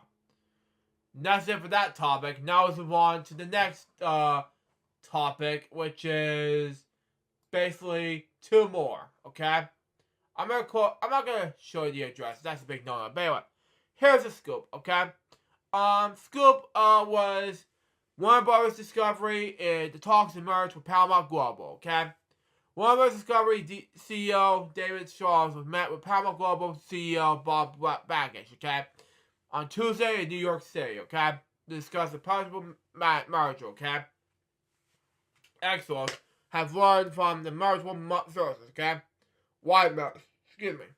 The coalition would create a news and entertainment mammoth that would likely trigger further industry combination. Excuse me, I'll be right back. I'm back, folks. Sorry about that. I just have to read some ideas down before it gets to the winner thing. But anyway, let's move on. Anyway, Savalas has spoken to Sherry Redstone, who owns Paramount's parent company, about the deal. WBD markets value is about $29 billion. Excuse me. Okay, anyway, as of Wednesday, well, Paramount's was the over $10 billion, so a merger must not be equals. Okay. Details the meeting between bars and ball get back and something like that, which source that says lasted several hours, took the place at Paramount's headquarters in Times Square. Wow. Dual discusses the way the companies could place compliance of one another. Okay. For example, each company's retained streaming service Paramount Core Plus is back can merge between rival Netflix and Disney Plus. Yeez. Anyway. It's not clear whether WBD and weighted by Paramount Global. Wow. And its parent company, National Insurance Incorporated, NIA. But a source familiar with the situation said that both options are on the table. WBD is said that it hires bankers for the deal. Between the lines, the deal so that they can drive several. Okay. Sorry, some announcement. Sorry. WBD can use the international distribution footprint to boost Paramount's franchises, okay? While Paramount's children's program could assess to be initial WBD's long-term streaming admissions, okay? CBS News could be combined with CNN to create a global news powerhouse. CBS crime dramas such as NCIS, we watch this dad, but it's for you. This criminal minds could be combined with emissions, Discovery, True TV. Okay? CBS Sports footprints could be combined with WBD. For example, CBS and WBD, Term Sports, certainly shares TV rights with March Madness. Okay? Be smart about this. Paramount is under pressure with finding a smarter partner and buyer, okay? As it's spiraling down a mountain of debt, okay? The firm stocks jumped 12% earlier this month, following a report from POC, okay? That Skydance Media and Redbird Capital partners that were eyeing the potential deal to buy majority stake in NIA. NIA reached a deal with creditors to restores some of the debt in September and previously slimmed down with selling Simon & Schuster. He also talks in a total loaded bet. Yeez. Anyway, behind the scenes. One source familiar with the justice said the scary being concerned mayors zealous blueprints for employer mergers, okay? When merging the strips in 2018 and then one of me in 2022, Zala's kept in core Scars team replaced while retaining new creative talent leaders with competencies required. Executives are confirmed that the deal will receive regulatory approval. Spoke anyway. Despite these active antitrust compliance like that, nobody Warner Bros. Discovery doesn't own a broadcast network, which would clear an easier path that would be a combination with the company like NBC owner Comcast. Okay? A tax pollination use of merge Warner Bros. Media and Discovery expires next year, something like that, which would legally allow WBD to explore another deal, something like that. Zaros told inventors last month that would keep the company cost cutting measures and debt reductions now put into production, something like that, to coordinate more capital towards growth and party, something like that. Paramount, WBD, and NIA declined the comments. Okay? The bottom line is, talks between WBD and Paramount are still early to may not embody results in the deal. But given the evaluation of car cutting and the growing encouragement of big touch on media, neither company will remain on the sidelines for long. Now that's it for this topic. Let's move on to the last topic, which is Sebastian Bach's performance Skid Row's entire debut album on 35th anniversary tour 2024. Anyway, former Skid Row singer Sebastian Bach will celebrate the 25th anniversary of the band's debut album Skid Row by performing the LP in its entirety at the select shows of 2024. Anyway, so far the following dates of the band has been announced. April 27th in Brazil, April 30th in Montevideo, Uruguay, something like that, and May 4th in Mexico City. Said Buck saying this, okay? 2024 marks the 35th anniversary of his first record, Skid Row. And select days in 2024 will be playing the record entirely. We will not be doing this in every show. Back in fall of 2019, Buck celebrated the 40th anniversary of Skid Row's debut with the U.S. tour when he performed the record in its entirety plus other songs from his catalog. Released a Swear in 1989, Skid Row's self-titled record in his heavy rock's most successful debut albums land in Billboard's top 10, going all out for to sell millions of copies around the world, okay?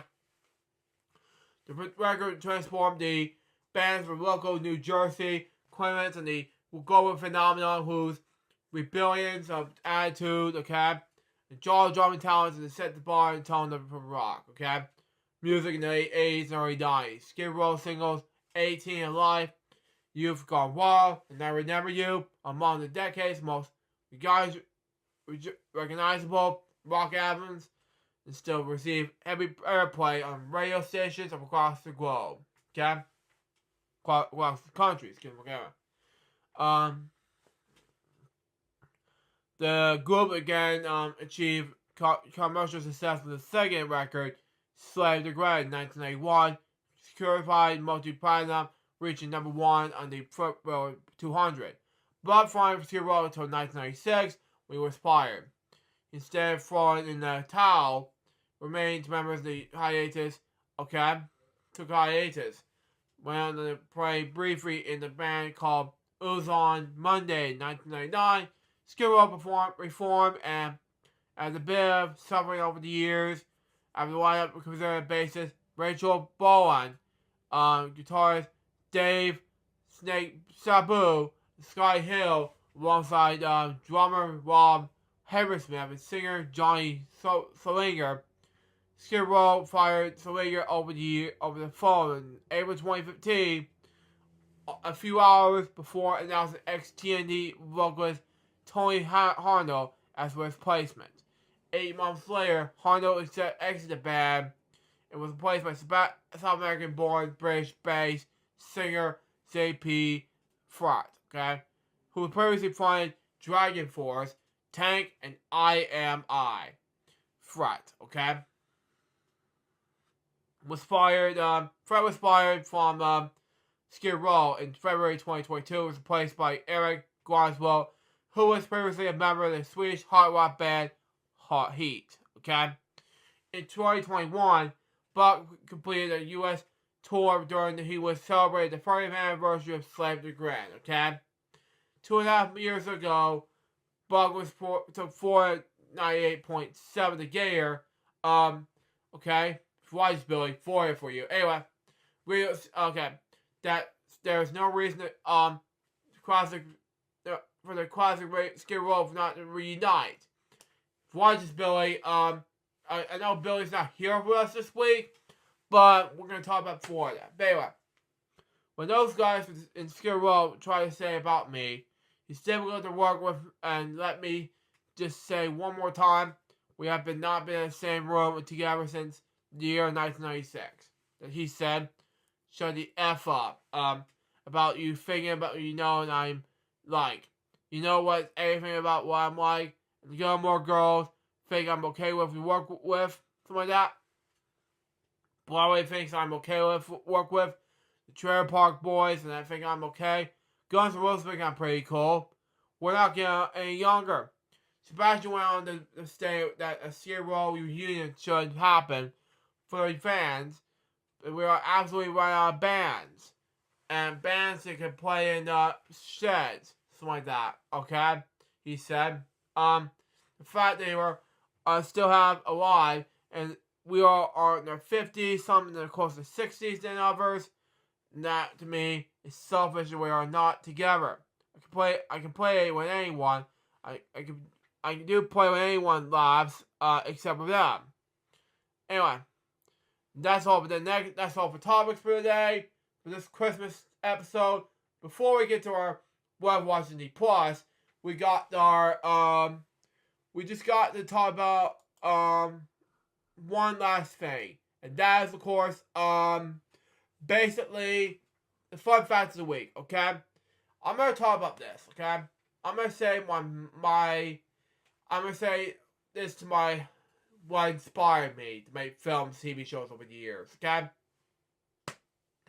This will be the one thing, okay? I'm gonna go ahead and see what's going on, okay? Fun fact of the week for this week, and that is Dabo, the creator of Northern Orange, okay? What he's up to recently? Well, he's at the, I'm saying he's with Las Vegas Mosh, okay? Talking about his transgender recently. I'm like, I was very excited for him, okay? And if you watch this day, I would thank you for giving me a like, giving me some thumbs up and everything, and heart and everything. You, Robin, and Jim, who are creators of PBS NewsHour, Bob Shore and Fox, who got me inspired to make films and TV shows over the years. You are amazing, man. So, keep what you're doing to your LGBTQ thing. You are amazing. And, yeah. Where's the notes? Jesus, what happened? I have some difficulties in the notes here, someone. Okay, I have, okay, hold on. There we go. Found it. Come on. Okay, thank you. Okay, there we go. Thank God. Anyway, what was Disney Plus? It's Santa Claus 1. Again. Because Mom's telling me to watch Santa Claus 1, because I had to do it again, because there we go. And then, that was it. Anyway. That's all I can think about for right now. Let's do the games segment, and then we'll wrap things up for the day, and then we'll do it anyway. Here goes the money cards.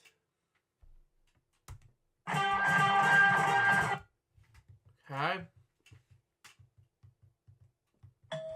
Open the cards, and that is a 10. Change that card out to a Not good change. Lower. 500. Lower. I don't like that 8. Lower. Okay. 500. Higher. The jack. $7,000 lower. The deuce. Not bad. Higher. Okay. $2,800 lower. Not bad. 600. I have some flaws around here. Okay. 11. Wow. 13. Go. 15. Oh, one more, game over. Okay. Go over. 14. Okay. 7. 8. Okay. Okay. 3. Okay. 6. One more. Okay, come on, 1. 9. Oh! Come on. Review it. It was 4. Come on. Oh, well. Not bad. Oh, man. Should I get the goal? It went $100,000. Yeah.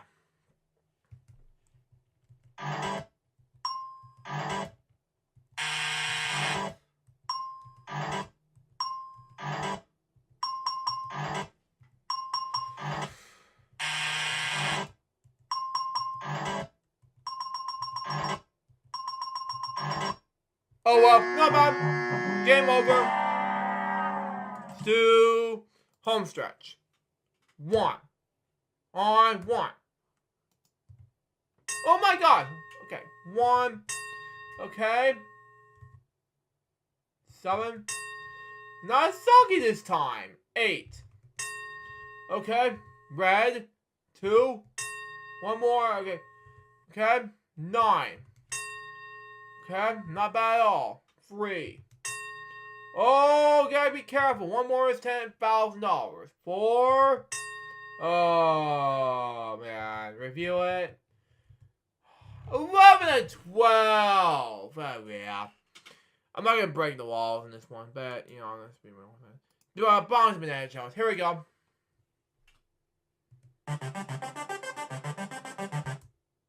Wow!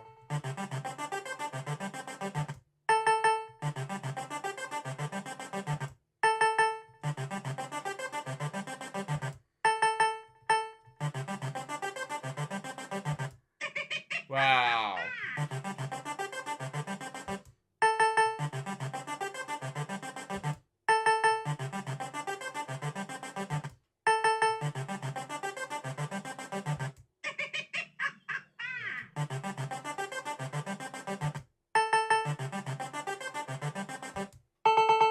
Wow!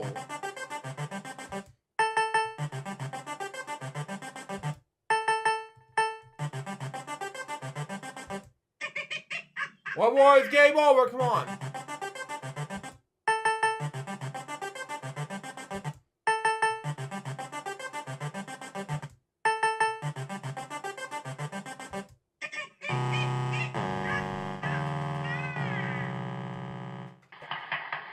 Congratulations, loser. You have successfully lost the banana challenge by racking up 4 monthlies. No prizes for you. I thought I had the $500 grand prize. Oh well. We try anyway, I guess. But anyway, let's go ahead and quit this and move on to the OpenMU game segments.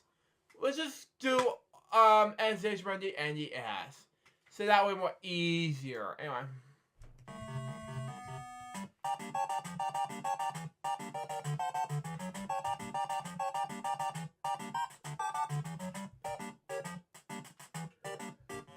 There we go.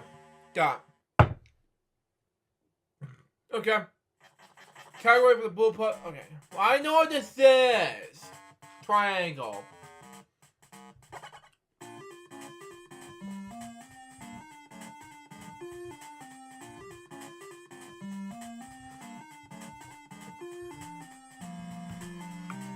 Got it. Okay. Okay. There we go. We're going to do these games today because next week we're going to do something for New Year's. We will go for it. Anyway. Excuse me. I know it's this glasses.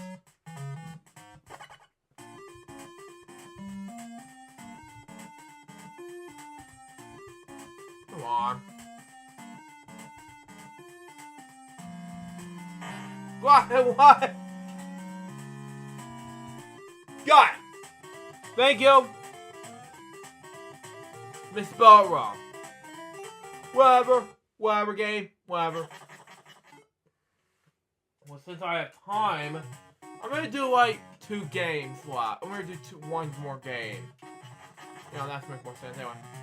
I know this is a mystery spot today, but the number triangle and the letter A. Got it. Got it. Okay, makes sense in any way. Next. Got 150 points. Got that way. I know what this is. Man. Lightning. ACC difference.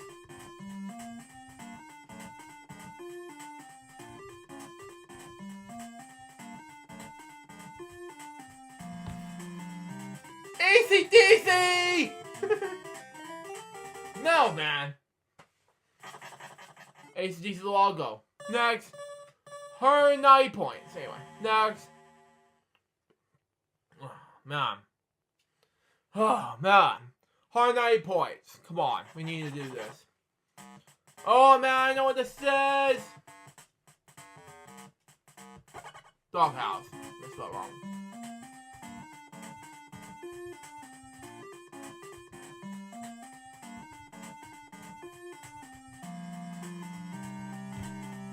Got it. Doghouse. Thank you. Got Doghouse. I got, well. Okay. There we go. 240 points. Excuse me. What the hell this is? Anyway. I know this die!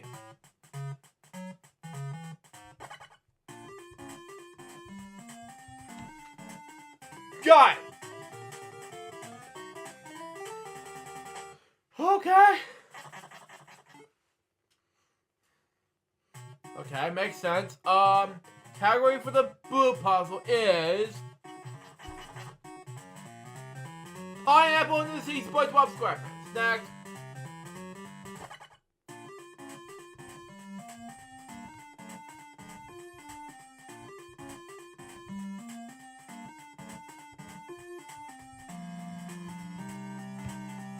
Got it. Hang on. That was easy. Exactly. Anyway. Running gag time, ladies and gentlemen. 340 points. Here we go. Category is oh my god, hot sauce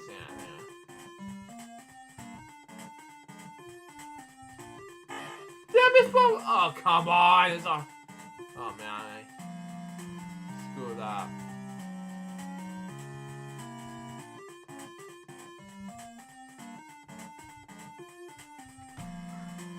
Got it. 11 seconds remain. Got it.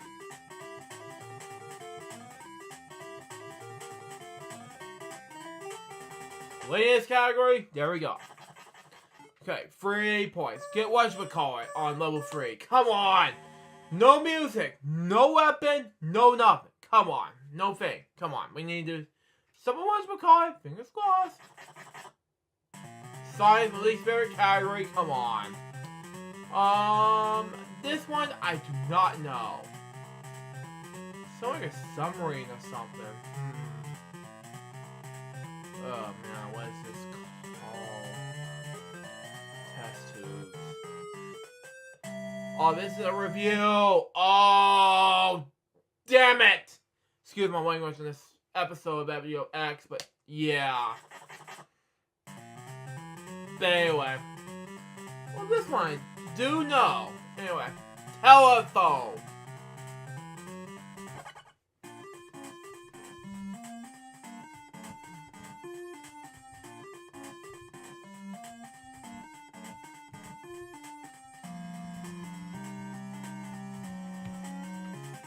Got it.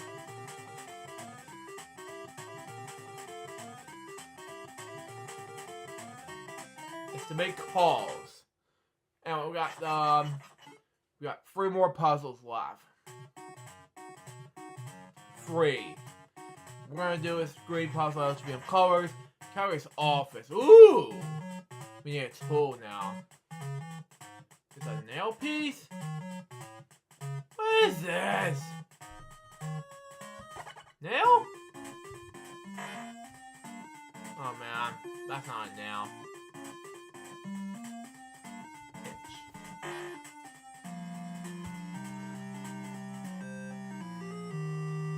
It's an umbrella? What? No. Okay. The pin. Oh. Whatever, game. Whatever. The table. Okay.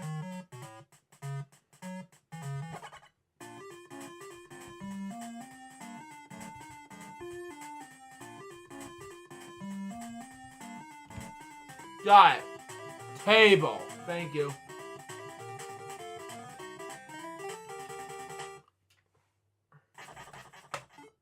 That was easy. Exactly. Okay. Yellow puzzle. Carrie is tool. Okay. Makes sense? I know what this is. But we're gonna get a 4, actually. I mean 3. Excuse me. Okay.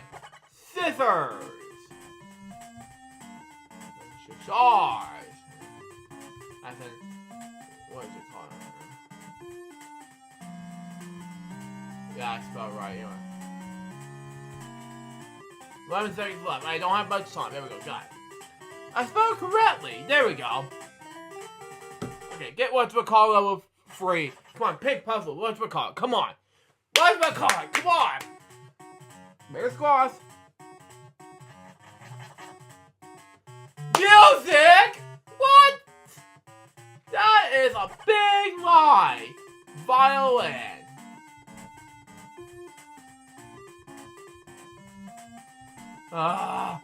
No one's been caught in this episode, guys. Sorry. Anywho. Yeah, whatever, game. Whatever. Oh, man. We're so close. Take away the shoes. Let's see, what time is it? It's 5:31, anyway.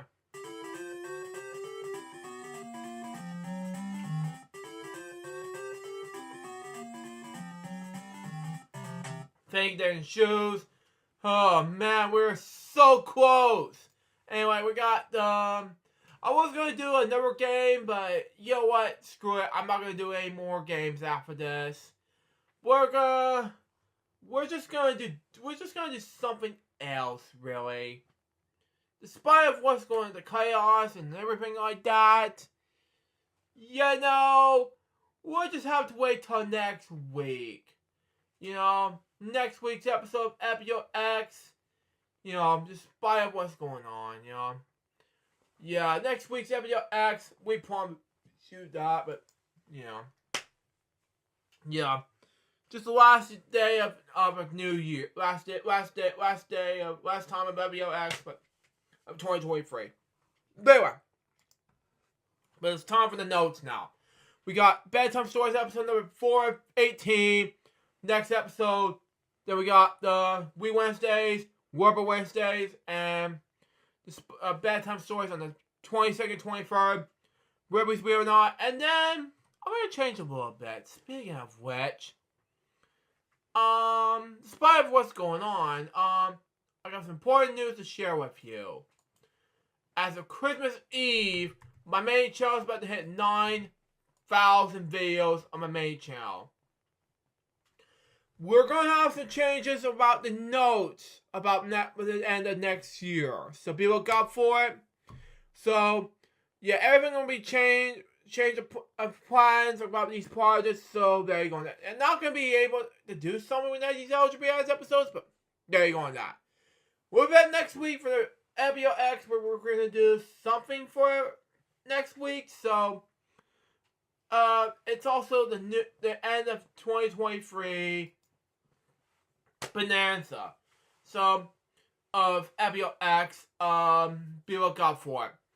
FwL FwX episode number, 397. Hope you enjoy it. Stay tuned for the next one. It's gonna be FwX episode 398, which will be about the final FwX episode of 2023. Till next time, so Jarvis Bobby baby. The boy FwX episodes are gonna be soon. Till then, the Jumpers ain't out. See ya.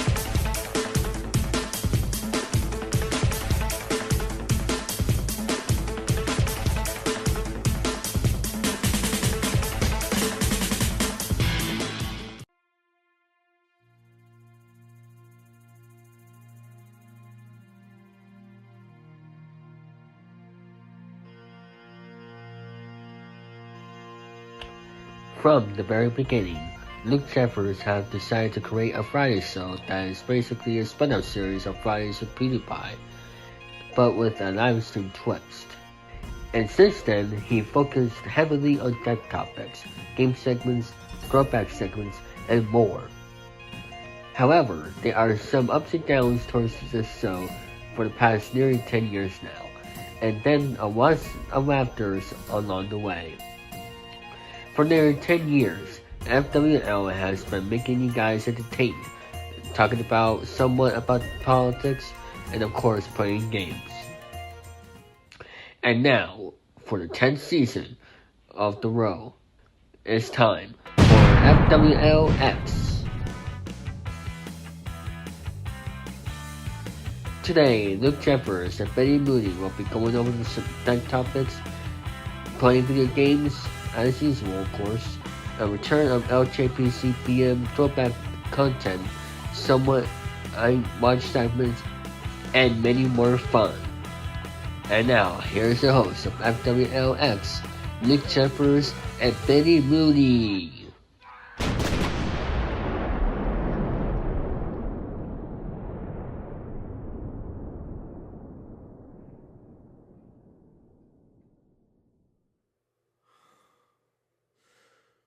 Let's begin indeed. Thank you, David, for 1,000. Hello, people. Sujaro speaking. FwLX episode number. Hang on, let me shut the door real quick.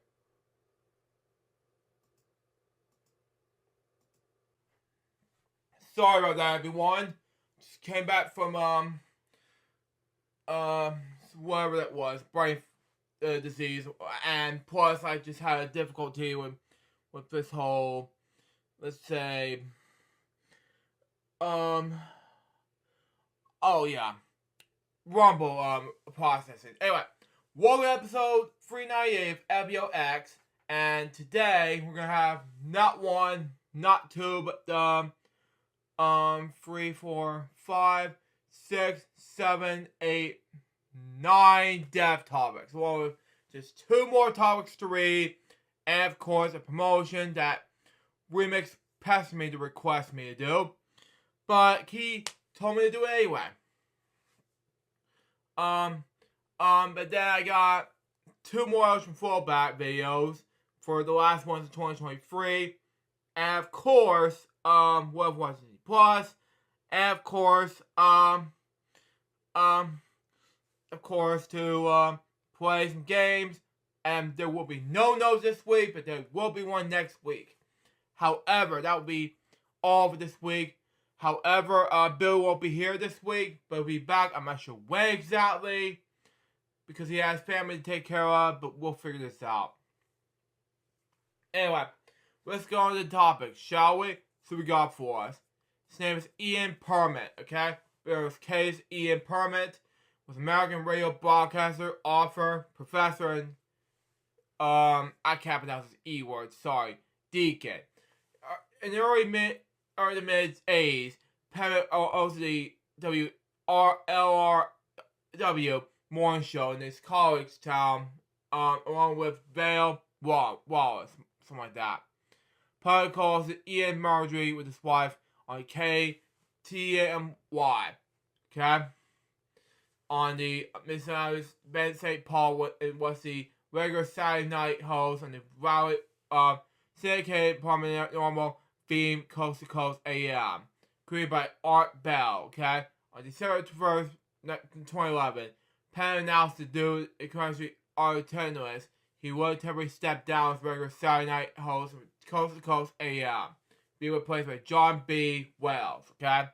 Effective January 2012. Penn will be hosting the show one Saturday Sunday per month. On July 13, 2013, Permit ended his radio posting career on to be studying for the doctor's degrees after receiving his PhD in 2017. He returned as an occasional guest host at Coast AM in 2018. Became a faculty member, the chief operator of the campus radio station at Kansas State University. Boring! He was born March 3rd, 1960. Anyway,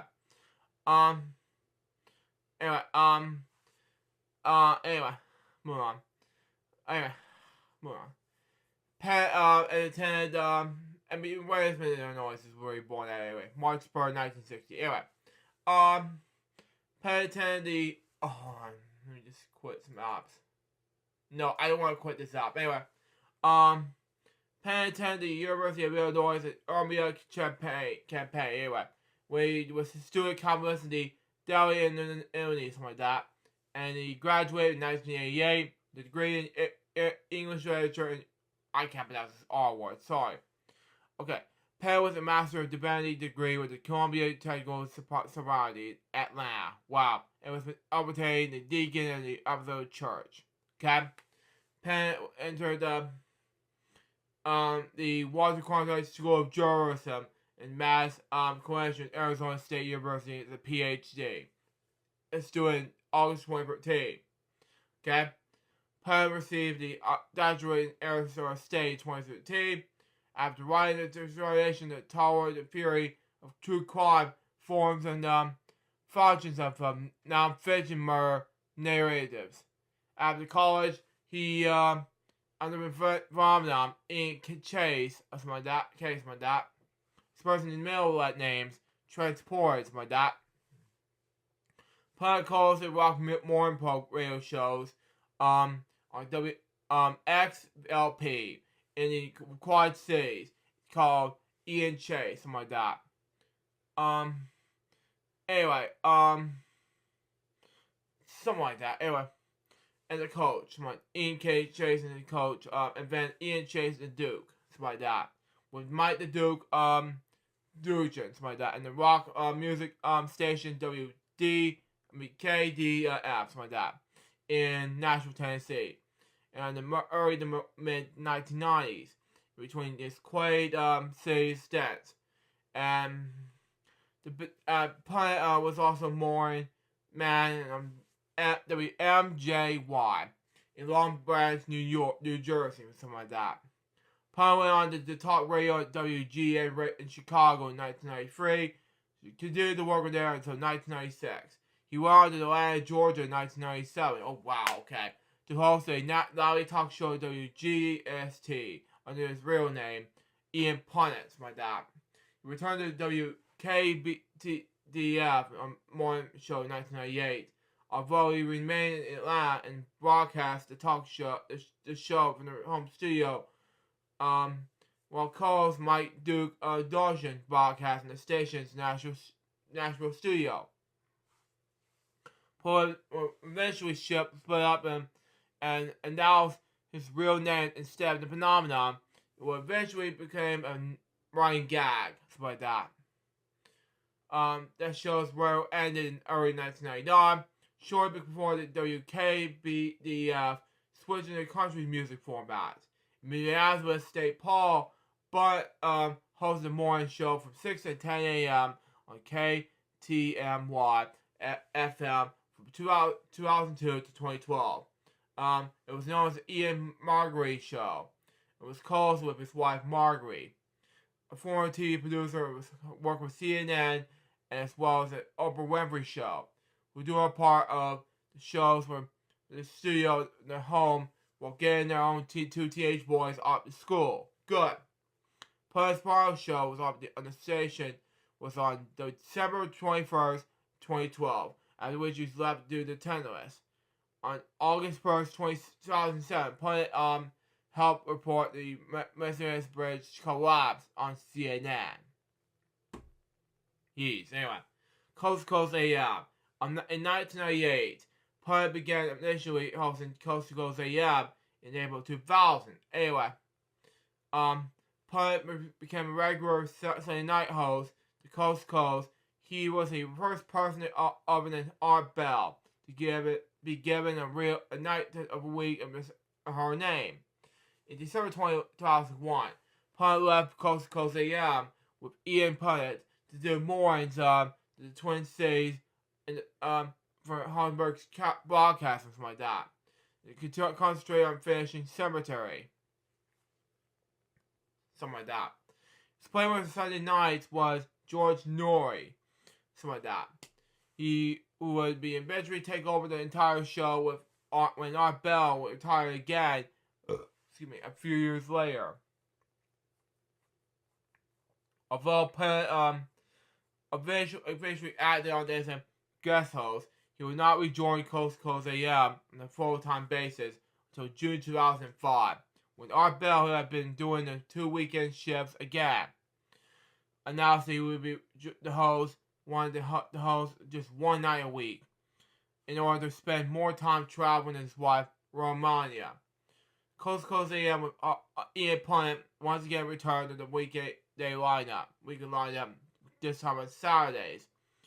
On January 21st, 2006, at the death of Romania Bell, Punnett announced that Art Bell, the creator of original host at Coast to Coast AM, will be returned to retirement to host each Saturday and Sunday night.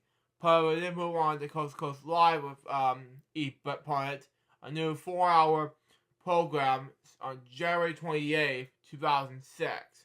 The new show required a spot from 6 p.m. to 10 p.m. Pacific Daylight Time, Standard Time, something like that. 9 p.m., 1 p.m. Eastern Standard Time, something like that. Same period that previously broadcast repeats of or Coast to Coast AM and Eastern episodes. Coast to Coast AM begins at 1 a.m.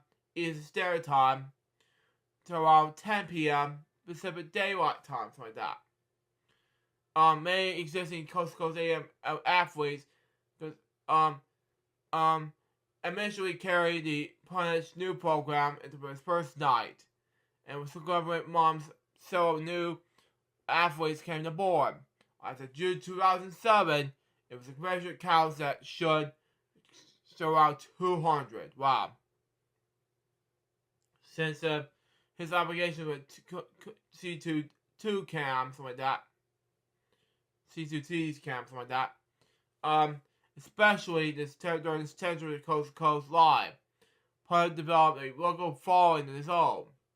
He always opened the show with a reminder of his hostile invasion aliens operating just beyond the Earth. Atmosphere to eat the Canadians first, something like that. Saying that they is much tastier than Americans, something like that. After the retirement of our Bell in July 2007, Coast to Coast Live was discontinued, with Pennant once again becoming the host of Saturday night edition of Coast to C2 Cam, something like that. Show's episode would be part of this solidarity or government, something like that. Comparisons. Favorite subjects of Coast to Coast AM were commemorate design to decade. The planets are shot for Saturday night, something like that. In December 2011, Planet announced that due to increased problems in his tendencies, he would have to step down as his regular Saturday night host as Coast to Coast AM, being replaced by John B. Wells. In January 2012, Planet began hosting the show one Saturday and Sunday per month.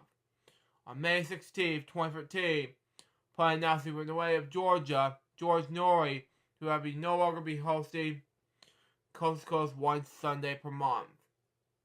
He hosted in his last show on July 14, 2013. It's 479 episode over 13 years. On May 6, 2018, George Norrie announced that Planet would return as host of Coast to Coast new program of managing his tendencies. Began May 2018, Planet hosted several shows each month.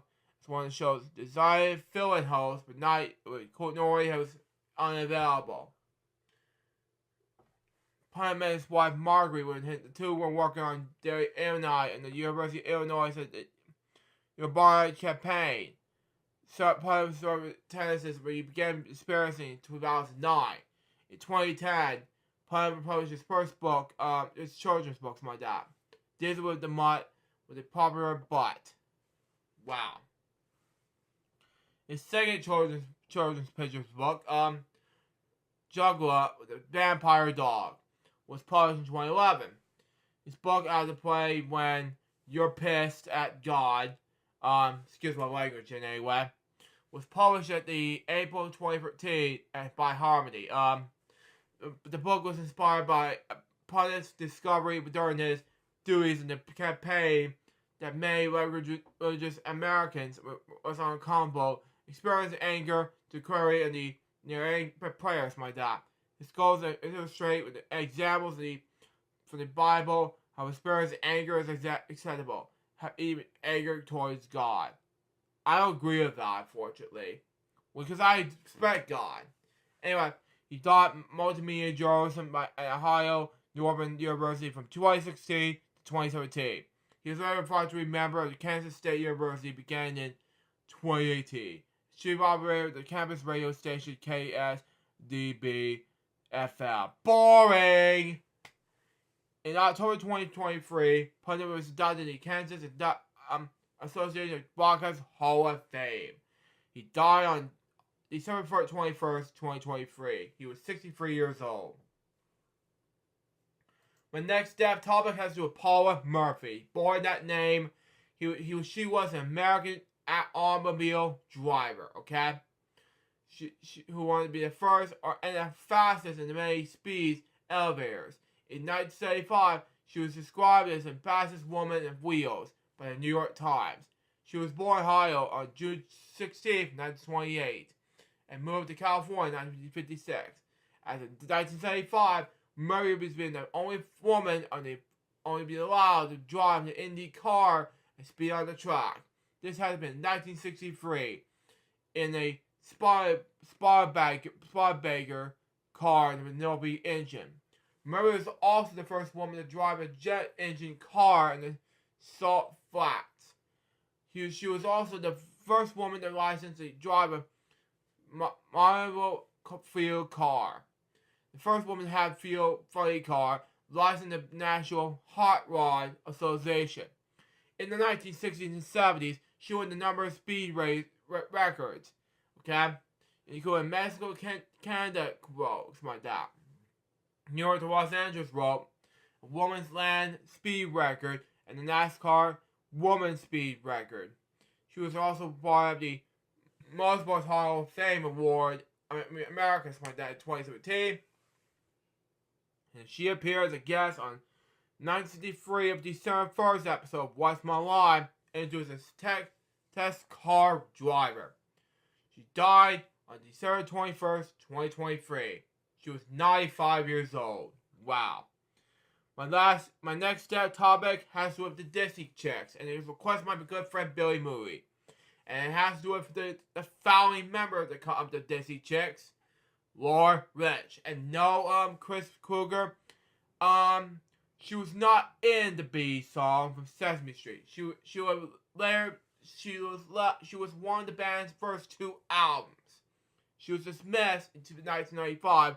She died in a car crash in Texas last week.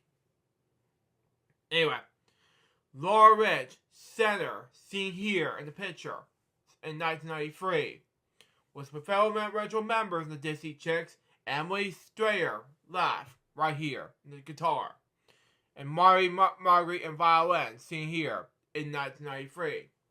Seen here in the picture is Ralph Greiner and Fort Worth Star Telegram. A fellow member of the country music group was the Dixie Chicks, died last week in a car crash in Texas. She was 65 years old. The death was confirmed by noticeable injuries adjusted to peace in the area. Miss Lynch was driving east in the 62 near Columbus, Texas, at about 7 miles east of North El Paso, Texas. And when a pickup truck had the band heading west across the lane, and the struck her pickup truck head on. The Texas Department of Public Safety said she was pronounced dead at the scene. Miss Lynch was raised on the grandmother's ranch in Texas, powered the Dixie Chicks. Now known as just the Chicks in Dallas in 1988. With Robin Lynn Macy and the 2 sisters Emily Strayer and Margie McGuire. The original lineup of the band is which Miss Lynch played bass and sang. Okay? Released only 2 albums. Make Heavens and Potato Heavens in 1990 and Little Cowgirl in 1992. In an interview with NPR in 1992, Miss Lynch said the Disney Chicks played cowgirl music. A brand of cowgirl music is a mixture of old-time country music, bluegrass music, and collages, she said. When she sang 3-part and 4-part harmony, something like that. For also some instrumentals, some country swing, and some brand of cowgirl music. Miss Macy left the band in 1992. The next year, the brand, now trio, released Should Have Been You That, I Told You That. I can't pronounce his name, sorry. Began to experience mutual success.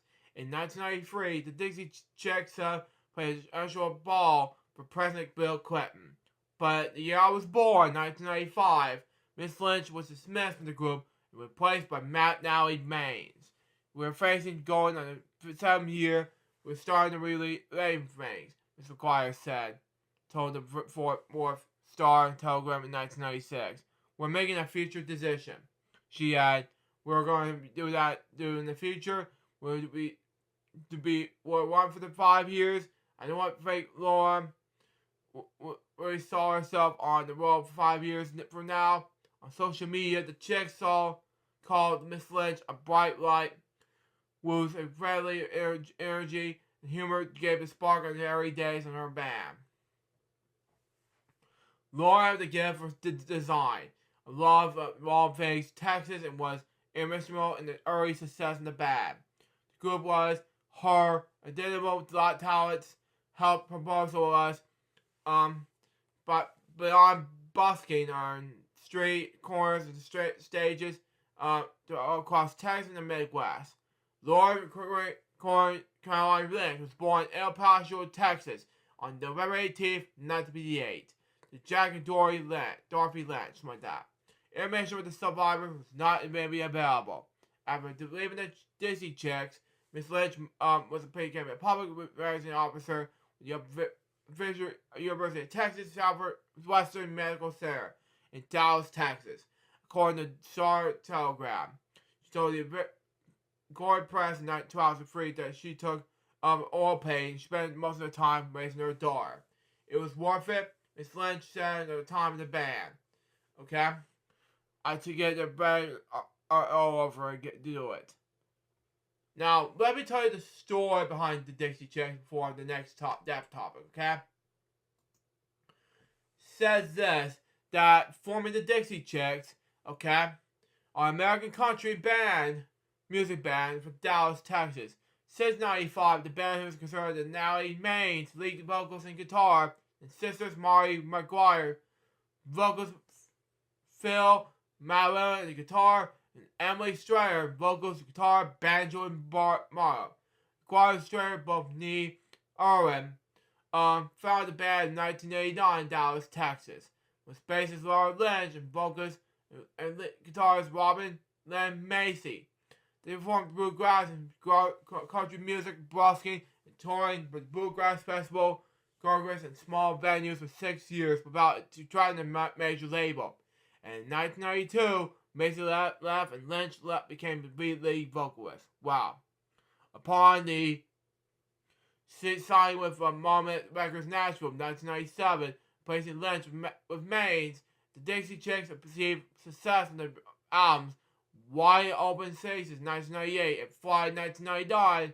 After Moment closed its Nashville branch, the Dixie Chicks moved to Columbia Records from home in 2002. Okay? These albums achieved Moment platinum sales in the United States, Canada, Australia. Okay? Along with several charting singles on the American Billboard Hot Country Songs charts. Those Are Your Trouble, Wide Open Spaces, You Were Mine, Country Cowboy Take Me Away, Without You, and the cover of Bruce Robinson, something like that, Traveling Soldiers, reached number 1 in the Billboard charts. The Dixie Chicks also reached number 1 in the adult country charts with their 2002 cover Fleetwood Mac's Landslide. Wow. ACC made that song, by the way. And look at the switch, by the way. This was the 2003 version of Rock. Jim Larry did this, by the way. Maines told the London audience that the Dixie Chicks did not averse the war. It was sad as me, you know. It was a shame that President of the United States, George W. Bush, being from Texas. He was born there. Come on, man. Anyway, the remarks triggered boycotts in the United States and a backlash from fans. After a long hiatus, Dixie Chicks release took it from a long way in 2006, okay? Now before the backlash. Now from being made nice, making their biggest crossover singles, reaching number 4 in the Billboard Hot 100. After another hiatus, McGuire and Strayer released an album in 2009, The Courtyard Hounds. The Dixie Chicks were united for the 2010s. In 2020, they removed Dixie from the name, because negative, I can't pronounce this word, sorry. They released their first album in 14 years, Gaslighter. The Chicks have won 13 Grammy Awards, including 5 in the 2017, 2007, taking it a long way, which released the Grammy Award for Album of the Year, something like that. The single, Not Ready for the Make Nice, was released the Grammy Award for Record of the Year. The Grammy Award for Song of the Year by July 2020, with free of the million certified albums sold, and so 27.9 million albums in the United States. The Chicks have become the best-selling all-woman band and best-selling country group since Now and Sunshine began recording sales in 1991. Now, as Chris Kruger said earlier, okay, in 2002, he made appearances on Sesame Street, but they made appearances in the Bee song. Now, the same year on Sesame Street, okay, it's that same year, the Dixie Chicks were featured on the free television specials. The Evening with the Dixie Chicks, which is writers and concert department of BH, which combos material from the home VH1 divided with Las Vegas, while Cher, Celine Dion, I can't pronounce this artist's name, sorry. Anastasia, Stevie Nicks, Nicks, not the A word, sorry. Mary J. Blige, and Cyndi Lauper, Whitney Houston, and host Ellen DeGeneres, who later hosts the Ellen DeGeneres show is now canceled. And CMT 3-hour television special, The 40 Greatest Women of Country Music. Now, that was it, okay? Now, I'm not going to read all of the whole Chicks topic, but that's just basically it. So that's what we're going to say here on this death topic now. And then before I move on, the next step, and after all of that, as Chris Nick said earlier, I'm gonna go ahead and say this. Be by the Dixie Chicks. And we'll move on to the next topic, okay? Okay. B song, okay? I'm not gonna go and click on that, that's a big no-no, but the song, but that'll be copyright reasons. This is what I'm talking about, okay? It's a song performed by Dixie Chicks, above the letter B. They're backed up by Big Bird, Bert, Bay Bear, the Cow, this Bat, and a group of chickens. The song is spoofed with the Dixie Chicks song, I Can Love You Better. That was it, okay? Now, I don't know about I Can Love You Better, but what is this about, okay? Now, I'll talk about that later, but right now, let's move on to the next step topic, okay? And that is Mike Nussbaum, born Myron D. Nussbaum, okay? He was an American actor and director, okay? Best known as, these followings, okay? I'm gonna close this tab out, okay? Monitors, 1969, G.R. Banks in 1971, and so many others. Man in Black, 1997. He was, and so many others. He was born in the Jewish family on December 29, 1923. He was getting close to 100th birthday. Wow. Grew up in the Omni Park area of Chicago. He was married soon after return to Chicago following military service, okay? During World War II. His army engagements in Thomas was anyway, including being chief of the message Sarah of the General Dwight D. Eisenhower, in which he wrote in the passage official notification of Germany's surrender. For 20 years, he worked with his brother-in-law in his restaurant business. His acting career started in community theater in the 1950s. In the 1960s, he was active in the professional theater community in Chicago, okay? He and young David Marmot, okay? In the process, he was appearing in many of Marmot's plays both on and off Broadway, as well as in Chicago. His film includes Field of Dreams, House of Games, Things Change, Fatal Attraction, and Man in Black, okay? As a director, he's perfect and eventually included Wherever You Gone, wrote Jimmy Stewart in 2002 by Art Stay, okay? Nussbaum also appeared in local television commercials for Chicago Federal stations, including the jingle, It's Northwest Federal Stations, time, 63 hours a week, okay? He also did national commercial with United Airlines and Scope Mouthwash, okay? He also continued to act throughout the 90s. He also still worked on the Peter Project up until his death in 2023, okay? He was also married to Annette Mitberg from 1949 until his death in 2003. He married Julie Barrios in 2004. he had 3 children with his first wife, Jack, Karen, and Susan. He died in Chicago home on December 23rd, 2023, 6 days shy of his 100th birthday. Wow. Today would have been his 100th birthday. Okay? My next step topic is a Puerto Rican actor, goes by the name of Camar de los Reyes. Born that name, he was best known as a portrayer of Antonio Vega in the ABC soap opera One Life to Live as Ray Martinez. The Puerto Rican actor was in the 2012 video game, and that's his name, the character's name. The Puerto Rican actor was in the 2012 video game Call of Duty Black Ops 2. He also played Gobi and Damon in the 4th season of Sleepy Hollow, and while going on The Rookie, which is rated G in 2002.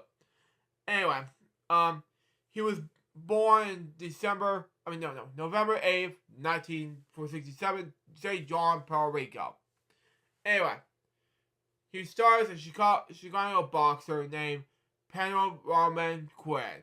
In 1994's acclaimed feature medical production Blade to the Heat. The most arresting figure, however, is Mr. De Los Reyes. More than any one of the others, the actor's haunted eyes, stocking cheeks, and shaved head comedy. Okay? He examines the perpetrator's torments and responds to mama's surgery in the ring. He has a short circus on that book anyway, and a silent scream of triumph and a guaranteed spine tingler from my dad. David Richards appeared in the reviewer of the New York Times said. Okay? He also appeared alongside Patrick Stewart as a dashing Dick Tom Furhead in the 1995 production of William Shakespeare's The Tempest. In 1997, he was also named in People's Magazine's Famous 50 list. In 2001, he starred in the television film The Way She Moves. She Moves, something like that. Excuse me, whatever. Starred Annabeth Gish, something like that. And fellow soap opera star Daniel Goswell. He also starred in the commercial film Love and Suicide and Tony Braxton's video of her song Spanish Guitar. He has made numerous guest appearances on the shows such as Law & Order CSI Miami. In 1995, the year I was born, he also starred with James Woods, who has been known as the voice of Phil and Benjamin in Recent Schools Out, Hayes in Hercules, and so forth. And Harris and Sir Anthony Hopkins in the narrator of Grinch movie and so many others. In Albert Stone's commercial biopic, Nixon, played combination Watergate Burger, Eugene Martinez. In 2012, he performed the voice acting and motion captured body acting in the main antagonist Martinez in the video game titled Call of Duty Black Ops 2. The game's publisher Activision reports and $1 billion. Wow, US dollars, like that. Growth in the first 15 days of activity, which company states in support of the 17-day cinema record hold since 2009's Avatar. Wow. In 2013, he played the role of Lost Wars gang leader Sandra with the 2-part season finale of the 3rd season of CBS police commercial drama Blue Bloods. Born in Puerto Rico in San Jorge into Cuban Russia's Wolfio de los Reyes and the Puerto Rican mother Maria Page in 1967, date number 8. Camar de los Reyes grew up in Las Vegas, Nevada. He was born at of a band in Chicago. FwL Reyes Jr. and the former Vanity and now Zac Brown band proprietor Daniel de los Reyes. He was married to actress Sherry Shaw in 2007 and they have twin boys. He has a son named Kalen from the previous relationship. He died from cancer in Los Angeles. Christmas Eve. He was 56 years old. My next step topic has with Alice Parker, born Alice Stewart Parker, best known as American composer, arranger, conductor, and teacher. She was born on Boston, Massachusetts on December 16th, 1925. Wow. To Gordon Parker and Mary Stewart. After studying music theory with Mary Mason and New England Conservatory, something like that, in Boston, Parker attended Smith College, remember that, in New Hampshire, Massachusetts. Graduated in 1947, double major in organ and composition. There she spent a summer at Tanglewood studying with the conductor, Roger Stahl, something like that, with whom she went on the Law Professional Association. Enjoys her field, something like that, before began a graduate program in graduate conducting at George School in New York City. While working as a teacher, Parker was also collaborating with Robert Shaw, and arrangements on major would be recorded in Robert Shaw Gray, something like that. It was featured alongside other singers on the front cover of Newsweek on December 29th, 1947, just so many years ago today. Anyway, in addition to work of the choir, something like that, Parker wrote a total of 5 operas, 11 song cycles, 33 cantatas, something like that, 11 works in his chorus and orchestra, 47 choral suites, and more than 40 original hymns, something like that. She also arranged the spiritual hymns and folk songs, including French, Spanish, Hebrew, something like that, which, by the way, pray for these Hebrew people. Anyway, and radio folk songs, many of which he have become part of the respectable and choirs around the planet. Anyway, having divided her time to become a New York apartment and a home in Albany, Massachusetts, Parker decided at the age of 70 to move apartment to Singing Brook Farm in Broadway, Massachusetts. Anyway, which her father had purchased in 1919.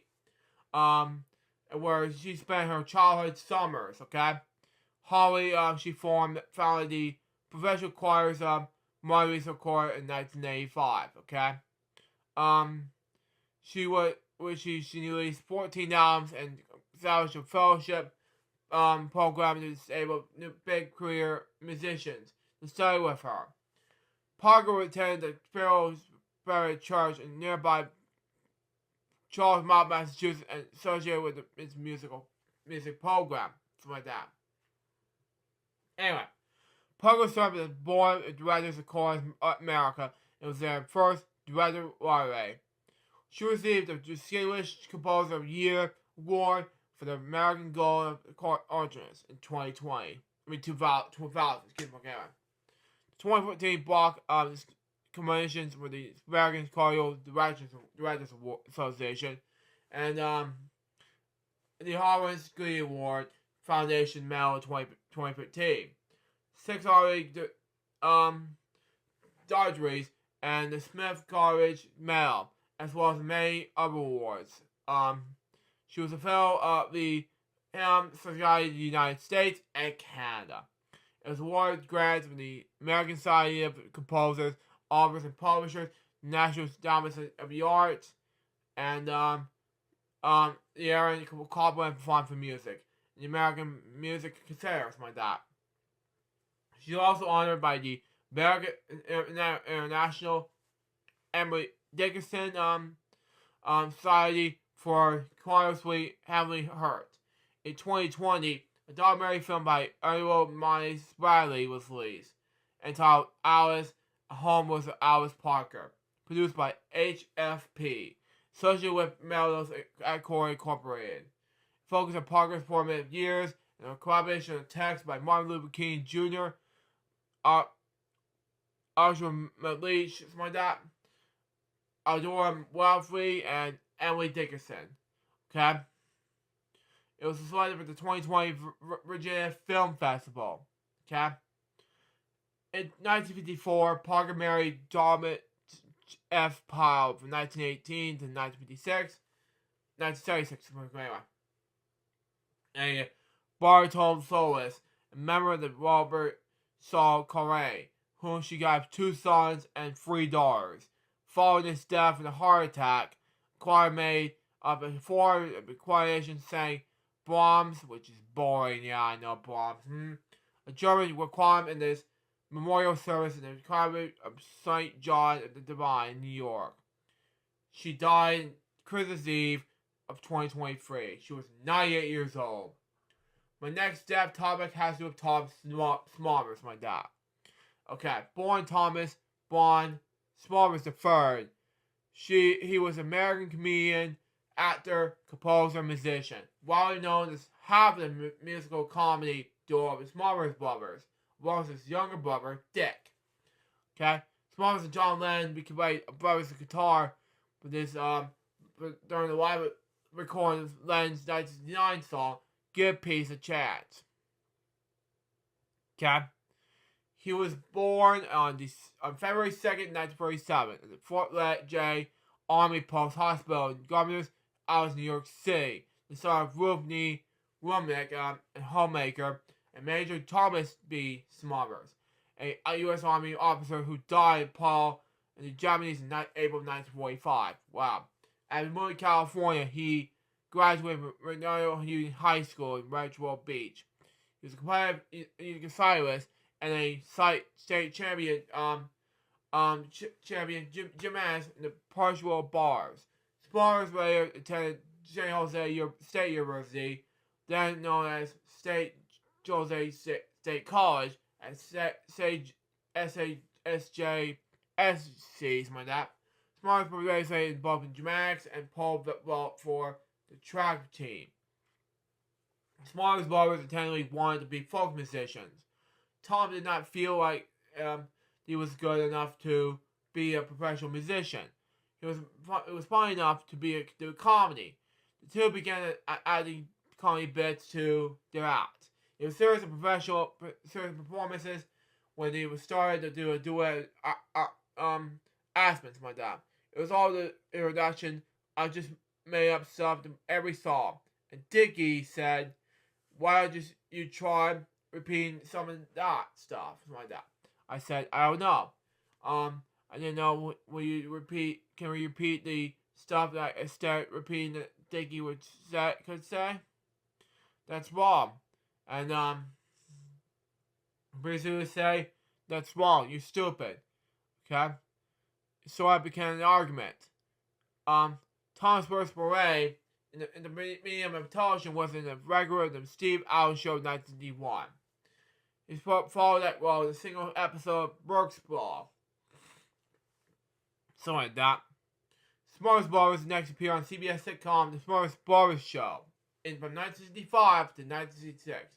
Tom believed the show did not play the brothers straight and wanted to create control over their next venture. Smollers Brothers Comedy Hour and Aftermath. Okay?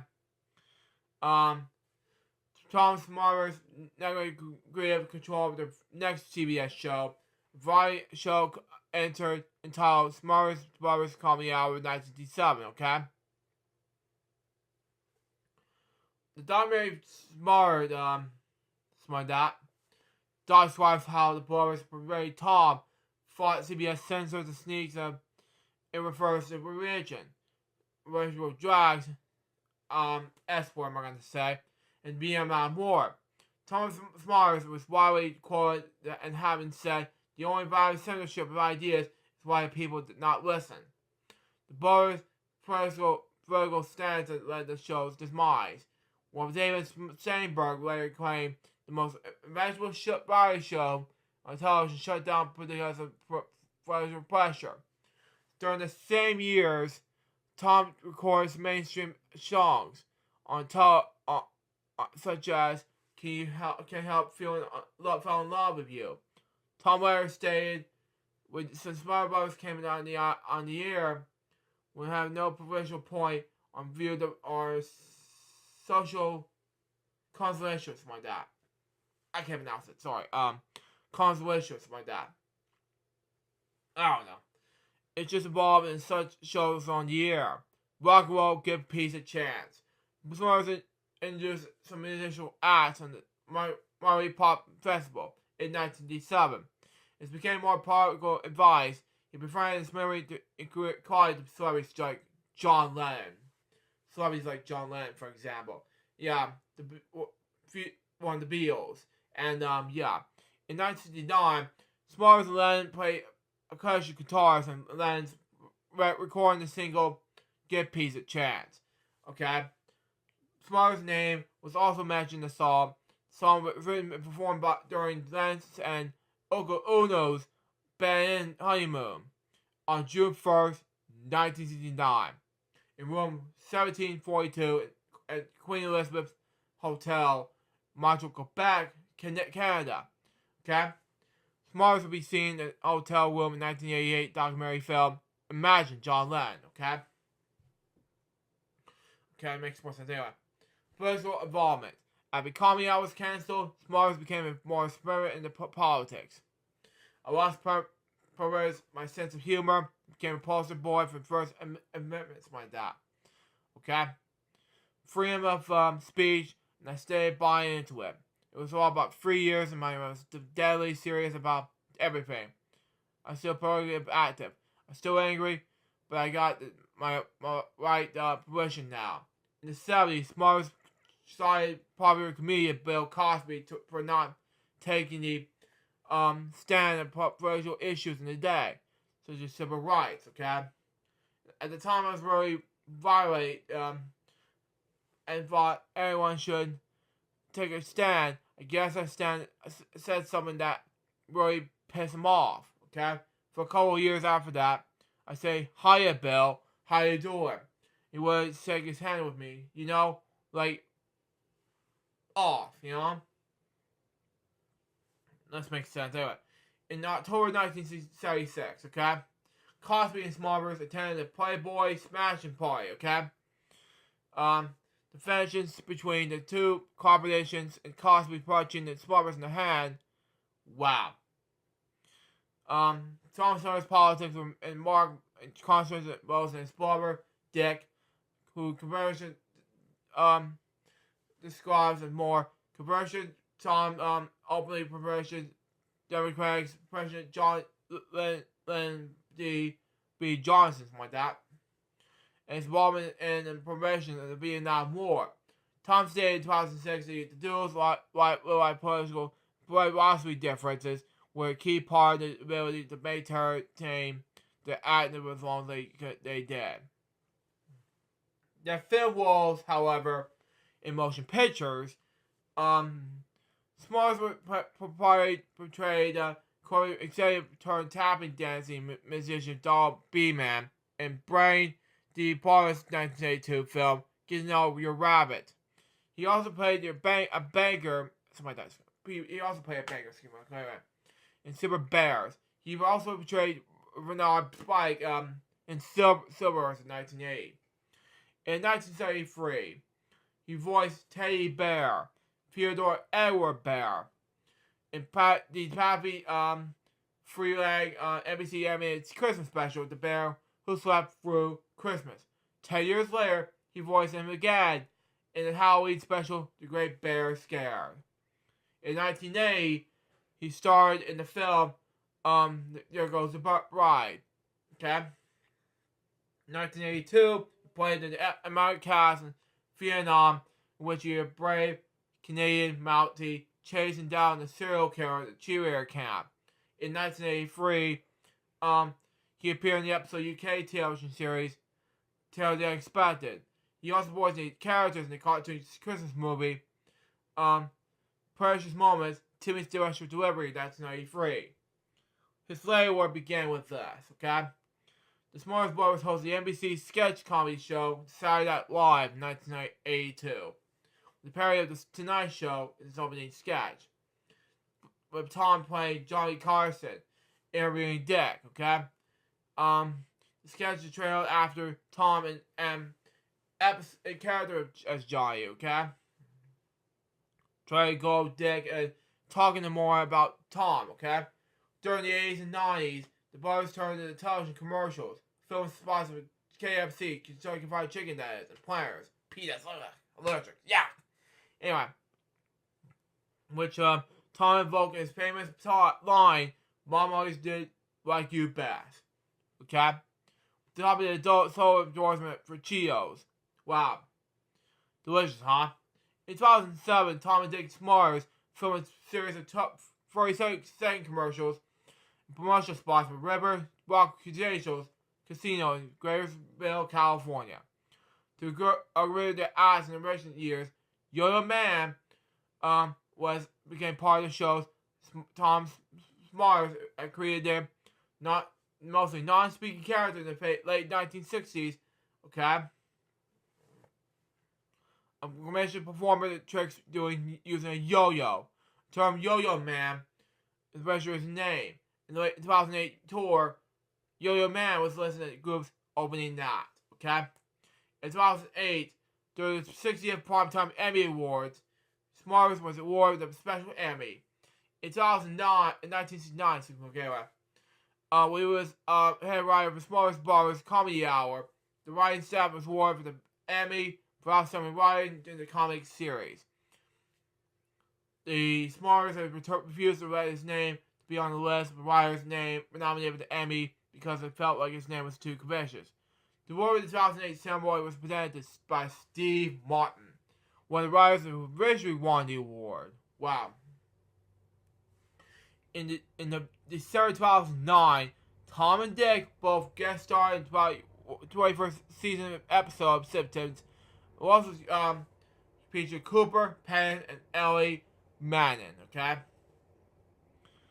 and on May 6, 2011, okay, the American Civil Liberties Union Scottish County Chamber honored Smarters with his Jack Green Civil Liberties Award for his work against television censorship, for speaking out for peace and civil liberties. Tom and Dick Smarters were united in 2019, marking 50th anniversary of Smarters Brothers Comedy Hours about cancellation. On December 11, 2022, in an episode of CBS News This Sunday Morning, the brothers announced they would go on tour in 2023. Unfortunately, that will never happen. Okay. Smarters is the owner of Remick Ridge Vineyards in Smart County, California, where he established in 1977, sold in 2023. Anyway, Smarters and his wife Marcy Charrier had two children, both born in 1991. Riley Rose, born in 1996. He also had a son from his first marriage, Thomas Boyd Smarters, and the fourth, Tom Jr., who died in April 2023. One grandson, Phoenix Parks Smarters. Tom and Dick had a sister named Sherry, born in September 1941 in Philadelphia, California, who she died in April 2023, that same month and year. In April 2023, Smarters announced he had been diagnosed with stage 2 lung cancer. He died of this disease in his home in Santa Rosa, California, on the day after Christmas Day of this year. He was 86 years old. My next topic has to do with Bobby Rivers. Born that name, he was an American television and radio personality and actor. Rivers is host of the Top 5 show on Food Network. Watch Bobby Rivers, a primetime celebrity talk show VH1. He grew up in South Central Los Angeles and the Trouble in the 1960s, graduated from Marquette University, Wisconsin. Rivers' first television appearance on the 1970s syndicated classic film trivia game show. He was a high school student, and during those times in the movie game, shot in Hollywood. Okay, he was the program's first African American to contest the youngest winner. Born in 1953, by the way. After working in American radio, he was made professional television debuted in 1979 on Mousley's ABC's Affiliate WISN TV, a city's first African American script critic on TV. He did as a contributor on Mousley's edition of PM magazine, a segregated show that has been shown to national hosts Matt Royer, Mary Hart, and Lisa Gibbons. Okay, two later became Entertainment Tonight, and one of them later become Today Show before he left in 2017 because of the Me Too campaign.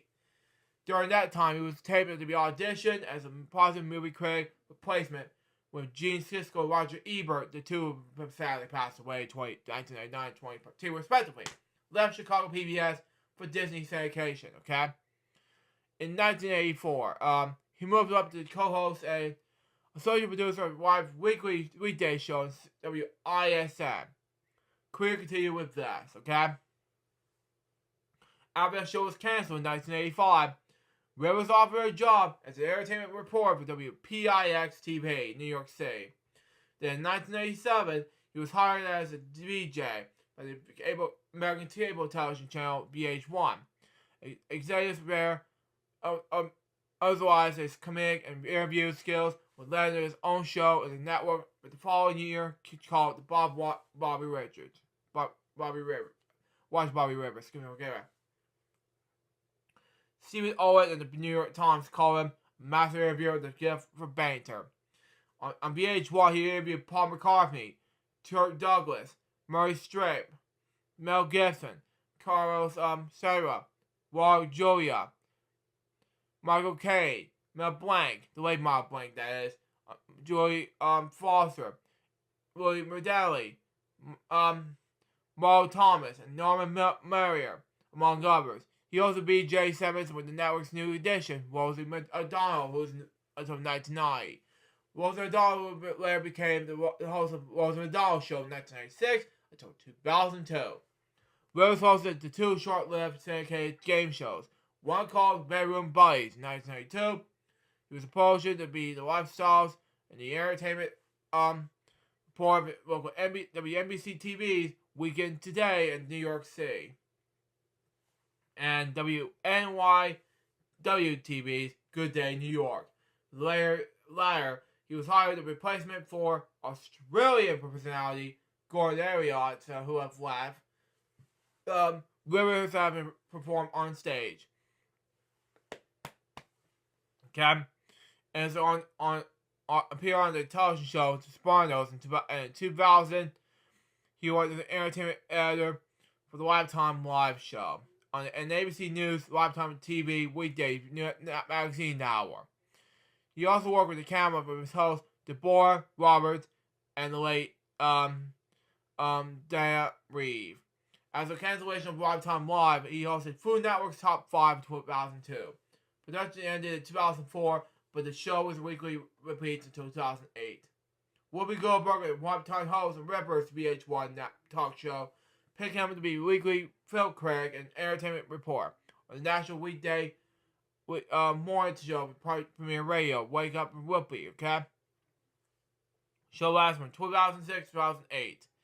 Director Steven Spielberg, something like that, used footage of Rivers VH1 interview of Spanberg Grace and his documentary the late marvelous actor, something like that. Anyway, the 2010 release entitled And Everything Is Going Fine. The Rivers moved up the comedic acting to play Professor Robert Hogg and You Know, the Starting Round Table News segment and Onion News Network radio podcast. For 2011, he wrote a blog about television films, Bobby Rivers TV. He died in Missouri Rapids in Minnesota on the day after Christmas in 2023. He was 70 years old. And my last step topic has to do with David Leland. Born that name, he was a British film director, screenwriter, and actor who came to international fame with his director debut as the film called Wish You Were Here in 1987. He was born April 20th, 1941 in Cambridge, England, okay? Leland is eventually trained as an actor in Sheriff School of Speech and Drama. In 1963, he was part of the breakaway group of central staff and stewards who formed at Drama Central London, along with fellow students including actor, later theater director Jack Shepard and John Lord. Okay, later keyboard player and co-founder of rock band Deep Purple and Whitesnake. Okay, after several small parts as an actor, he began his cooperation with British television director Adam Clark in 1981. Their film made in Britain was well received and featured the first screen role of actor Tim Wall, something like that. Made in Britain was won the Prix and their National Television Award in 1984. Anyway, in 1986, Leland and director Neil Jordan co-wrote the screenplay for the thriller drama Mona Lisa, featuring Bob Hoskins, who later became the director of Smee in Hook, and the actor name for goes by the name of the movie Who Framed Roger Rabbit. Okay, with Jordan, he was nominated for the BAFTA, Golden Globe, Writers Globe, and the America Awards. Leland wrote Personal Service in 1986. He was directed by Terry Jones and concerned Sylvia Payne, a real-life British mime who ran a private brothel, something like that. Julie Walters took lead role, while Professional Service dealt with the adult life of Sylvia Payne. His next film, which we're here, showing his teenage years. The film was a success in 1987 Kennedy's Film Festival. Okay, it was made the young British actress Emily Lloyd a star. It was awarded the FIPRIESCI Award at Kennedy's and the BAFTA Award for Best Screenplay. In 1981, Leland directed the successful stage musical A Tribe of the Bed Blue Brothers, like that. Tribute to Best Blue Brothers, which played the West End on the West End and was toured the 10 years in the UK, Britain, and Australia. Anyway, his next two films, check it out with Jeff Daniels and Big Man with B.M. Nesson, something like that. Fled with the box office, but while the critics have since been successful in the private markets. In 1997, Leland co-wrote directed The Land Girls, starring Rachel Grace and Anne Frail, and in 2000, wrote and directed episode 6 in the HBO miniseries Band Brothers. In 2012, Leland joined the Showtime series The Burglars, like that. Anyway, as showrunner, like that, and the executive producer alongside Neil Jordan, where he has worked on Mona Lisa. With the last 5 episodes in the second season, directed the last 2 episodes, like that. He described his stint as a co-showrunner and executive producer, but a hands-on experience and having to commit his research on the rail lane, something like that. After the death of his friend George Harrison, okay, with the Beatles, Leland was closely involved in the former Beatles memorial concert with George, and directed a schematic documentary the night to be put on general release. The DVD of which would be platinum. The documentary also won a Grammy Award. He also directed the Dino De Laurentiis produced Virgin's Territory, released in 2007. He died Christmas Eve of 2023. He was 82 years old. Now we're going to do a moment-sized spreadsheet of these 9 death topics right now.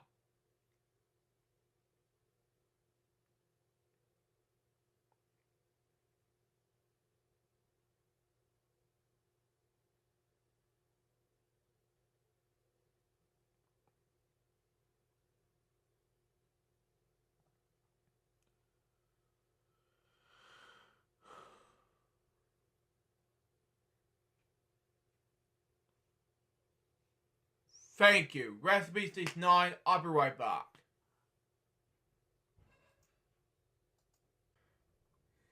I'm back, folks. Sorry about that. Before I get to our next topic, I'm gonna just eat this Oreo minis while we're at it. So hang tight. We're gonna eat this now, and then we'll on my break. So here we go. it's gonna take a relaxation. Here we go. And have a calming rest. Here we go. It's gonna take me a while. Stand by.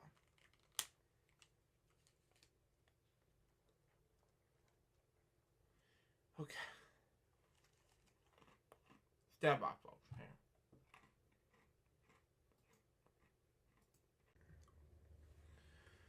Okay. For real this time, I'm back, folks. Sorry about that. I was just eating the Oreo minis, but pretend you didn't see me to see that. But anyway. Eat those. But anyway. Next topic I'm going to read, the first topic we need to read after the death topics are as follows.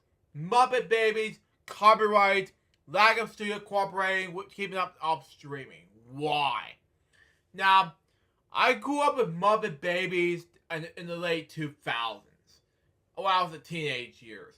Unfortunately, why would it not show up on TV? Well, I'm going to say streaming service. Well, here's the reasons, okay? Anime series Muppet Babies will very likely never be a streaming service due to the wealth of copyright issues, okay? Muppet Babies say that maybe our dreams come true, but maybe, do they mean it? How long has it been since that you're seeing an episode of Muppet Babies? Some of us maybe seen it when they're off the air in 1991. But the rest of us probably most caught it during the reruns not long after, okay?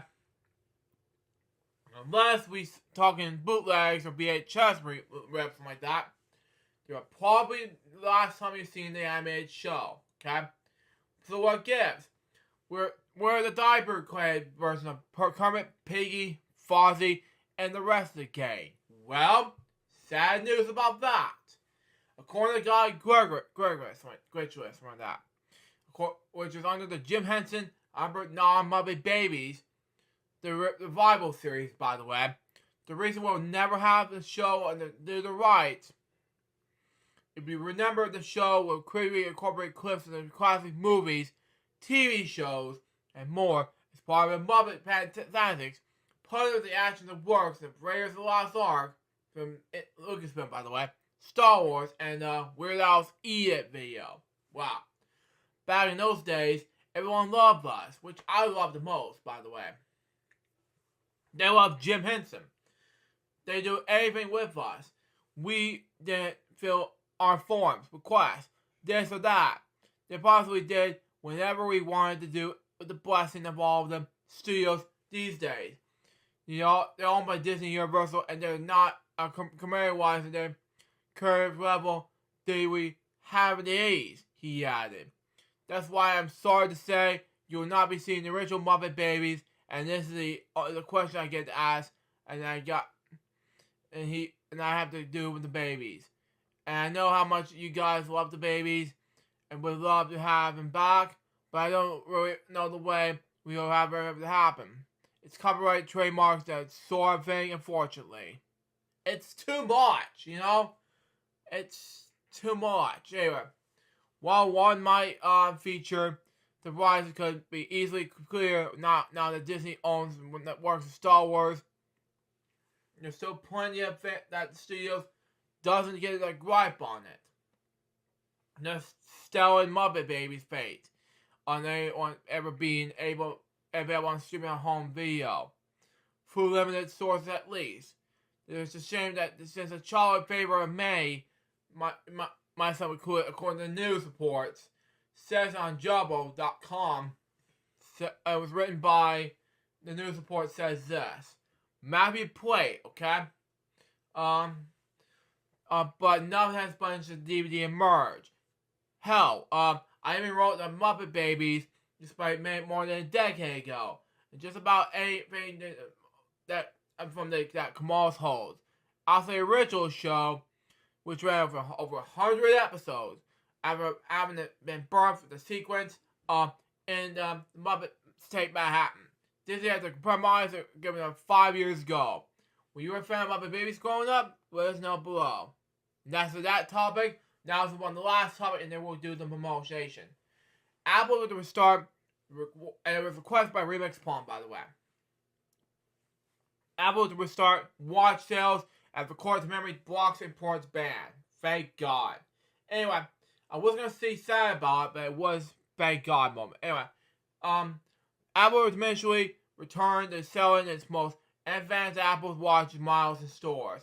After virtual appeal courts terminated block a sweeping import bans of smartwatches while a patient dispute wins its way through the legal system. Apple once again offered the fed watches for sales as website began Thursday at noon Pacific time, which is yesterday, by the way. The company stated in the statement. The announcement means Apple is selling the full Apple Watch lineup to customers time of the new year, 2024, the company said. Added something like that. Apple filed an emergency appeal motion Tuesday in the U.S. International Trade Commission, ruling that the win will affect this week. The ITC ordered the proposed that Apple reporting the Apple Watch Series 9, Apple Watch Ultra 2, among other newer models, in the U.S. because they violate patients' in their company. By White House until the end of Christmas Day to overturn the ban, but the Office of the U.S. Trade Representative Catherine Tai confirmed that the statement Tuesday that the White House did not validate something like that. Appeal courts terminally blocked the ITC's or allow U.S. custom to consider Apple's redesign or the offended Apple Watch models, a fix that is expected to take place by January 12th of this year, of next year, 2024, something like that. The company said in the motion Tuesday, which is last week, or this week, something like that it could suffer praise harm. And a ban that keeps in place when the appeal is ongoing. I was already taking the offended Apple Watch models off its offline stores. The Apple Store's location opened Tuesday without a latest top-of-the-line watches in stock. The cheaper watch, Apple Watch SC, which by the way, part of my Apple Watch by the way, which is not part of the ruling, remains on sale. But the ban affects Apple Watch Series X, Series 6 or later, something like that. But all models of Apple Watch Ultra. Wow. Apple's teams have worked tirelessly over many years to develop technology that empowers users to with industry-leading health, something like that, wellness and safety features, and we are pleased the U.S. Court of Appeals federal court have stated the exclusion or the while the conservative request stated or the opinion of our full appeal, something like that. The company said, let me just remind a little bit. Anyway, the Apple Watch Series 9 and Ultra 2 will again be available for purchase in some U.S. stores on Wednesday, but while availability rolling out in the some coming days, which by the way is last week. Anyway, or this week. Anyway, according to the company, in October, U.S. International Trade Commission, well, the Apple was in violation of the pulse omission patient, while used light-based technology with blood oxygen levels. Masimo, a medical device maker, holds the patient in question. The ban was an report of non-sales. Third-party stores continue to sell the latest Apple Watch models, and even after the ban went into effect. Okay? Within 2 days ago of emergency stays, however, Apple has won the early stage requirements paved the way. For Apple to continue to sell the top-tier smartwatches even as it challenges ITC's decision in court. Wednesday's last 2 days ago's orders from the federal government discussions the ITC is not to enforce the ban. Until further notice, while the court deserves to motion to the state pending an appeal, Measure declined to comment. Said it on December 27th, which is 2 days ago. And that's it for that topic. Now, that's all our topics for today. Now, before I end the topics for today, we're going to have a promotion to make. And that remix passed me to talk about it. And that is cold pizza. Now, at first, I think he did this years ago. My first thoughts about the revival of the series was maybe in depth. Let's say, I don't know. I don't know what to say. I mean, I've and it was a triumph to come back for 2024 per se, but it's not a bit too dark for me, but it's just have some.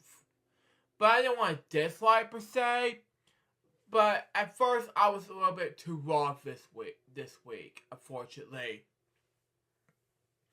But to fare the most per se, I was more better that week. Today and yesterday that was with today. With this week. It was just all there. But what are my thoughts on Cold Pizza, the revival?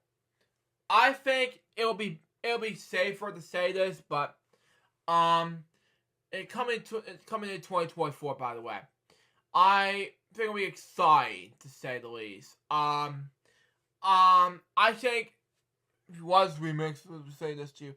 I think it'll be exciting, and most importantly, the most important way to begin 2024. Okay. And the most exciting podcast of the year, per se. No questions, no ifs, souls, or buts, okay? Because I don't know what to say about it. But that's Cold Pizza for you. But anyway, before we get to what I've watched Disney Plus, and that's all with the topics for the day, now let's move on to eligible fallback, which is 2 videos, okay? Now, the first one is some news I want to share with you, okay? I've won a giveaway, okay? Now, this is not my first giveaway I've won this past now last week was not my first win. If you haven't saw a month ago, okay? Back in March 2023, I've won my first giveaway, okay? And that's what we're going over today. The first out of the two, okay? So, this is what I won today, and in this eligible fallback video, and that is from a box meal from April 28th, 2023. And this is for Mrs. K's Clubhouse. If you're watching this, for you. Anyway, here it is. Mrs. K's Clubhouse, a box video, and I'm gonna skip over through the box meal I did from October 28th, 2023 about Mrs. K's Clubhouse. Here it is. I'm not going to show the whole video, but I'm going to go ahead and pause. There we go. I'm going to go ahead and unbox the whole thing. Here we go. Now, let's say it all started March the... Okay, here we go. A friend of mine who told me...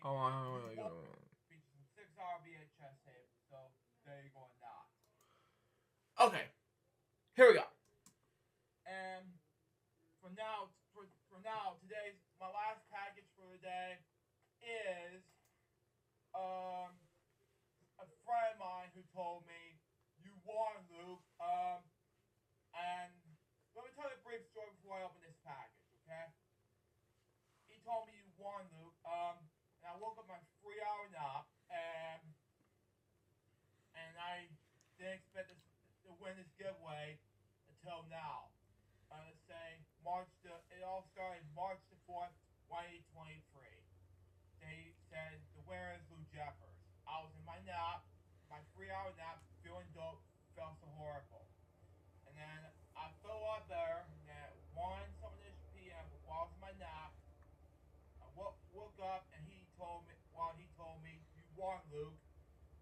You need to send me an address. And I sent him an address immediately, and it came. So, yeah. Finally.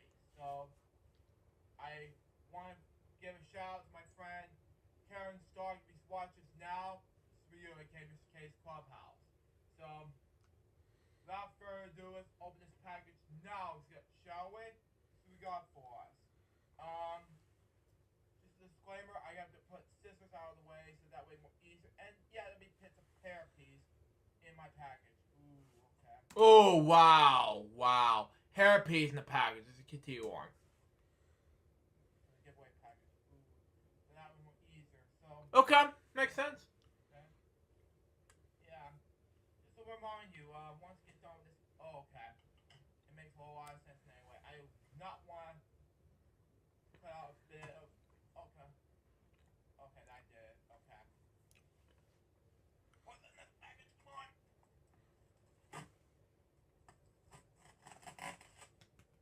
I'm not going to show the address. That's a no-no, but. That's good. Oh my god, I never had this tape before. Watchers Karen, thank you. Okay, okay, that one, I never owned that tape, but, at all, but, you know. Wow. And I'll get to that in a moment. It's too sticky and stuck in the moment, but that's just me. Yeah, it's like, ew, nasty. Continue on. Wow. Come on. You know, I get it, folks. Let me get it unstuck and get this clear out of the way. Mm-hmm. Makes sense anyway. Okay. It's not letting me get it unstuck. It's like a scary movie or something like that. A horror movie, something like that. Yeah, it was. There we go. Finally.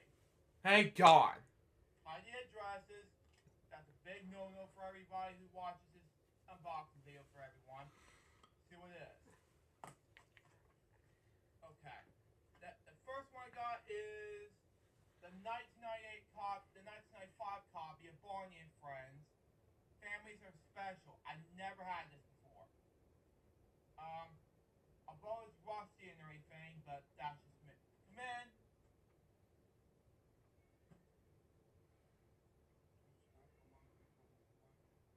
Spawn, thank you. Number 2 mode. Anyways, front, the side, and the back features. A guest appearance by L. Jenkins and a special body bag activity. It features Barney theme song. My family just right for me. Buckle up my seatbelt. Everyone's special. Miss Mary Mac. Shake hands with a friend. Miss Knickerbocker, and I love you. Let's see the giveaway package that got me inside. Miss K doll. Love that. I haven't seen that since he wanted me to give away. And his second book signed by oh, hang on, I gotta turn this down. Hang on. Okay. Signed by Mr. K's Clubhouse himself, Karen Stark. Front, the side, and the back features Karen and Jen. So there you go. And yeah, that's his first Belgian fallback. That was my first win. My second win is last week. Okay, I've won this giveaway and to figure out what's going on. Now, the second win is basically the body poster and it'll be shipped in 2-3 weeks. Be look out for it. It's gonna be very exciting. Anyway, I'm looking forward to this poster. So I'm going to do a box video based on that. Be look out for it. So yeah. And this last eligible fallback video is basically of 2023. I'm looking forward to see it for you to show it, okay? It's an LJP SPM video. It's going to be a ball drop video. I'm going to be able to do it copyright reasons, but I'm going to show you a ball drop video. Here we go. It's basically a ball drop video on my first ever ball drop video I want to do on YouTube, on Facebook live stream, and it's basically be the countdown from 60 to 1 and say Happy New Year 2018. And that's my first ball drop video I've ever done. So, in years. I've never done it like forever, so here it is.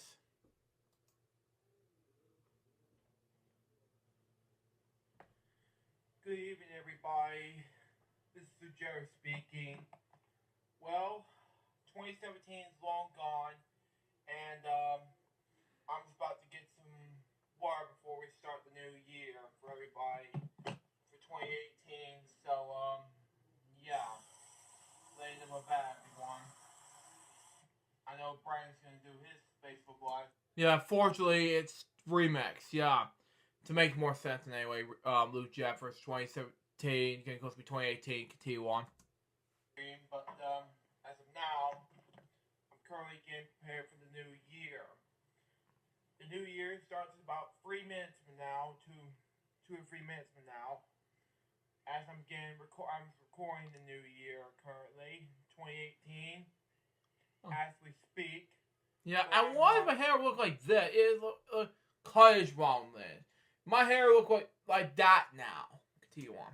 Ball drop. See what happens. Billy, if you're watching this, it's for you. But yeah. Now, Billy, if you watch this episode of Episode X, this will be my 7th ball drop video I'm going to do on my main channel. I'm looking forward for this to happen, you know. As an LG Spam / 12 vlogs episode, be looking out for it. Get ready for it. Continue on.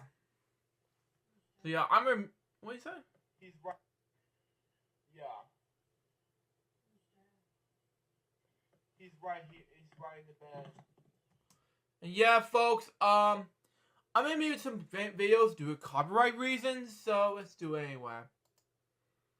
I was doing a Facebook live stream about this currently.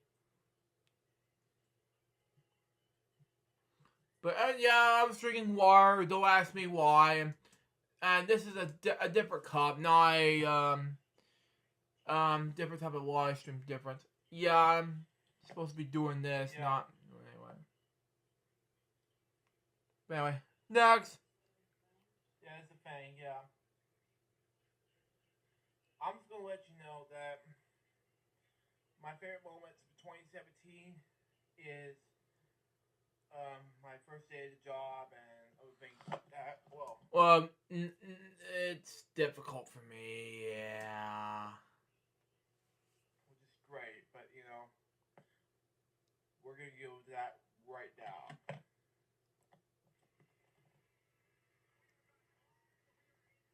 Yeah, I'm doing this due to copyright reasons, so there you go. And I'm doing this due to copyright reasons because of difficulties. This is happening my 7th time. Here we go. So yeah, makes more sense. And that will be my first ball drop ever from 2018. I'm doing my 7th one this year, so be look out for it. I'm doing it as much as you can, so there you go. I'm looking forward towards that, so here we go. Countdown to 60, starting right now in like 3, 2, 1. Here we go. 60! And we're going to count it down to 60. So I'm doing this due to copyright reasons because I want to get to that. And yeah, I'm doing this volume due to football. That was my 6th ball drop ever. You know, to make more sense anyway. I don't know what to do now due to the fact Vimeo was shutting down. But you know what? Screw Vimeo from shutting down, but you know, in 2017, but I just thought it'd be a good idea to do this anyway. It was just boring as hell, but you know, that's just me. So that's all the others from fallback after this one, so I don't want to get bothered by that, but after the countdown was over, I thought it'd be a good idea to figure things out, but you know, that's just me.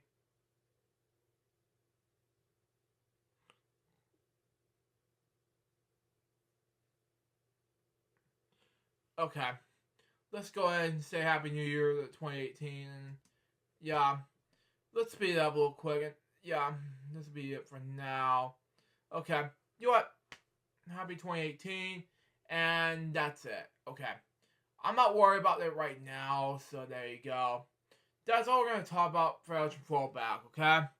Now, let's move on to anything else, and what I watched Disney Plus, okay? And that is the Santa Claus 2. And that's all I did for what I watched Disney Plus. Okay? I'm not going to worry about copyright reasons, so there you go. And then let's do the game segments, and then we'll wrap up the show. Okay. I'm gonna do one game segment today, so I'm not gonna worry about anything else today. That'll be it for now, so I won't worry about anything else. So I was too tired at the moment to do two. So there you go. There you go on that. Opening cards, that would be at 5. Higher, 9. Change the card, that'll be $2,000. Higher. Oh, 3. Higher. Change the card, that'll be lower. It's good. Lower. Change that 8 to a lower. The 8, not bad. $2,000. Initially, I had to use Super Scratcher time, and that would be 11. 1. 15.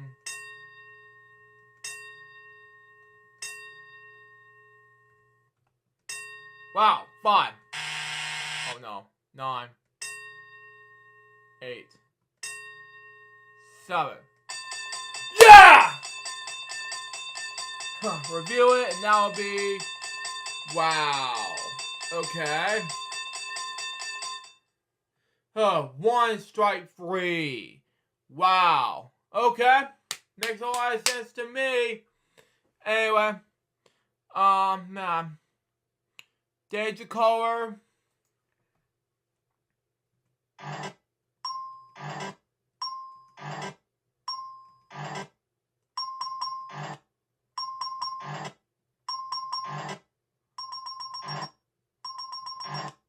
Wow. $1 million! No green this time around.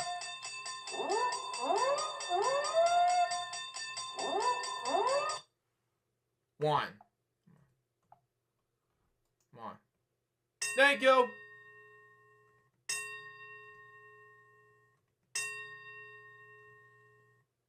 Two. Okay. 8. Uh-oh. One more is $10,000. 3. Okay. Not bad. 4. Okay. 9. One more is 25,000. 10. Come on. We can do better. Okay. Not bad. 5. One more is a big one. 6. Oh. Review it, now be 12. Not bad. Not bad. We can do better next episode of FwX. Anyway. So anyway.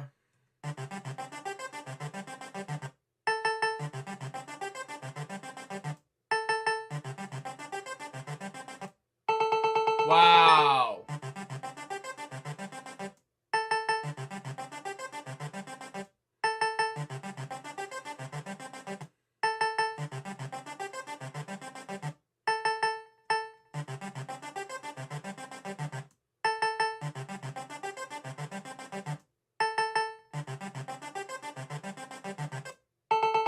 Wow.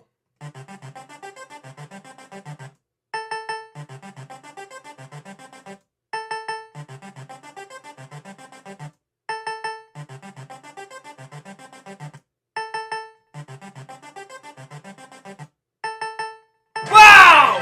Wow! Wow. Can we get a high note for FwX episode 398? We'll see what happens.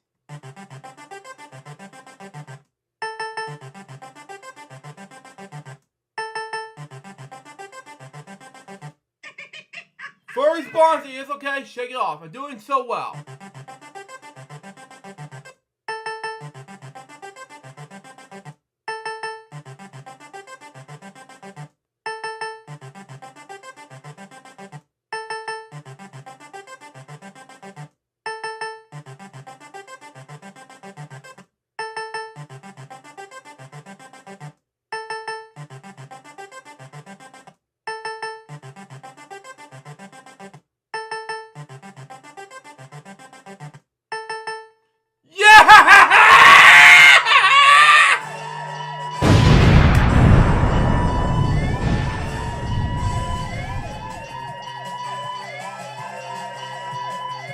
Leave it up now, Barney!